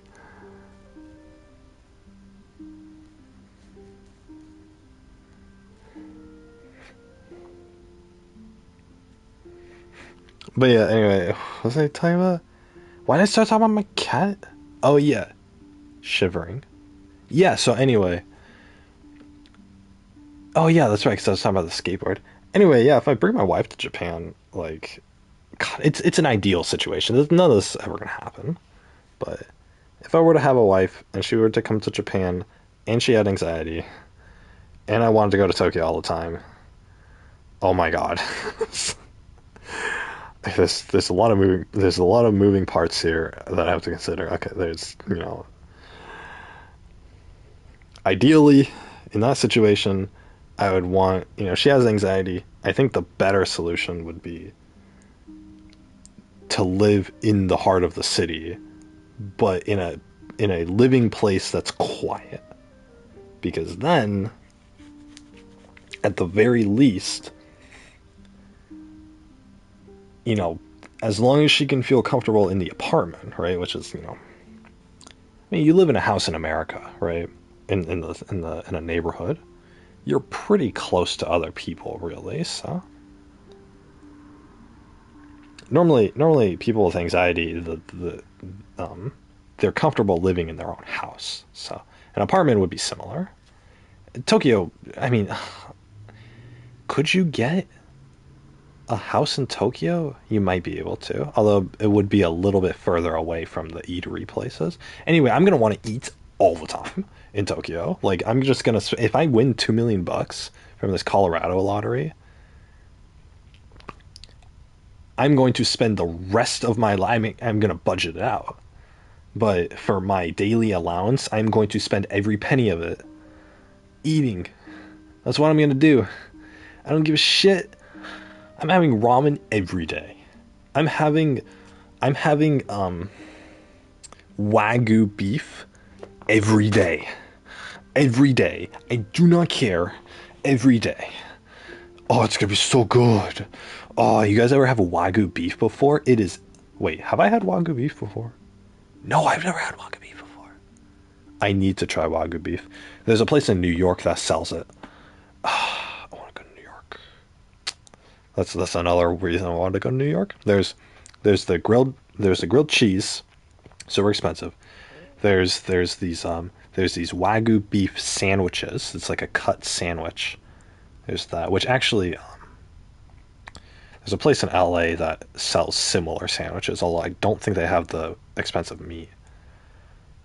And then what else? Which I should honestly just go to LA first, but what else? Oh yeah, and then there's some Middle Eastern places over there.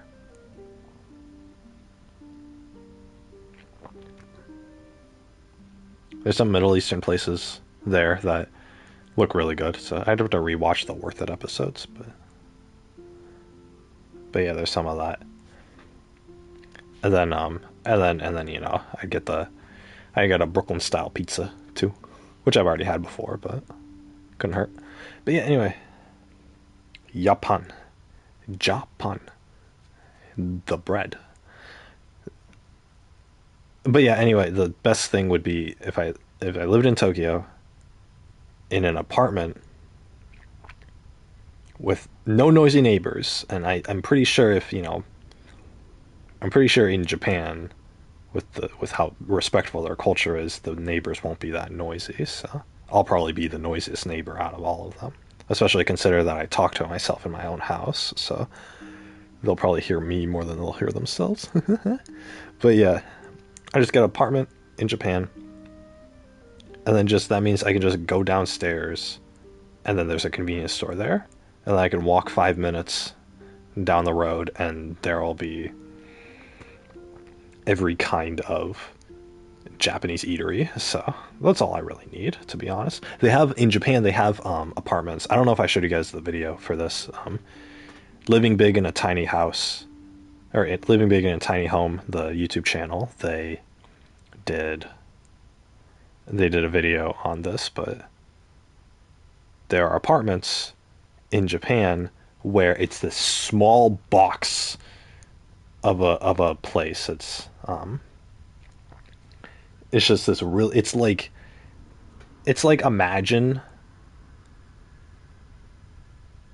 like a hallway, and then like you just copy pasted the hallway next to itself, and then there's no middle wall, so it's about a space that wide and about as long as a hallway.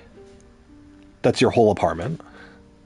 They have apartments that are just that. Well, it's just that, but then there's also like an upstairs where you climb this little ladder, and then there's like a little loft up there. So it's slightly smaller than the hallway. It's slightly it's shorter than the hallway. I was thinking, what's the word? What's the opposite of length? And I was thinking width and height. You climb up a ladder, and it's short. It's this loft area that's shorter than the hallway, but it's wide enough for a mattress.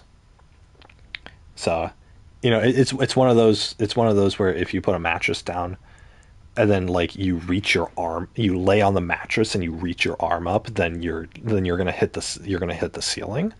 So it's not a place where you just sit up like all suddenly or whatever. So I'm sure you could. I mean, depending on your height too, and depending on the apartment. But yeah, anyway, so it's just this really narrow space, kind of like a hallway, and on the side it has a bathroom and a little stovetop kitchen with a sink, and then it has like a little balcony that you can put like potted plants and dry your clothes on.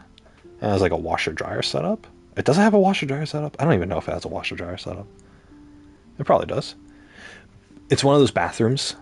It has one of those bathrooms where there's the toilet and the sink, but then you can actually move the sink. You can swivel the sink. The underneath the sink is hollow, so you can swivel the sink and the cabinet under the sink in front of the toilet, or to cover the toilet. You can swivel it onto the toilet and cover it. And then once you've swiveled it, then it'll reveal a drain in the ground, and you take a shower. Right? It's You take a shower, and the water's gonna get in the sink, but you know who cares, right? The toilet is covered by this sink cabinet thing that you just covered it with, and so you take a shower there because the apartment's so small. You're not gonna have room for a toilet and a shower both. So it's the shower is in the toilet room, and the toilet is just like, it's basically there's a toilet in the shower. That's how big this bathroom is there's a toilet in the shower. You guys know like master bedroom bathrooms where it's like a square, right? It's like a square ground, and then you have the shower there. Imagine putting a little toilet there. Imagine that being slightly bigger, but then you put a little toilet and a sink there, and then the sink can go and cover the toilet, and you take a shower. That's pretty much all the space you're afforded. So enough room for like a chair. So which is what I would do. I would put a chair in there, and I just sit as the hot water rain falls onto my head. But just because I like to space out in the shower sometimes. But yeah, that's about it. That's how small of a bathroom it is. And then there's a little hallway. You put your shoes. There's a little storage, and then you go down the hallway. There's on the side. There's like the sink with the little stove, and you have like a cutting board that you can put on top of the sink for extra counter space because there's not enough counter space. It's literally just a sink and a stove, and that's it. So if you want a counter space, then you got to cover the sink with a cutting board. That's how little it is. And then on the other side, there's the stairs going up to the loft. So, and that's it. That's the whole apartment. So I don't even know if there's a room for like a TV in there.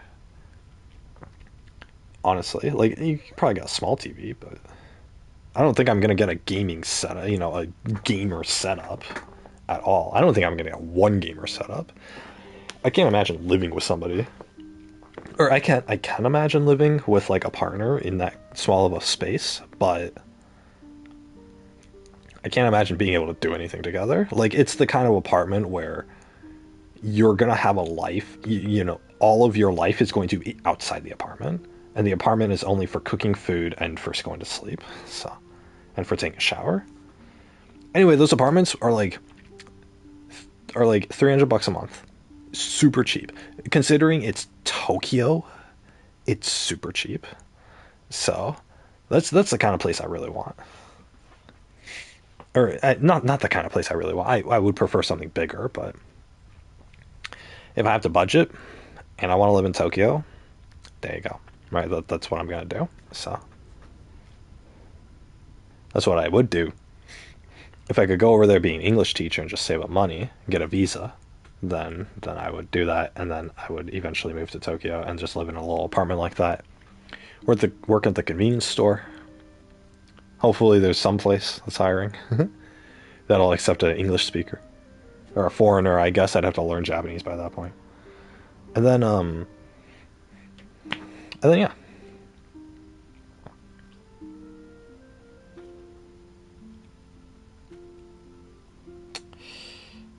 But yeah, anyway, I do that, and then, or I don't have to live in an apartment that small, but if I had the money,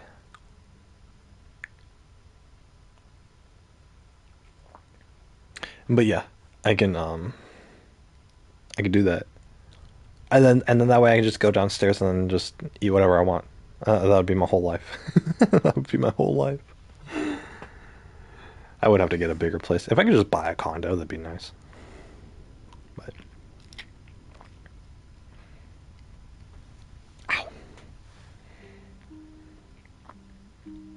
yeah, anyway, I really want to go there.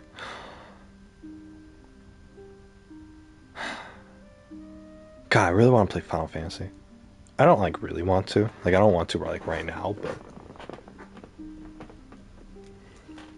I've been looking forward to it. I know like once if I find someone to play with, or I can play with consistently, aka a life partner, this is pretty much the only solution there. Final Fantasy 14, it's an online game, but it's a really good game to play with couples. With couples, for couples. It's a really good game to play with your significant other. That's a better way of phrasing it. In Final Fantasy, I would see a lot of people who have boyfriends or girlfriends, or they would be married. Maybe they would be in a party, and they would be like, "Oh, sorry, I got to go take care of my kid," because they had like a baby that they were who was sleeping in the next room.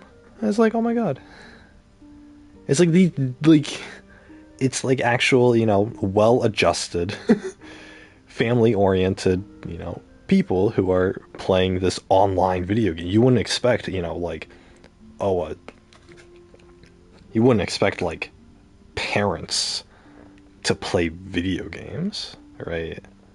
But it's these people who are doing it, right? And they were, like, my age, or they were older, right? They were in their 30s, maybe. And it's like, yeah, at the time. And it's like, cool. Like, and they're still playing this game together, and they're playing it with their significant others, their spouses. That's cool, and I don't know. It always brought warmth to my heart.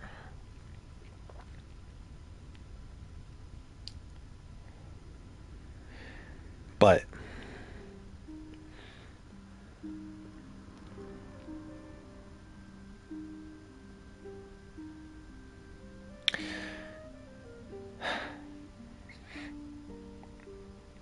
yeah, anyway, apparently there are a lot of relationships on there. There's a lot of like ERP on there as well. There's a big role playing community.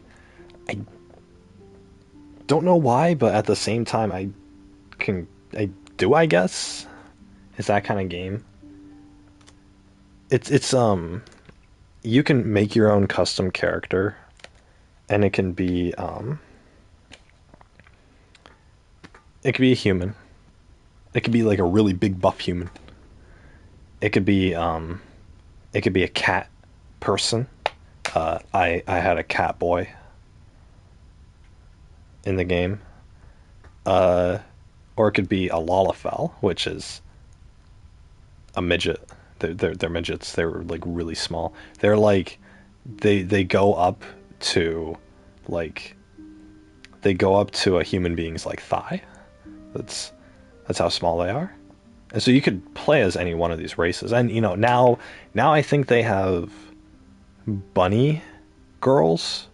They have bunny I know they have bunny girls. I think they came out with bunny boys as well. The Vera, I believe the race was called. The cat people were Mitokes. The midgets were Lalafells. The bunny people are Veras. And yeah, they'll probably have another wacky race in the next expansion, but yeah, they have a because of that, I guess they have a huge role playing community, and I guess it gets pretty intense. I never got involved in it. I don't like role playing with other people. I seem like the kind of person who could get into role playing, but at the same time, it's like I don't. First of all, I don't want to do that with other people. Why would I do that with other people? Like I've tried to before. I've done it once or twice with other people, like with strangers and stuff, and they'll get really into it. But at some point, I just start laughing. I don't convey that in it's normally texting, but I don't convey it's like because it's like okay, we're getting into the realm of like being more and more ridiculous. It's like I get it, but at this, I know how to do it, but at the same time, it's like I'm not really getting immersed into this at all because it's completely unrealistic. Or it's not completely unrealistic, but it's like I don't know. It's just I don't know. Maybe because it's so easy for me to come up with stuff and be creative about it is that like I can't immerse myself into it. Like I could write a whole fan fiction about whatever you want, but I'm not. It's like I'm not gonna be into it. It's like it's easy to come up with words for me, but it's not really easy to like really feel about it. I suppose I don't know. That's why I never got into role playing. It's not that it was like bizarre. I just found it, I guess, repetitive would be the best way to describe it. I just found it repetitive because most role playing is sexual, and I don't with sex. You can only do a number of things. I mean, yeah, for a teenager, it's sex, but it's like at this. Even when I was a teenager, it was like okay, cool. We can fantasize about all this stuff, but then what? you know, there's more to life than That's what I would end up thinking is that there's more to life than sex. But it's because of that. I wouldn't say that to anybody, but it was because of that attitude that it was like, okay, I'm kind of getting bored of the sexual stuff. Like how many times a day do you really want to role play about kinky situations? It's like, come on, can't we role play about like I'm playing video games? Like like we're just playing video games together. And can't that role play not be sexual, but just simply talking about the video games? But no, that's not exciting. And so it's like I can never get into role play. Like if I'm doing it with somebody I'm like in love with, then yeah, that's fantastic, right? You know, but there's an end. There's an end. Maybe it can start tomorrow, but there's an end, right? It's like there's an eventual logical conclusion to this. And for someone like me who, I want to spend all of my life with my partner, we're going to need to do more stuff. Like, we're going to need to have more in our lives than just, that part of it. So it's kind of, I don't know. I can't imagine spending all of my time doing um that sort of thing. So I can roleplay or ERP or whatever for a little bit, but then it's like at some point it's just gonna be like it's gonna be comical for me. That's what it's gonna be. It's gonna be comical, and then what I'll end up doing is I'll end up steering the conversation to more and more crazy stuff, right? Until eventually, like my character is like doing a ground pound on top of their stomach or something like that, and then they're like spewing out just all manners of disgusting stuff. And not, it doesn't have to be disgusting, but they're just like gasping for air. Let's put it like that. I just ground pound on their stomach. I just I run and I jump. I like push them to the ground and then I run towards them and I jump while curling my legs up into a cannonball and I force my body to slam down onto their stomach and they just burst out a gasp for air as they feel their ribs and their intestines and their bones cracking on the inside. See, that's the kind of I'm not really too interested. I don't particularly care about the violent side of it. I just what I am interested in is seeing people's reaction. I want to see people's reaction to that because if I can turn a role play subtly into more and more ridiculous stuff, then eventually like it's going to get really out of hand.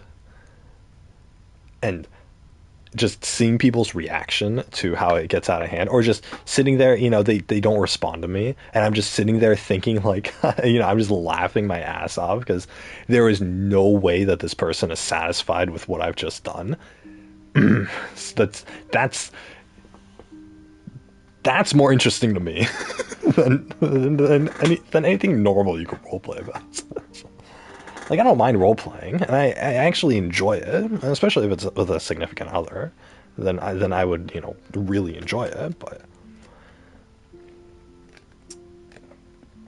you know if it's, I guess the difference is because I would never do all that crazy stuff to a significant other, right? So I wouldn't do I wouldn't try to push it in that direction or anything like that because that's not why you do it with someone you love, right?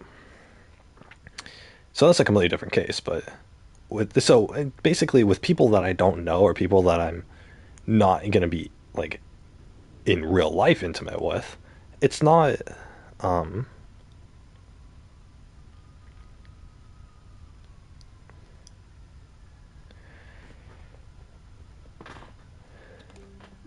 I what was I saying? Oh yeah. It just doesn't make sense for me to do it with other people. I suppose that's what it is. It doesn't make sense for me to do it with other people. And so because it doesn't make sense, if I'm put in a situation where I'm going to do it anyway, then I make it comical for myself because that's how I entertain myself. If I'm with a significant other and she's into role playing, then I'm into role playing. That's like, and the thing is, it's natural. It's almost natural for me. So, that's where you can like get into the genuine side of it or whatever. But I don't understand the role playing servers. That's what it is. I don't want to be around a bunch of people who are doing it. I guess that's what it is, right? Just in the same sense that I wouldn't participate in an orgy. I'm not going to participate in an orgy, right? Even if there's a bunch of hot girls there or whatever. It's like I'm not comfortable with that. I'm not. Why would I do anything that intimate around that many people? Oh my god. Even if just private messaging each other, I'm still gonna feel self-conscious about the fact that, or even if we're just with each other, focusing on each other, it's like I'm gonna feel self-conscious about the fact that we're surrounded by other people. Or in a video game, it's it's whispers, right? Private messaging. We're still in a server that's for role playing, and I know there's a connotation behind it, and there's a context behind it, and that's what I don't like. And a lot of the role play in Final Fantasy, the video game, has to do with the different races of characters. You ever carry, it's the cat girl, and oh, you feel the soft, sensual touch of the tail fur, and she moans just ever so slightly, trying to contain her excitement as you move up to wiggle her cat ears. It's like okay, great, yeah, that's what you do. Right? It's like, I mean, I could write a whole book, right, describing these kind of fantasies, but it's like I don't have these fantasies. That's what it is. Oh my god, this is so hot. Oh yeah, wiggle her ears more. Anyway, my whole point, I like role play when it's in the correct context.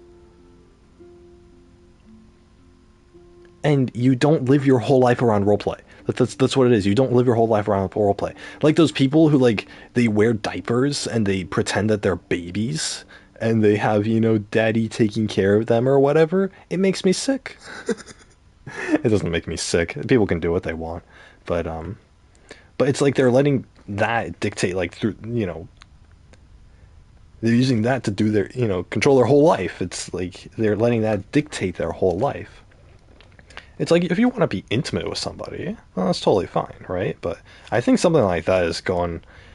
it's not that it's going too far. I think you're too far away from intimacy in order for that to be considered loving.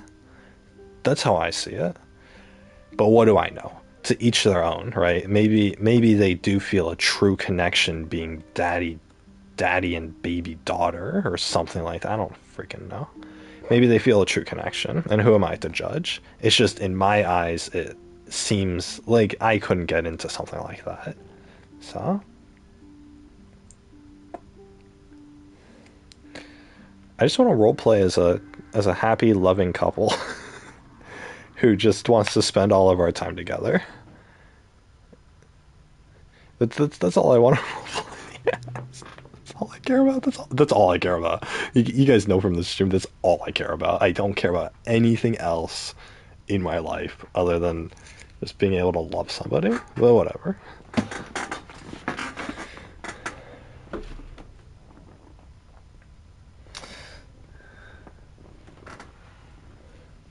Give me 1 second, guys. Or like 60 seconds. This won't take that long.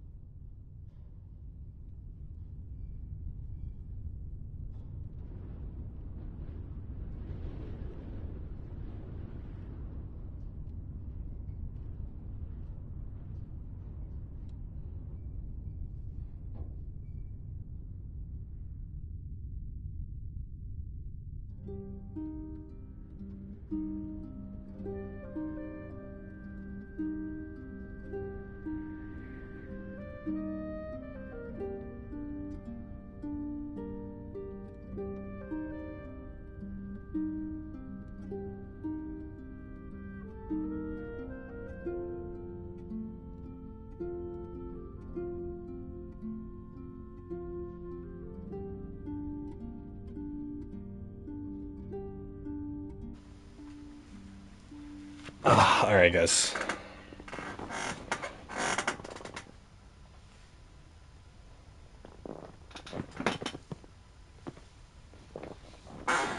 Oh my god. Okay.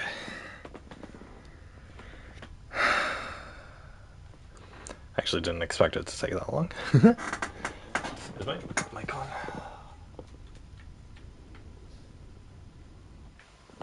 Ba boom. Ba boom. All right.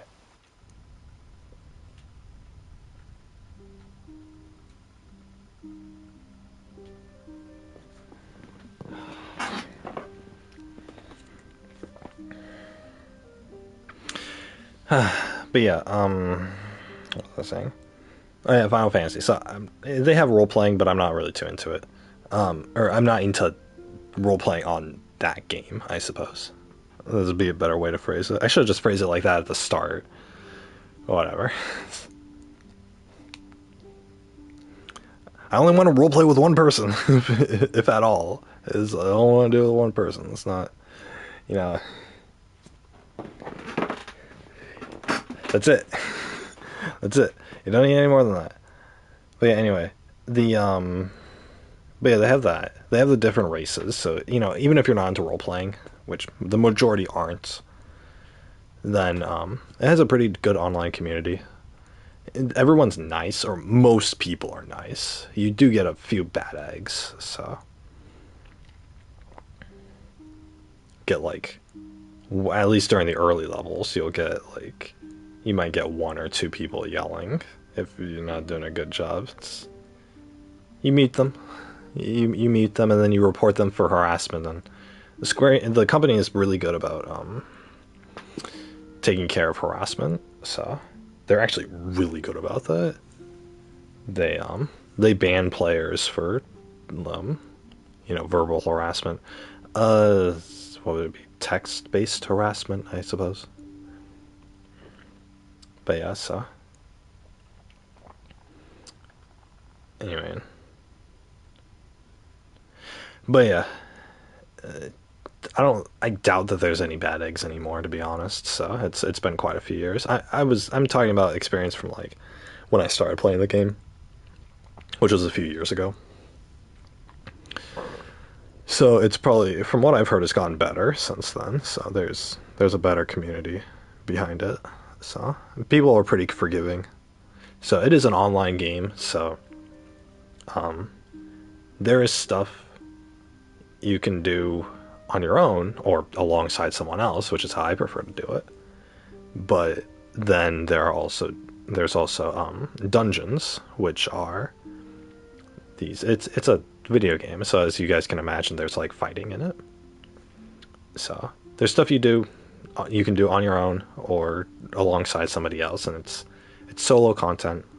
And you go through the world and you do quests and you learn the story and whatnot. It's nice. The story actually is really good in that game, so it's actually worth paying attention to. So I really like the story. I think the story is the main draw of the game, to be honest. So apparently, apparently in the expansion that I didn't play because I stopped playing before actually finishing the game. So there was an expansion that I didn't play and that had a whole story to it. So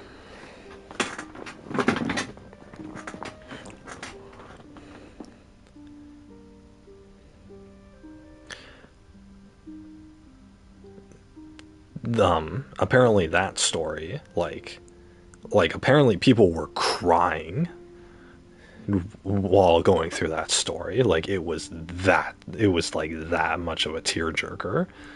Like everybody was just like everybody that I've ever asked or every like forum discussion that I've ever seen on that storyline expansion that I didn't play, everyone's just raving about it.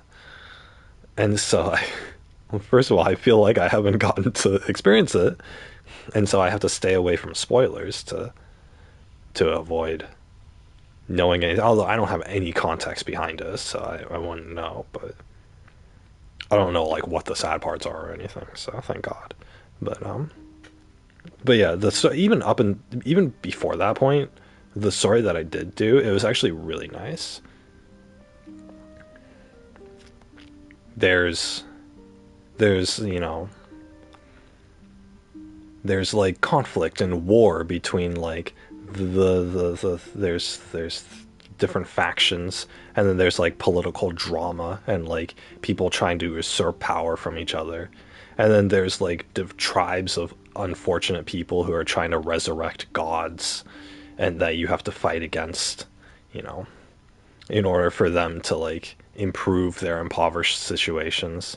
And there's people drama, there's interesting characters, there's a character who's trying to start an organization to do good, and there's a lot of like there's a lot of loyalty, and there's a lot of characters and a lot of like betrayal and whatnot. And then and then there's a conflict with a church, and and the power struggles that come with that. But and then there's characters who are affected by that you get to know, and like noble houses and all of that, and then and like a civil war, and then after all of that, there's just this peaceful journey of you camping with three of the main characters, and you're all just the four of you are just camping, going from place to place across fields to go exploring. That's part of the story too. It's great. And then after that, you go into this freaking flying sky fortress with all this advanced technology that was lost to mankind. Oh my god! And that's just in the first. That's just in the first expansion. Oh my god! I haven't even started talking about the rest of it. Oh god, it's really good. It's really good. I love it. I love it to death. It's not it's not Academy Award winning stuff, but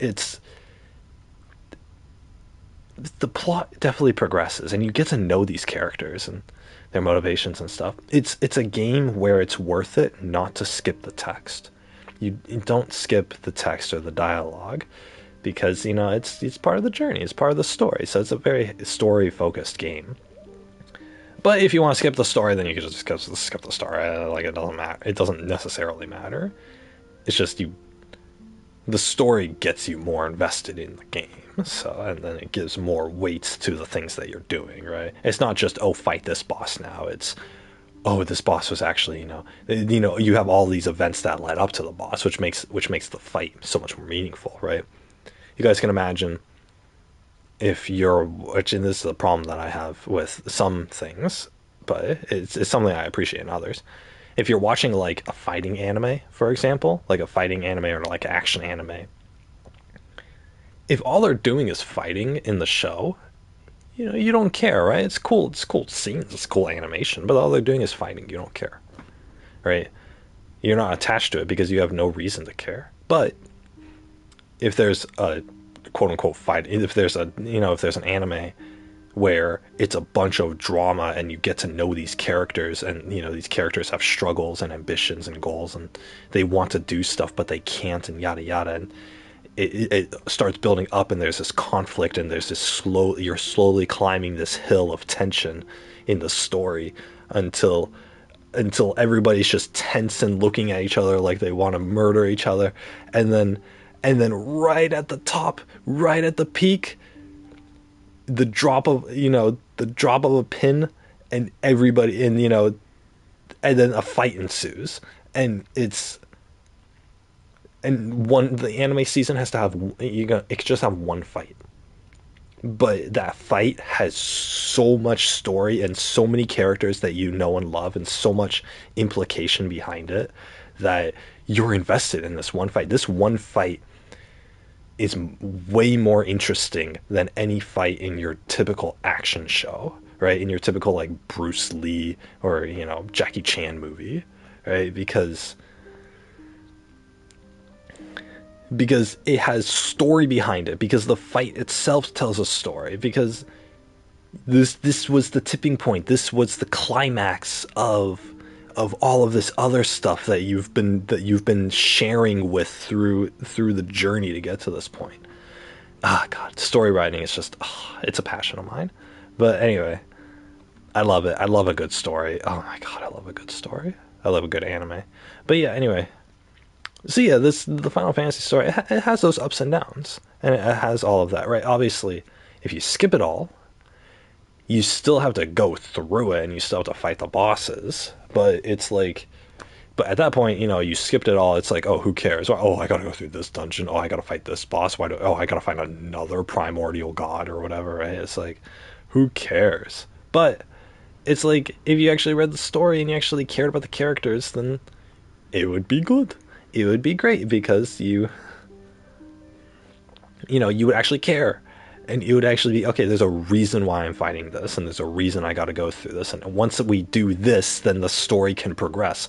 Oh my god, in Final Fantasy, there were certain points, especially later on, where I got to a point and I had to do a dungeon and fight a boss, and I wanted to, failed the boss a few times, and I wanted to kill this boss, if for no other reason, I wanted to kill this boss so that I could see what happens next in the story. That was my motivation to do it. It wasn't just, oh, this is another boss and it's hard. It was, I want to know what happens next. Please let me beat this boss so that I can see the next cutscene, so that I can see the next, so I can see how the characters react from this, so that I can see, how things progress, so that I can get to the end of the story, any of that, right? Because that's how interesting it was, right? You're left on a cliffhanger, and instead of having to wait next week for the episode, you gotta beat this boss in order to get the next episode. Oh my god. Oh, it's such a good game. Anyway, so there's a story. And you're going along the story and stuff. But as you progress through the story, there are dungeons. Dungeons, you can fight the overworld stuff and whatnot by yourself or with a partner or with a party or whatever. It doesn't matter. But and there's different like classes to level up and stuff too. But then there are dungeons in the game. So dungeons, you know, it's a four. It has to be a 4-man party and stuff, and that's where like you have to actually do stuff with other people. So if you have somebody you're playing with, it makes it a lot easier, especially because you can choose roles. So a new player at the game should is going to choose the easier role, and then the more experienced person is going to choose the harder role. It's totally fine, right? And so you go through the dungeon together, and then you have a couple of random people, right, in your party. Or if you have a group of 4 friends, then that doesn't matter. But yeah.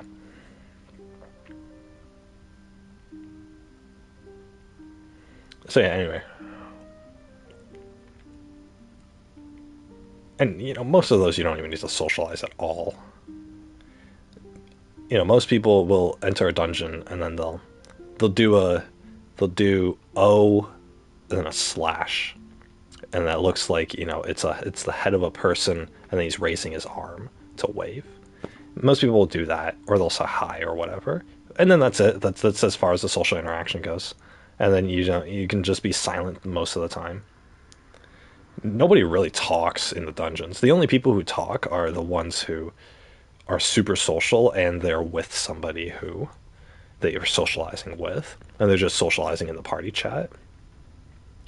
But that's rare. I mean, I probably ran like 500 dungeons throughout my playtime, and I would say like 3, like just 3 of those times there were people who were actively chatting in the party chat.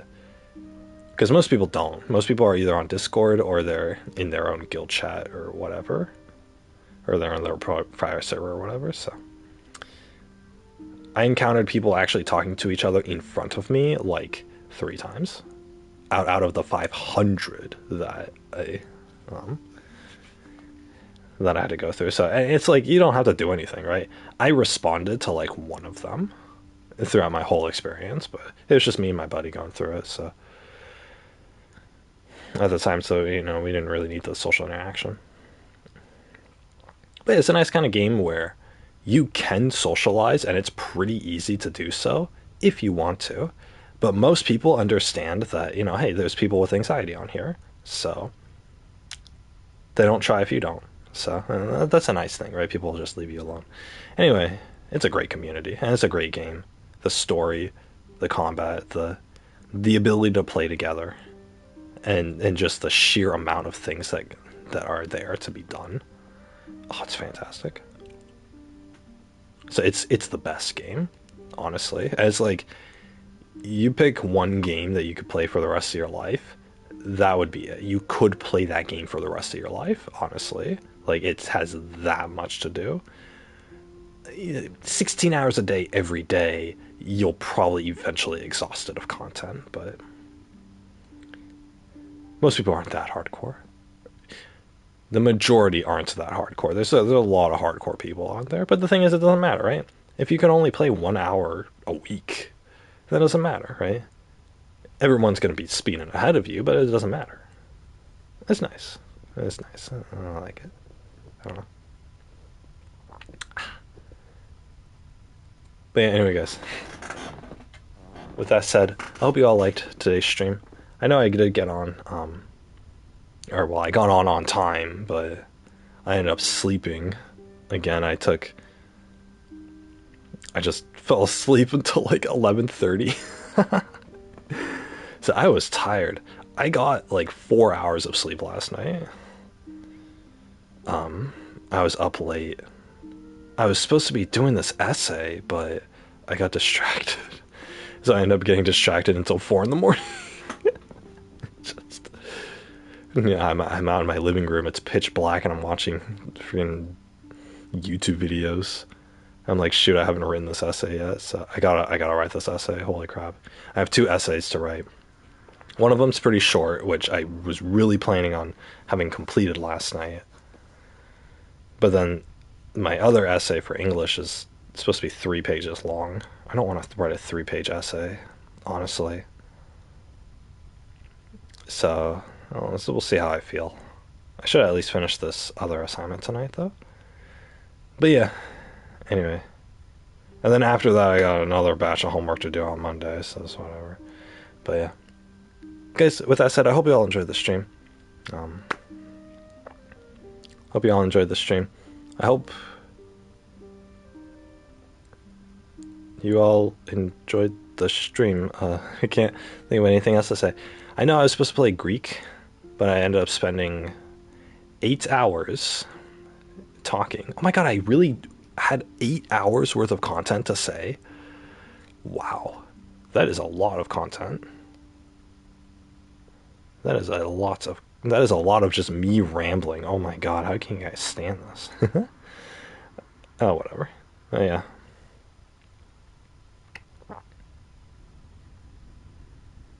Ooh, that really hurts. Oh my god.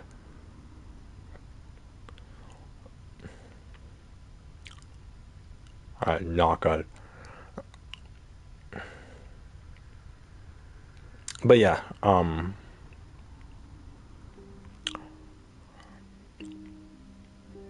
wow, my teeth are that sensitive? Jesus Christ. It's just shocks of pain whenever I bite down with my left teeth. That is not good.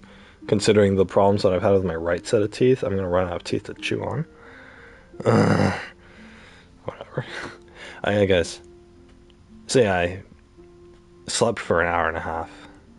I haven't left my room today. Which means I haven't eaten anything today. Little known fact about me, I haven't eaten anything today.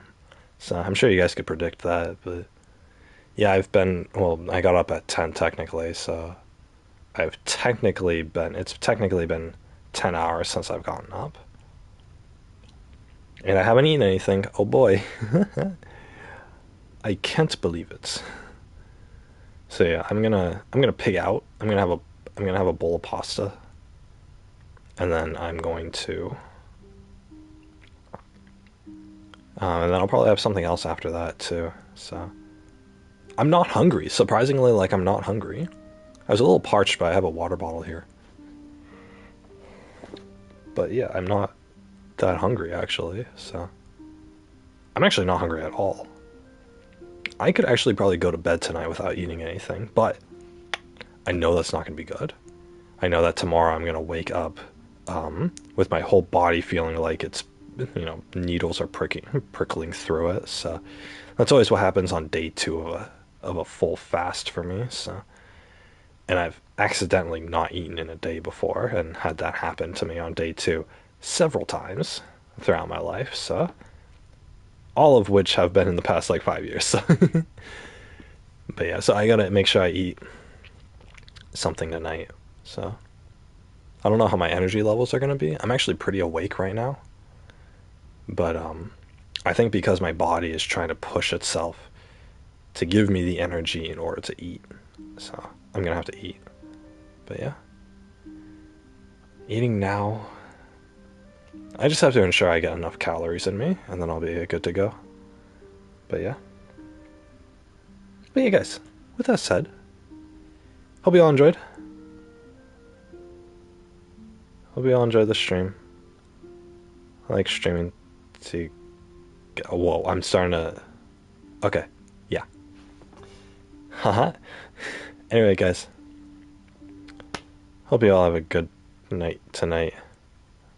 I hope you all had a good week this past week. It's been a week since I streamed. I feel like I'm not streaming that much. But at the same time, I get in front of the mic and it feels natural, so. I haven't actually been in my room that much this week. Actually, I really only stay in my room to stream and sleep, now that I think about it. There's not many video games that I'm playing. I want to play Switch games, but I would need to set up my computer for that, to do that. So, which I could, but it's gonna take a bit. I gotta buy an Ethernet, not Ethernet, an HDMI extension cable to reach my computer.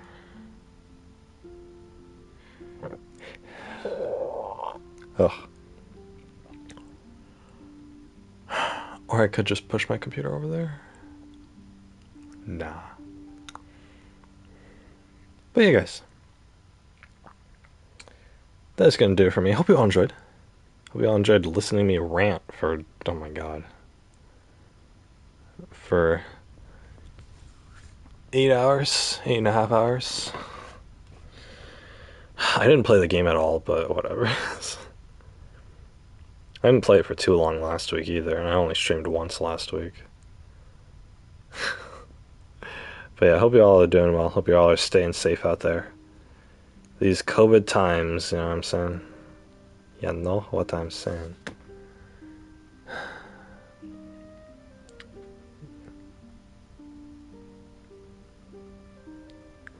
God. I don't think vaccines are working. Whatever. That's a. I'm not gonna get back into that, guys. That's gonna do it for me. I hope you all enjoyed. And guys, as always, this has been Big Pasta Gaming. You guys have been Little Pasta watching, and I will see you all tomorrow. Bye bye, everybody. Sayonara. Take care, everyone. Hope you all sleep well. I'll see you all tomorrow. Good night. Bye bye. Sayonara. Good night, everyone. Take care. Okay, now I gotta turn off. Where's my controller? I don't even touch my controller while stream. Here